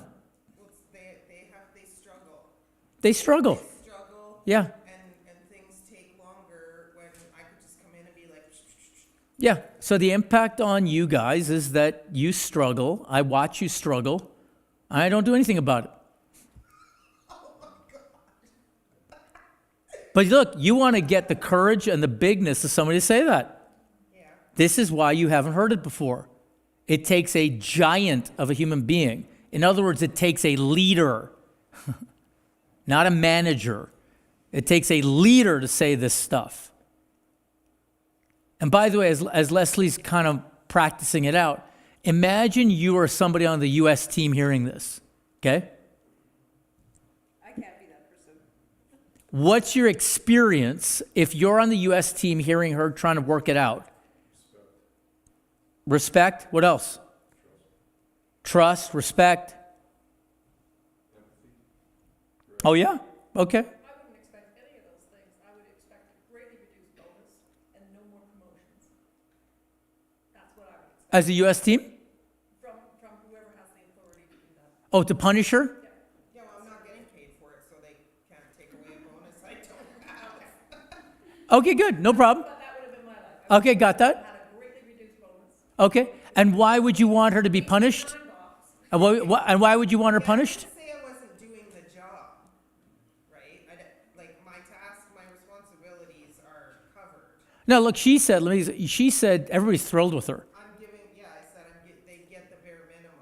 And they're happy with it. Happy, but they're not. But see, I'm questioning, why do you want her punished for her? I don't want her punished. Oh. I'm saying that would be the reaction that I would expect from the leaders I have had. Oh, got it. Oh, I really got that. Yeah, I totally got that. See, look, what you're saying is, see what you all expect out of coughing up what Leslie's coughing up.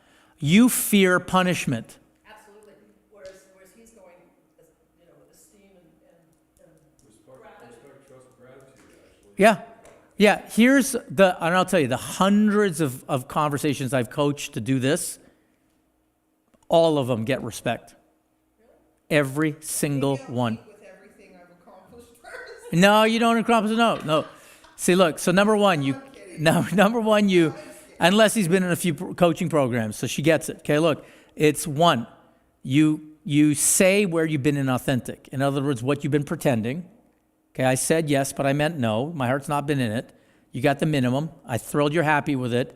But the impact is you could get way more. I watch you suffer. I don't do anything about it. Okay? That's number 2. And number 3, what are you going to now do about it? So what's number 3? And from here on out, what? Well, I'll give them more of my time, and I'll, from a willing, yes, like, this is the space of time. Send to me whatever it is you want, Mm-hmm. right? Okay. There's been tasks where I'm like, no, I'm not level 1 support, I'm not doing that. You guys need to hire. Okay, someone. but is that authentic for you to say that? Look, I'll give you more of me. Is that authentic for you to say? Maybe like an hour a day or something, and I'll be like, and not, like, if that's what they want me to do, that, as I see dumb admin shit, I'll be like, fine, I'll do it. Okay. What do you want to do? Like, what's served to you? I just want to have my paycheck and my freedom of my schedule and not have extra work I'm That's not paid authentic. for. Yeah. I want to ride my horses and be in my Yeah. beer and Okay, look. By the way, she can say that. I'm not kidding you. You can say, look, I say yes, I really mean no. What's really going on for me? I want to skate out of here with the least work possible, take my day off, get my horses, do the things I want. But instead of coming clean with you about that, I say yes and pretend like I slog through it and you get the least of me and you suffer through it. Now, I tell you, Les, if you say that, let me ask you a question. Don't you have that going on? I would totally empathize with that. If you said that on the topic of this, I so get that. Who does it? Look, you think yeah, no, you say it, but you don't say it as a justification. You just say that's what's been there for you. Here it is, that's what's there for you. Now, when you say that, there actually will be room all of a sudden. Do you get that? Like there is even now. To actually give more, but mean it. Can you see that? Yeah. See, you can't get to where she got to without practically doing what she did. Hypotheticals won't work. You only discover the power of this when you actually practically try it on in your work life or your family life. See, because the key is you suppress, you hide what you're dealing with. You hide it. You hide it because you fear it'll be judged. You hide it because of reprisals you fear. But the reality is, and I can almost promise it, when she has this call with the U.S. team, there'll be a new relationship. She'll forge an entirely new relationship. And by the way, that's what's happened here in Basha. There's people who have had conversations like this with each other that have shifted things. Jackie, I don't know, is that true? Or like, yeah. You know, like, you probably had some of those conversations with the school 10 years ago. You know, I've had conversations with people in other towns and communities. You know how many communities are hurting for a doctor? Okay? I've had conversations in communities where people have had conversations with their doctor or doctor on the way out who didn't leave because they came clean and said, look, every medical professional that comes in here, we have a default mindset that you ain't going to stay. Sound familiar? This is a temporary gig for you. You're out of here. And because I'm predisposed, I encounter you with this predisposed mindset, guess how I treat you? Yeah, you're disposable. You're temporary. And it's my mindset that treats you as disposable that has you leave because no one here welcomes you. Exactly. And look, doctor person, I want to come clean with you. That's who we've been being with you. No wonder you want to hit the highway. Now, can you imagine that doctor having experienced that? That people in a town could have the awareness and courage and authenticity to share that which they have already been experiencing. It's mind-blowing.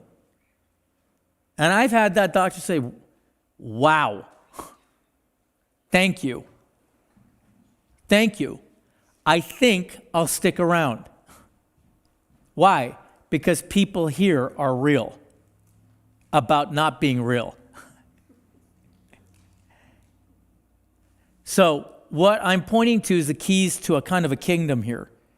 Authenticity is a crown jewel in our work.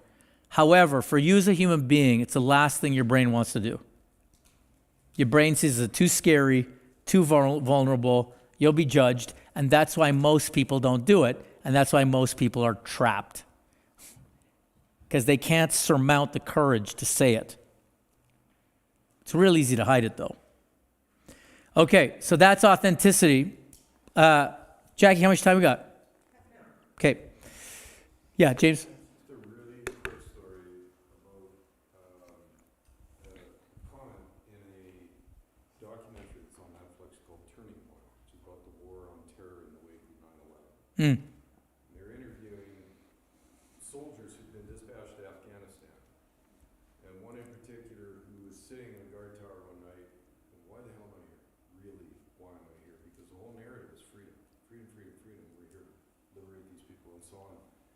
And his conclusion, to his enormous credit at the end of it, is that it's really about our freedom to pretend. Those are the exact words he used. That the American people need their fantasies and myths, and that our political system now works around protecting our freedom to pretend. And that's how pervasive it's become. Said another way, inauthentic. Totally. Yeah. Okay, so I want you to take, see, these conversations I'm having with you are very confronting. Have you noticed? They'll drive a lot up for you. You're not going to be used to these conversations. They're conversations that challenge the very heart of your perception of yourself as a good person. And I'm totally comfortable with that. See, you'll be released in half an hour. Okay? And you can go back to pretending. And so can I. But it's not important that you like what I'm saying. It's important you deal with what I'm saying. And you could deal with what I'm saying by ignoring it, dumbing it down, justifying it, or you could deal with what I'm saying by embracing it. So you embrace what I'm saying, which will take everything you got, because it challenges the good person you are. You start to embrace what I'm saying, there'll be a new possibility in your leadership.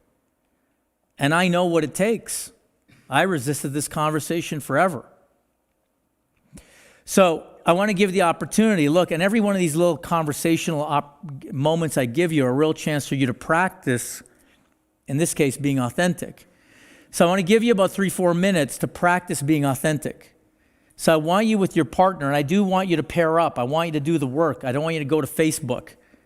I don't want you to check out. That's the easy way out of this conversation.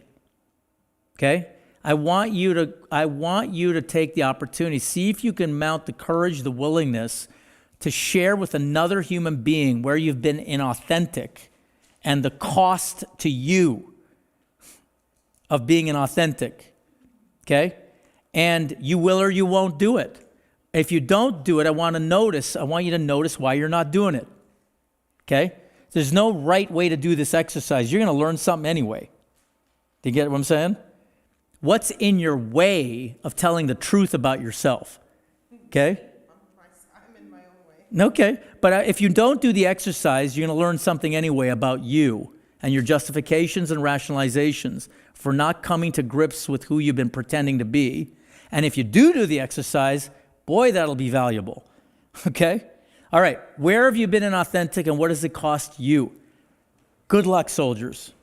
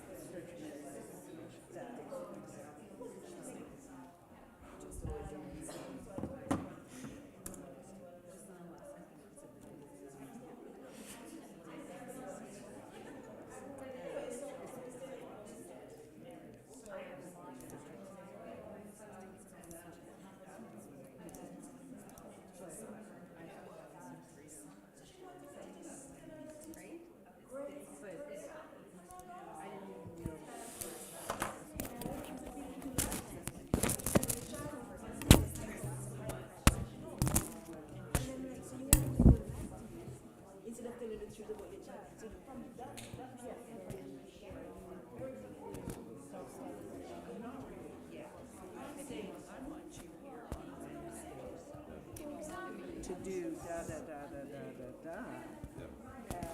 And then,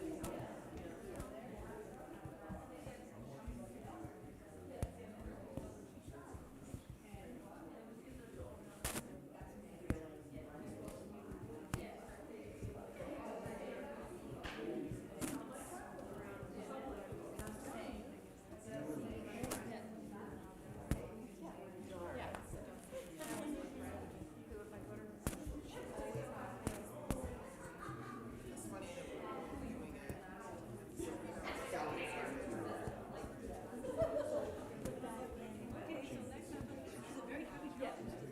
Can you do me a favor? Can you put that in easier terms? Where can you tell the truth about being fake?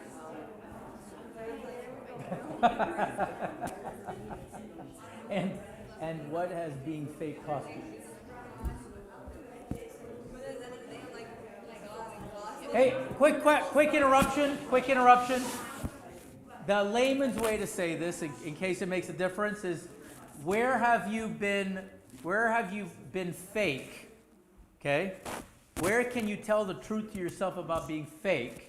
And what's the cost of being fake? That's the layman's way to say that.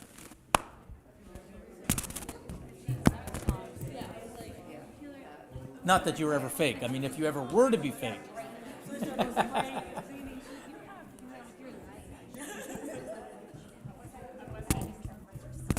He tries to escape. Did you guys try to escape and then the shock collars got you? There was no cow catchers out there like Landmark. Like Landmark. Landmark, there was cow catchers at the door. You're not leaving. Did you go to the forum? Yeah. Oh, did you? Yes, we did. Yeah. Did you go to the forum too? That's what I called them.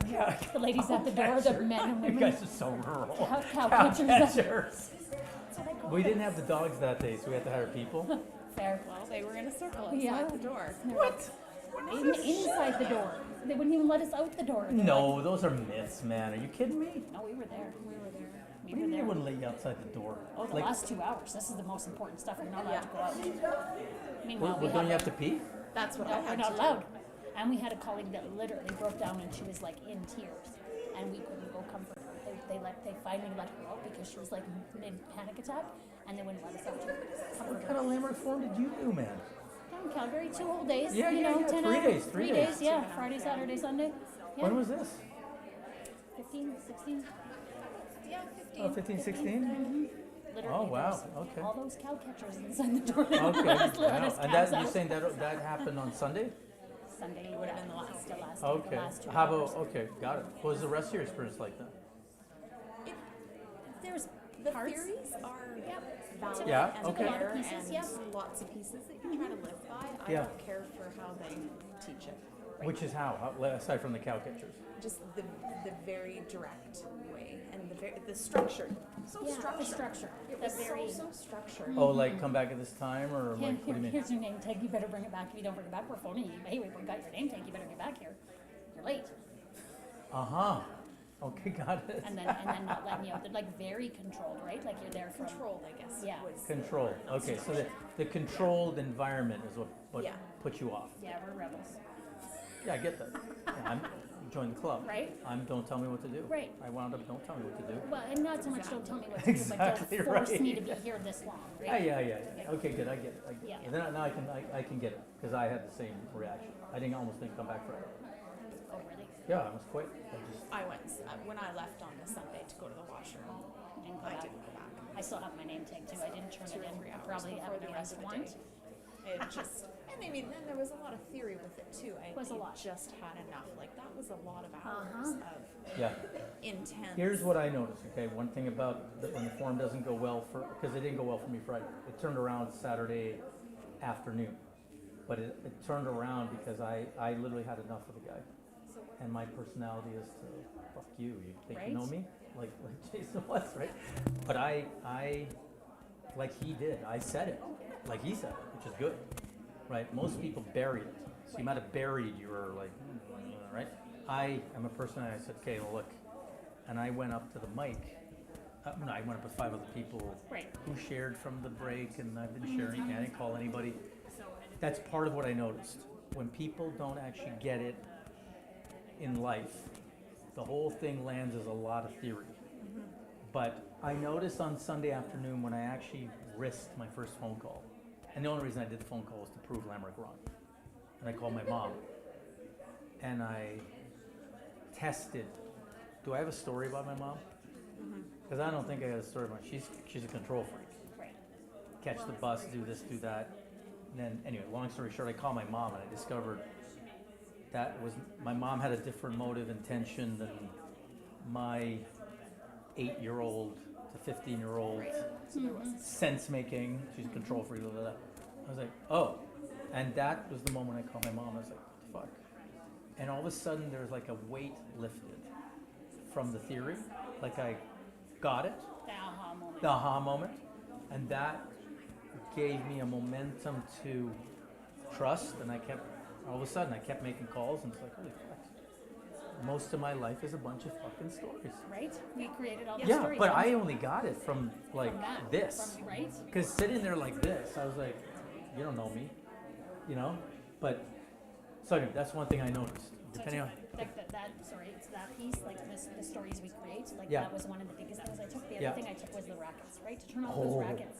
Oh. And so like some of those Good things luck. that really, I know, but you know, like just to even be aware Yeah, that be they're aware. there and Yeah, that yeah, you're yeah. fighting Yeah, your yeah, own yeah. head. So those are some of the things that I thought was really important in my Yeah. own personal world, Yeah. like those stories Yeah. we create. Oh. Those Or are the those are the stories- things we took away Oh, in they're our massive. every day when we talk at work, when we're oh, that's working huge. trouble Dude, solving, that's yeah, that's huge. right. That's We always huge. go back That's to huge. that. That's right. And what are the stories they're creating for us, right? So to take Oh, that away, right? Like exactly. to Or at put least all be that aware bullshit of them.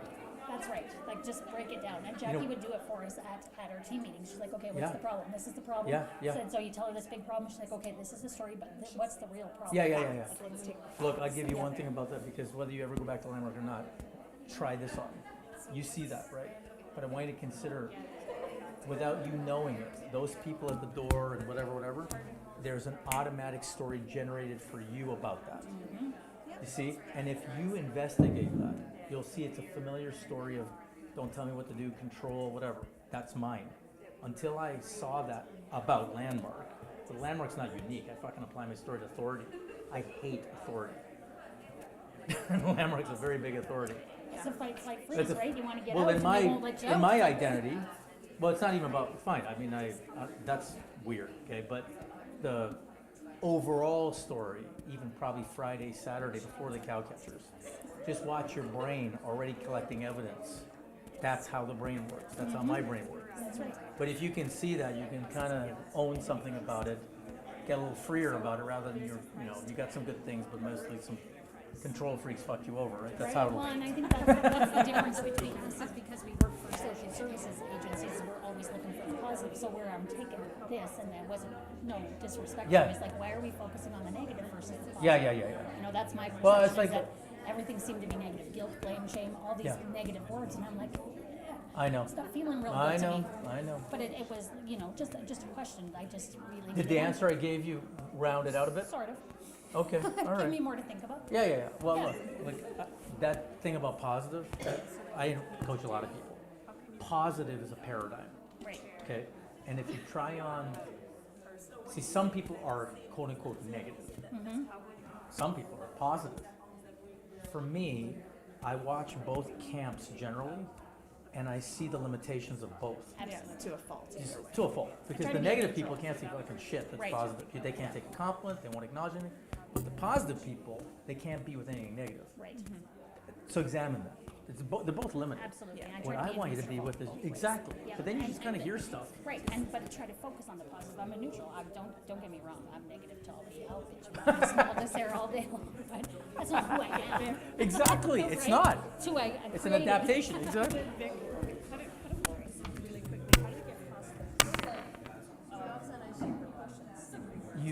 You know what? You acknowledge it. And this is the tough thing. You say, like, I don't know, like who, like a boss or a colleague or your husband or whatever, right? So look, I haven't been saying anything to you because for me, I have an interpretation, a story, a fear that if I say the things that are important to me, it won't go well for you and I. It'll go badly. So instead of sharing it with you, I've bottled it up and I put distance between you and I. Kind of like holding you like an ogre that can't hear things that are important to me. So I want to acknowledge that. That's what I've been doing. So now I want to say something to you. I don't know if it'll go badly or not, but I'm done kind of pretending I'm okay and pretending you're an ogre and pretending I can't say it, because that's what I've been doing. You say the very thing that's held you back. Does that make sense? You've got a lifetime of practice. All right. Okay. Oops. All right. So how was that terrible exercise I gave you? It was it terrible? It should. You should experience it a little uncomfortable, to say the least. Maybe you didn't. I don't know. Yeah, and all the way to liberating. Look, man. I finally just coughed it up. I've been pretending, and so that was your experience, James. Like, say more about the sense of liberating, without any details, but just what was liberating about it. Well, I've recognized that my taking responsibility for things in my community and the expectation that I bring of other people stepping up. Yeah. Follow the example, right? Follow. They have no idea why I'm taking responsibility or what my intention is. Yeah. Because I failed to communicate it. Uh-huh. Uh-huh. So in the way that I engage the community, I'm actually being inauthentic. It's not really about, I'm going to say it's my interest. It's like I'm projecting onto the rest of the community what I think they should be doing. Oh, that's unique, hey? And it's the word should. Every time I encounter it in my life, it's like, okay, I got a problem, I got work to do. Yeah, it's a very parenting word, isn't it? Totally. And it reflects, this, the judgment, the value. Yeah, sure. Yeah. Yeah. In the water And don't forget shouldn't. and shouldn't. That's its pal. You should be doing that, and you guys shouldn't be doing this. I'm God. You guys have to try to Louise Hay if you're saying that. Those two words are not Yeah. supposed to be in the English language. Yeah. Yeah. Because you can or you can't. That's right. There is no should. Yeah. But the reality is, in the human water, boys, there are a lot of should molecules. Actually use the word in my engagement with people. Yeah. It's not part of my vocabulary, Yeah. but it definitely isn't part of my intention. Yeah. Let me say it this way, James. You may not use the words should or shouldn't, but it's who you're being. Yeah, they smell it. It's who you and I are being. So you can't rarely hide who you're being. You may not say all the crappy things that you know are not to say, but you can't hide who you are being about it. See, even when you just said, Louise, hey, who you're being is shouldn't be there. Well, you guys never read Louise Hay because you wouldn't have. You see, you shouldn't have shouldn't.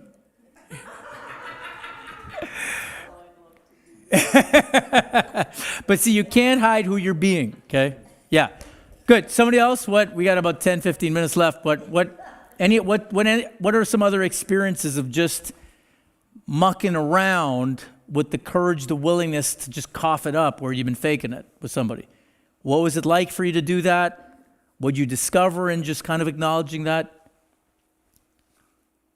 I could see a lot of areas I've been faking it, and now I'm kind of afraid that more is gonna show itself, and I'm gonna have to have a lot of completing conversations. Yeah. Look, the more conversations you have for completing your inauthenticity with people, the more power you get. Really. You're in a way, it restores integrity. You're restoring integrity to the relationship. I'm curious to know if you feel any liberation from, having the insight that you now have. Thank God I know, and I know what to do in order to. I do, but on the flip side, then my next thought is, I'm like, why am I so fucked up?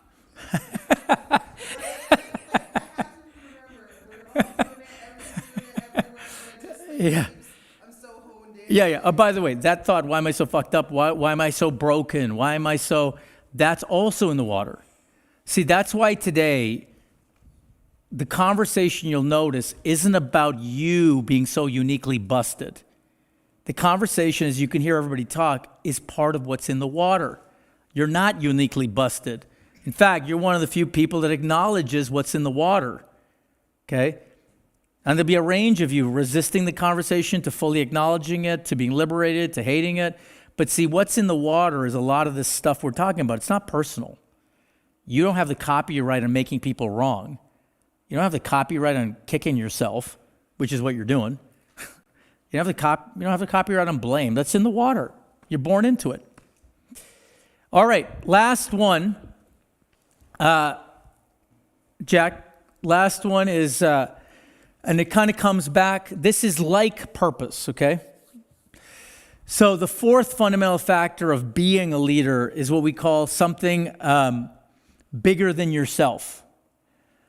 So very much like purpose, the integrity of an organization or the integrity of a system has to have a purpose that has integrity.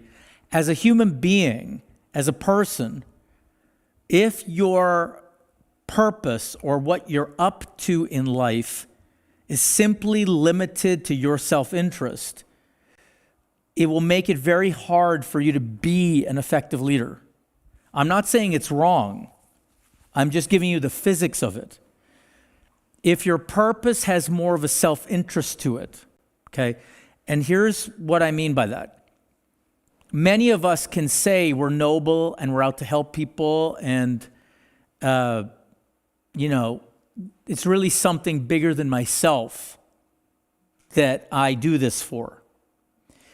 But then if you look at the way you act, you see, you might see a disparity between what you say you're up to, but then something goes sideways, you blame that person. You're disappointed in that person. You're hurt by that person. You personalize it. But you say you're up to something bigger, and then you justify it as whatever you justify it as. You need a purpose as a human being, from our working with people, that is so moving to you, okay? And I really do mean that word. If what you're up to in life doesn't move you, touch you, inspire you, it's likely not at the right level to give you what you need to be a leader when the going gets tough. So how we say it is, when you have a more ordinary or mediocre purpose and the going gets tough, that purpose is not enough to sustain you. Does that make sense? Like you will wind up quitting on people, quitting on things, leaving, because the purpose for you being together with that person or in that organization is not moving to you. It's more ordinary. Okay, so let me give you an example. So there's a company called Amgen, and they're one of the top biotechs in the world. And they had a purpose initially. They have like 10,000 employees. They're big. They had a purpose when they first, shortly after they began, called Be the Best Biotech in the World. Okay? Now, right off the bat, that kind of purpose had a lot of juice. You know what I mean? For people, it had a lot of, we'll be there. They weren't the best. Okay? So it had a little bit of juice going on. Like, okay. But at some point, that purpose became hollow. You know what I'm saying? It's just like we're the best rock station in town. Really? So? Well, we are. That's your purpose? To be the best rock station in town?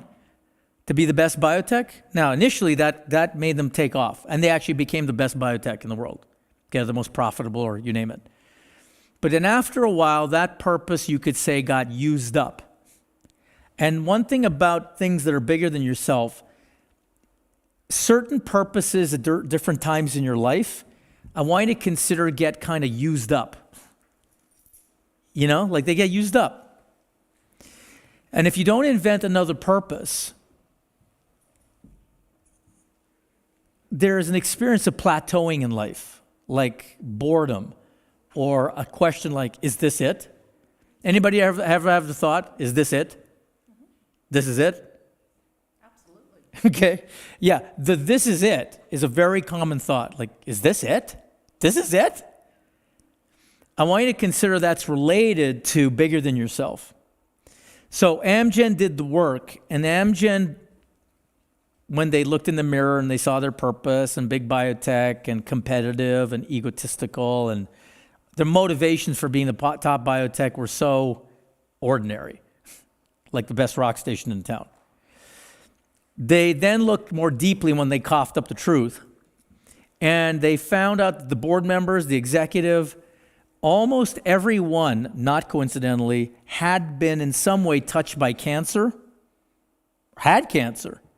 It's very fascinating, the degree to which it was like there. And they realized all along they had a real commitment to cancer. And then they came up in a heartbeat, their purpose became beat cancer. That's it. Now, when they installed beat cancer, it's like Basha installing you can be anything here. To get that? It has a different weight. As soon as they install beat cancer, their profits, not that that's what it was for, right?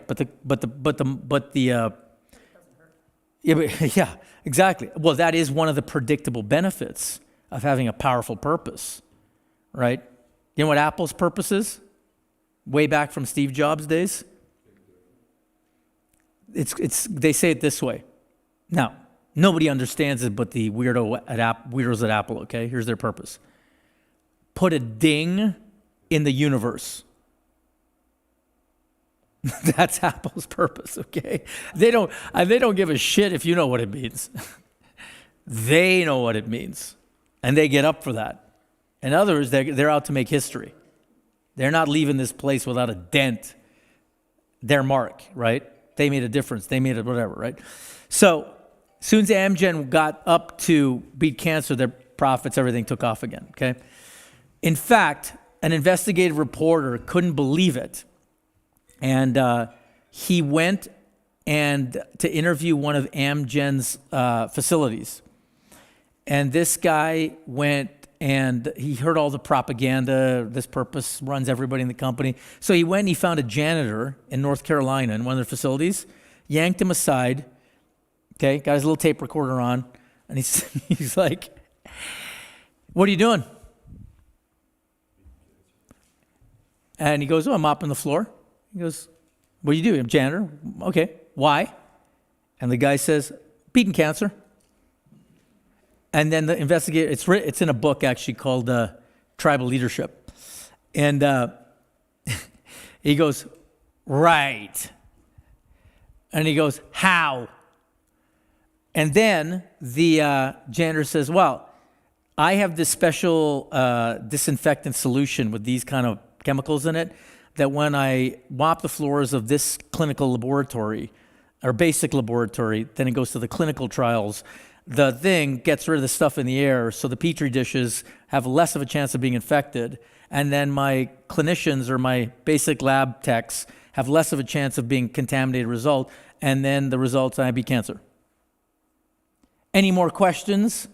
Asshole! They understood. Oh, yeah. See, it's to have a purpose. It's to have something bigger than yourself, but then have everybody in the organization connected to it. It doesn't sit on a plaque on a wall. You know how, if you've ever been in corporate environments, they have their little mission, vision, values. Nobody can tell you what they are. You can swap them out with the guy next door, and nobody would miss it. You get what I'm saying? Oh, yeah. No, this is have something bigger than yourself, and then find a way for the community to live it. See, it's one thing for Basha to create, you can be anything here, and then not find a way to live it or have people get connected to it or find themselves in it or have evidence of it. Then the purpose is bankrupt. It's just one more slogan.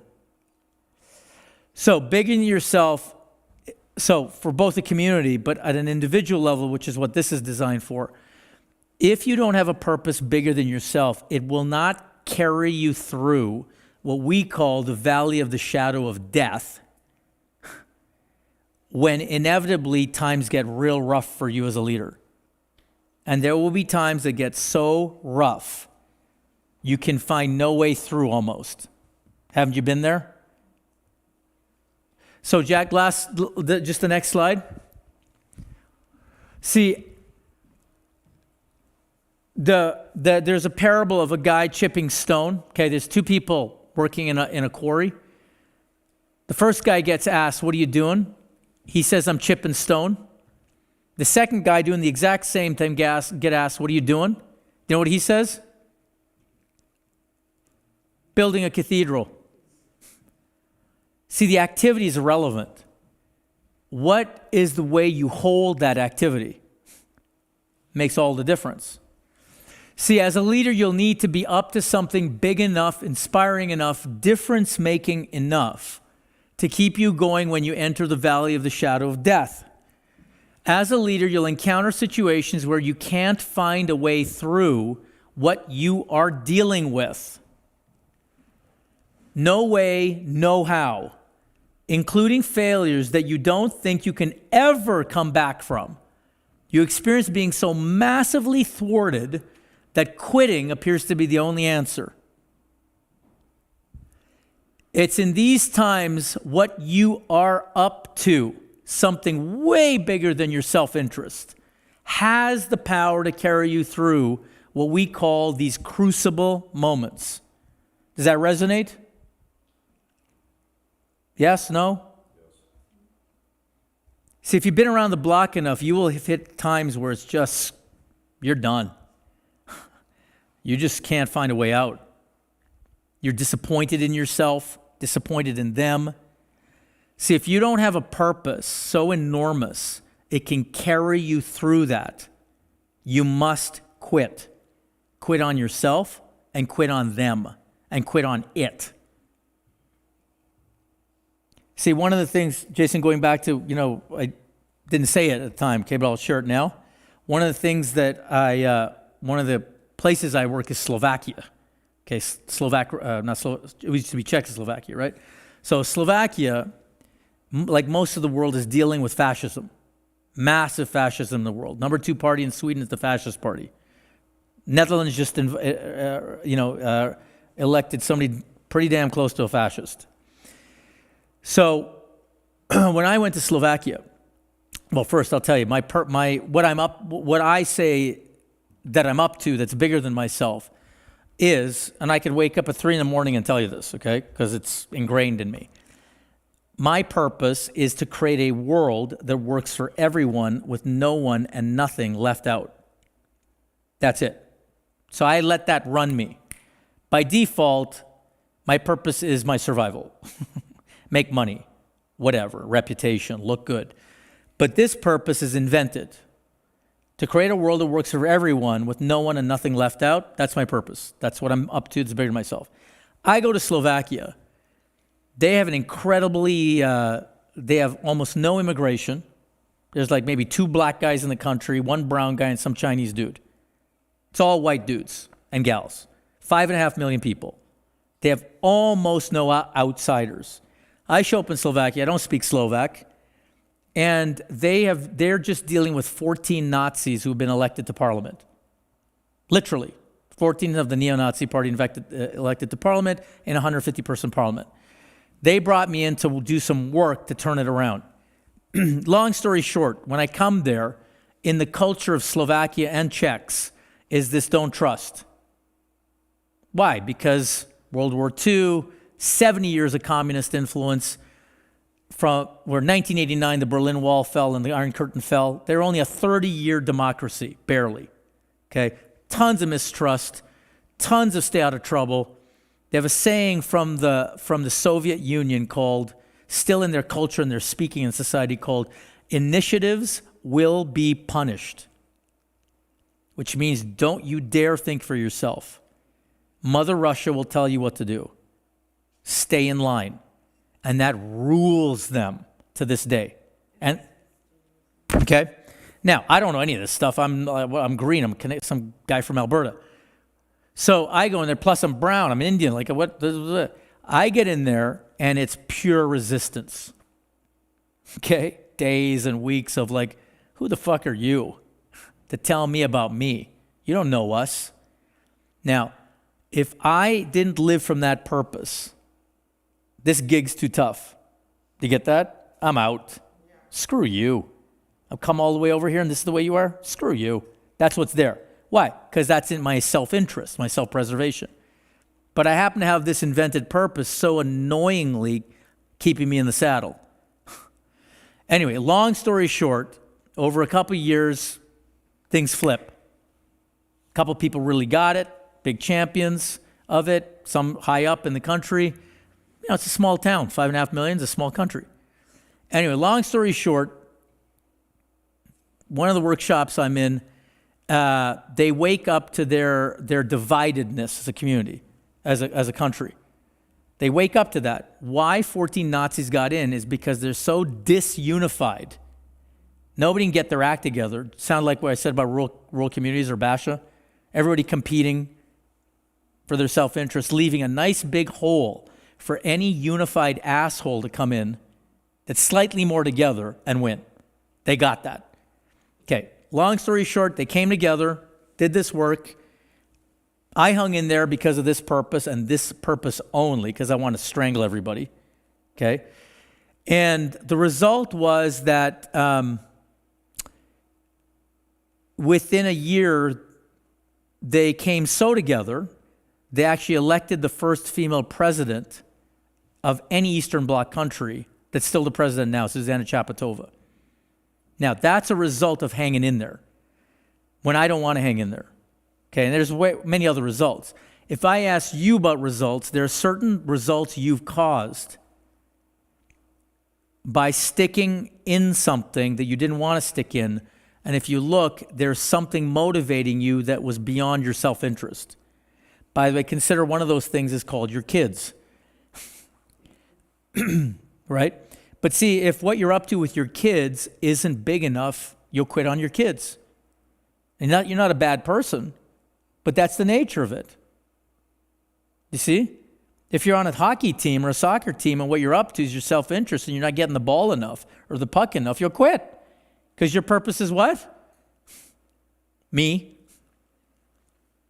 See, but if your purpose is bigger than me, you'll hang in there. You'll take your lumps, you'll be benched. You do what you got to do because you're serving something bigger than you. Okay, so that's the last one. I know we're a little bit over time. And by the way, I want to let you know, I know what I handed you is tough stuff. So wherever you landed at the end of the day, there's no right way to be. You could be resisting it, liberated, you name it. But I appreciate your engagement. What matters most is that you engaged with it, okay? And hopefully something got moving, and sometimes movement looks like you're pissed off. Movement's movement. I just care that there's some movement. Pissed off is movement. Enlightenment is movement. Epiphany is movement. Going to talk to those people in real time is movement. All I care is there's some movement. Do you get that where you are? That you're not the same, or it gives you something to deal with that, can open something up for you. All right, anything as we complete, you want to say to complete the day? Thank you. Yeah, you're welcome. Can I share one last thing? Mm-hmm. My epiphany was at the age of 14. And tough age for boys, generally. A lot of transition, especially in the social space. A lot at stake for me, trying to walk in two worlds. My parents from the old country with worldview and values that simply could not be reconciled with the reality of where I was growing up. And I was as close to an eagle because I couldn't find a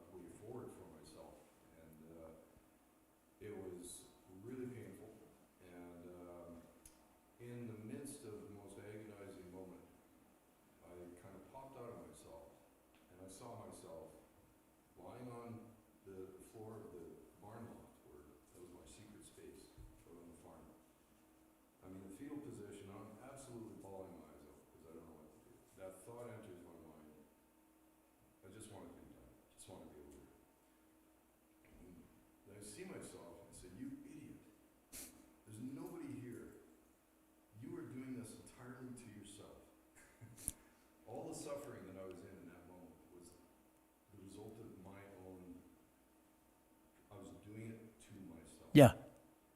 And You're the generator of who you are. I was recognized exactly with that. I'm the author of my own experience. I'm doing this to myself. And that was the most liberating moment of my life. Hmm. I would like for everybody to have that.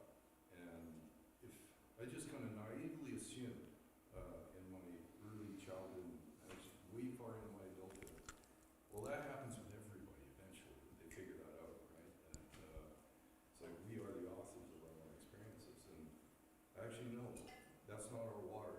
That's not the water that we live in. We're actually cultivated The opposite. very differently. It's quite the opposite. And so the freedom to pretend insight that I got out of this documentary on Netflix, man, did that ever land? Because I think we have it just as bad as they do. The freedom that we cherish the most seems to be freedom to pretend. But that's how I ended up liberating myself. And it was me. It wasn't somebody else's. Yeah. But the difference it's made in my life, I don't bullshit myself. Occasionally I catch myself still, pretending bullshitting and such, but it is just incredibly refreshing to be here and to be part of this. I'm really, really grateful. So thank you, but thank especially whoever it was that's accountable, it's Jackie and everyone else. I'm really grateful. Yeah. Awesome. You're welcome. All right. You're cooked. You're welcome.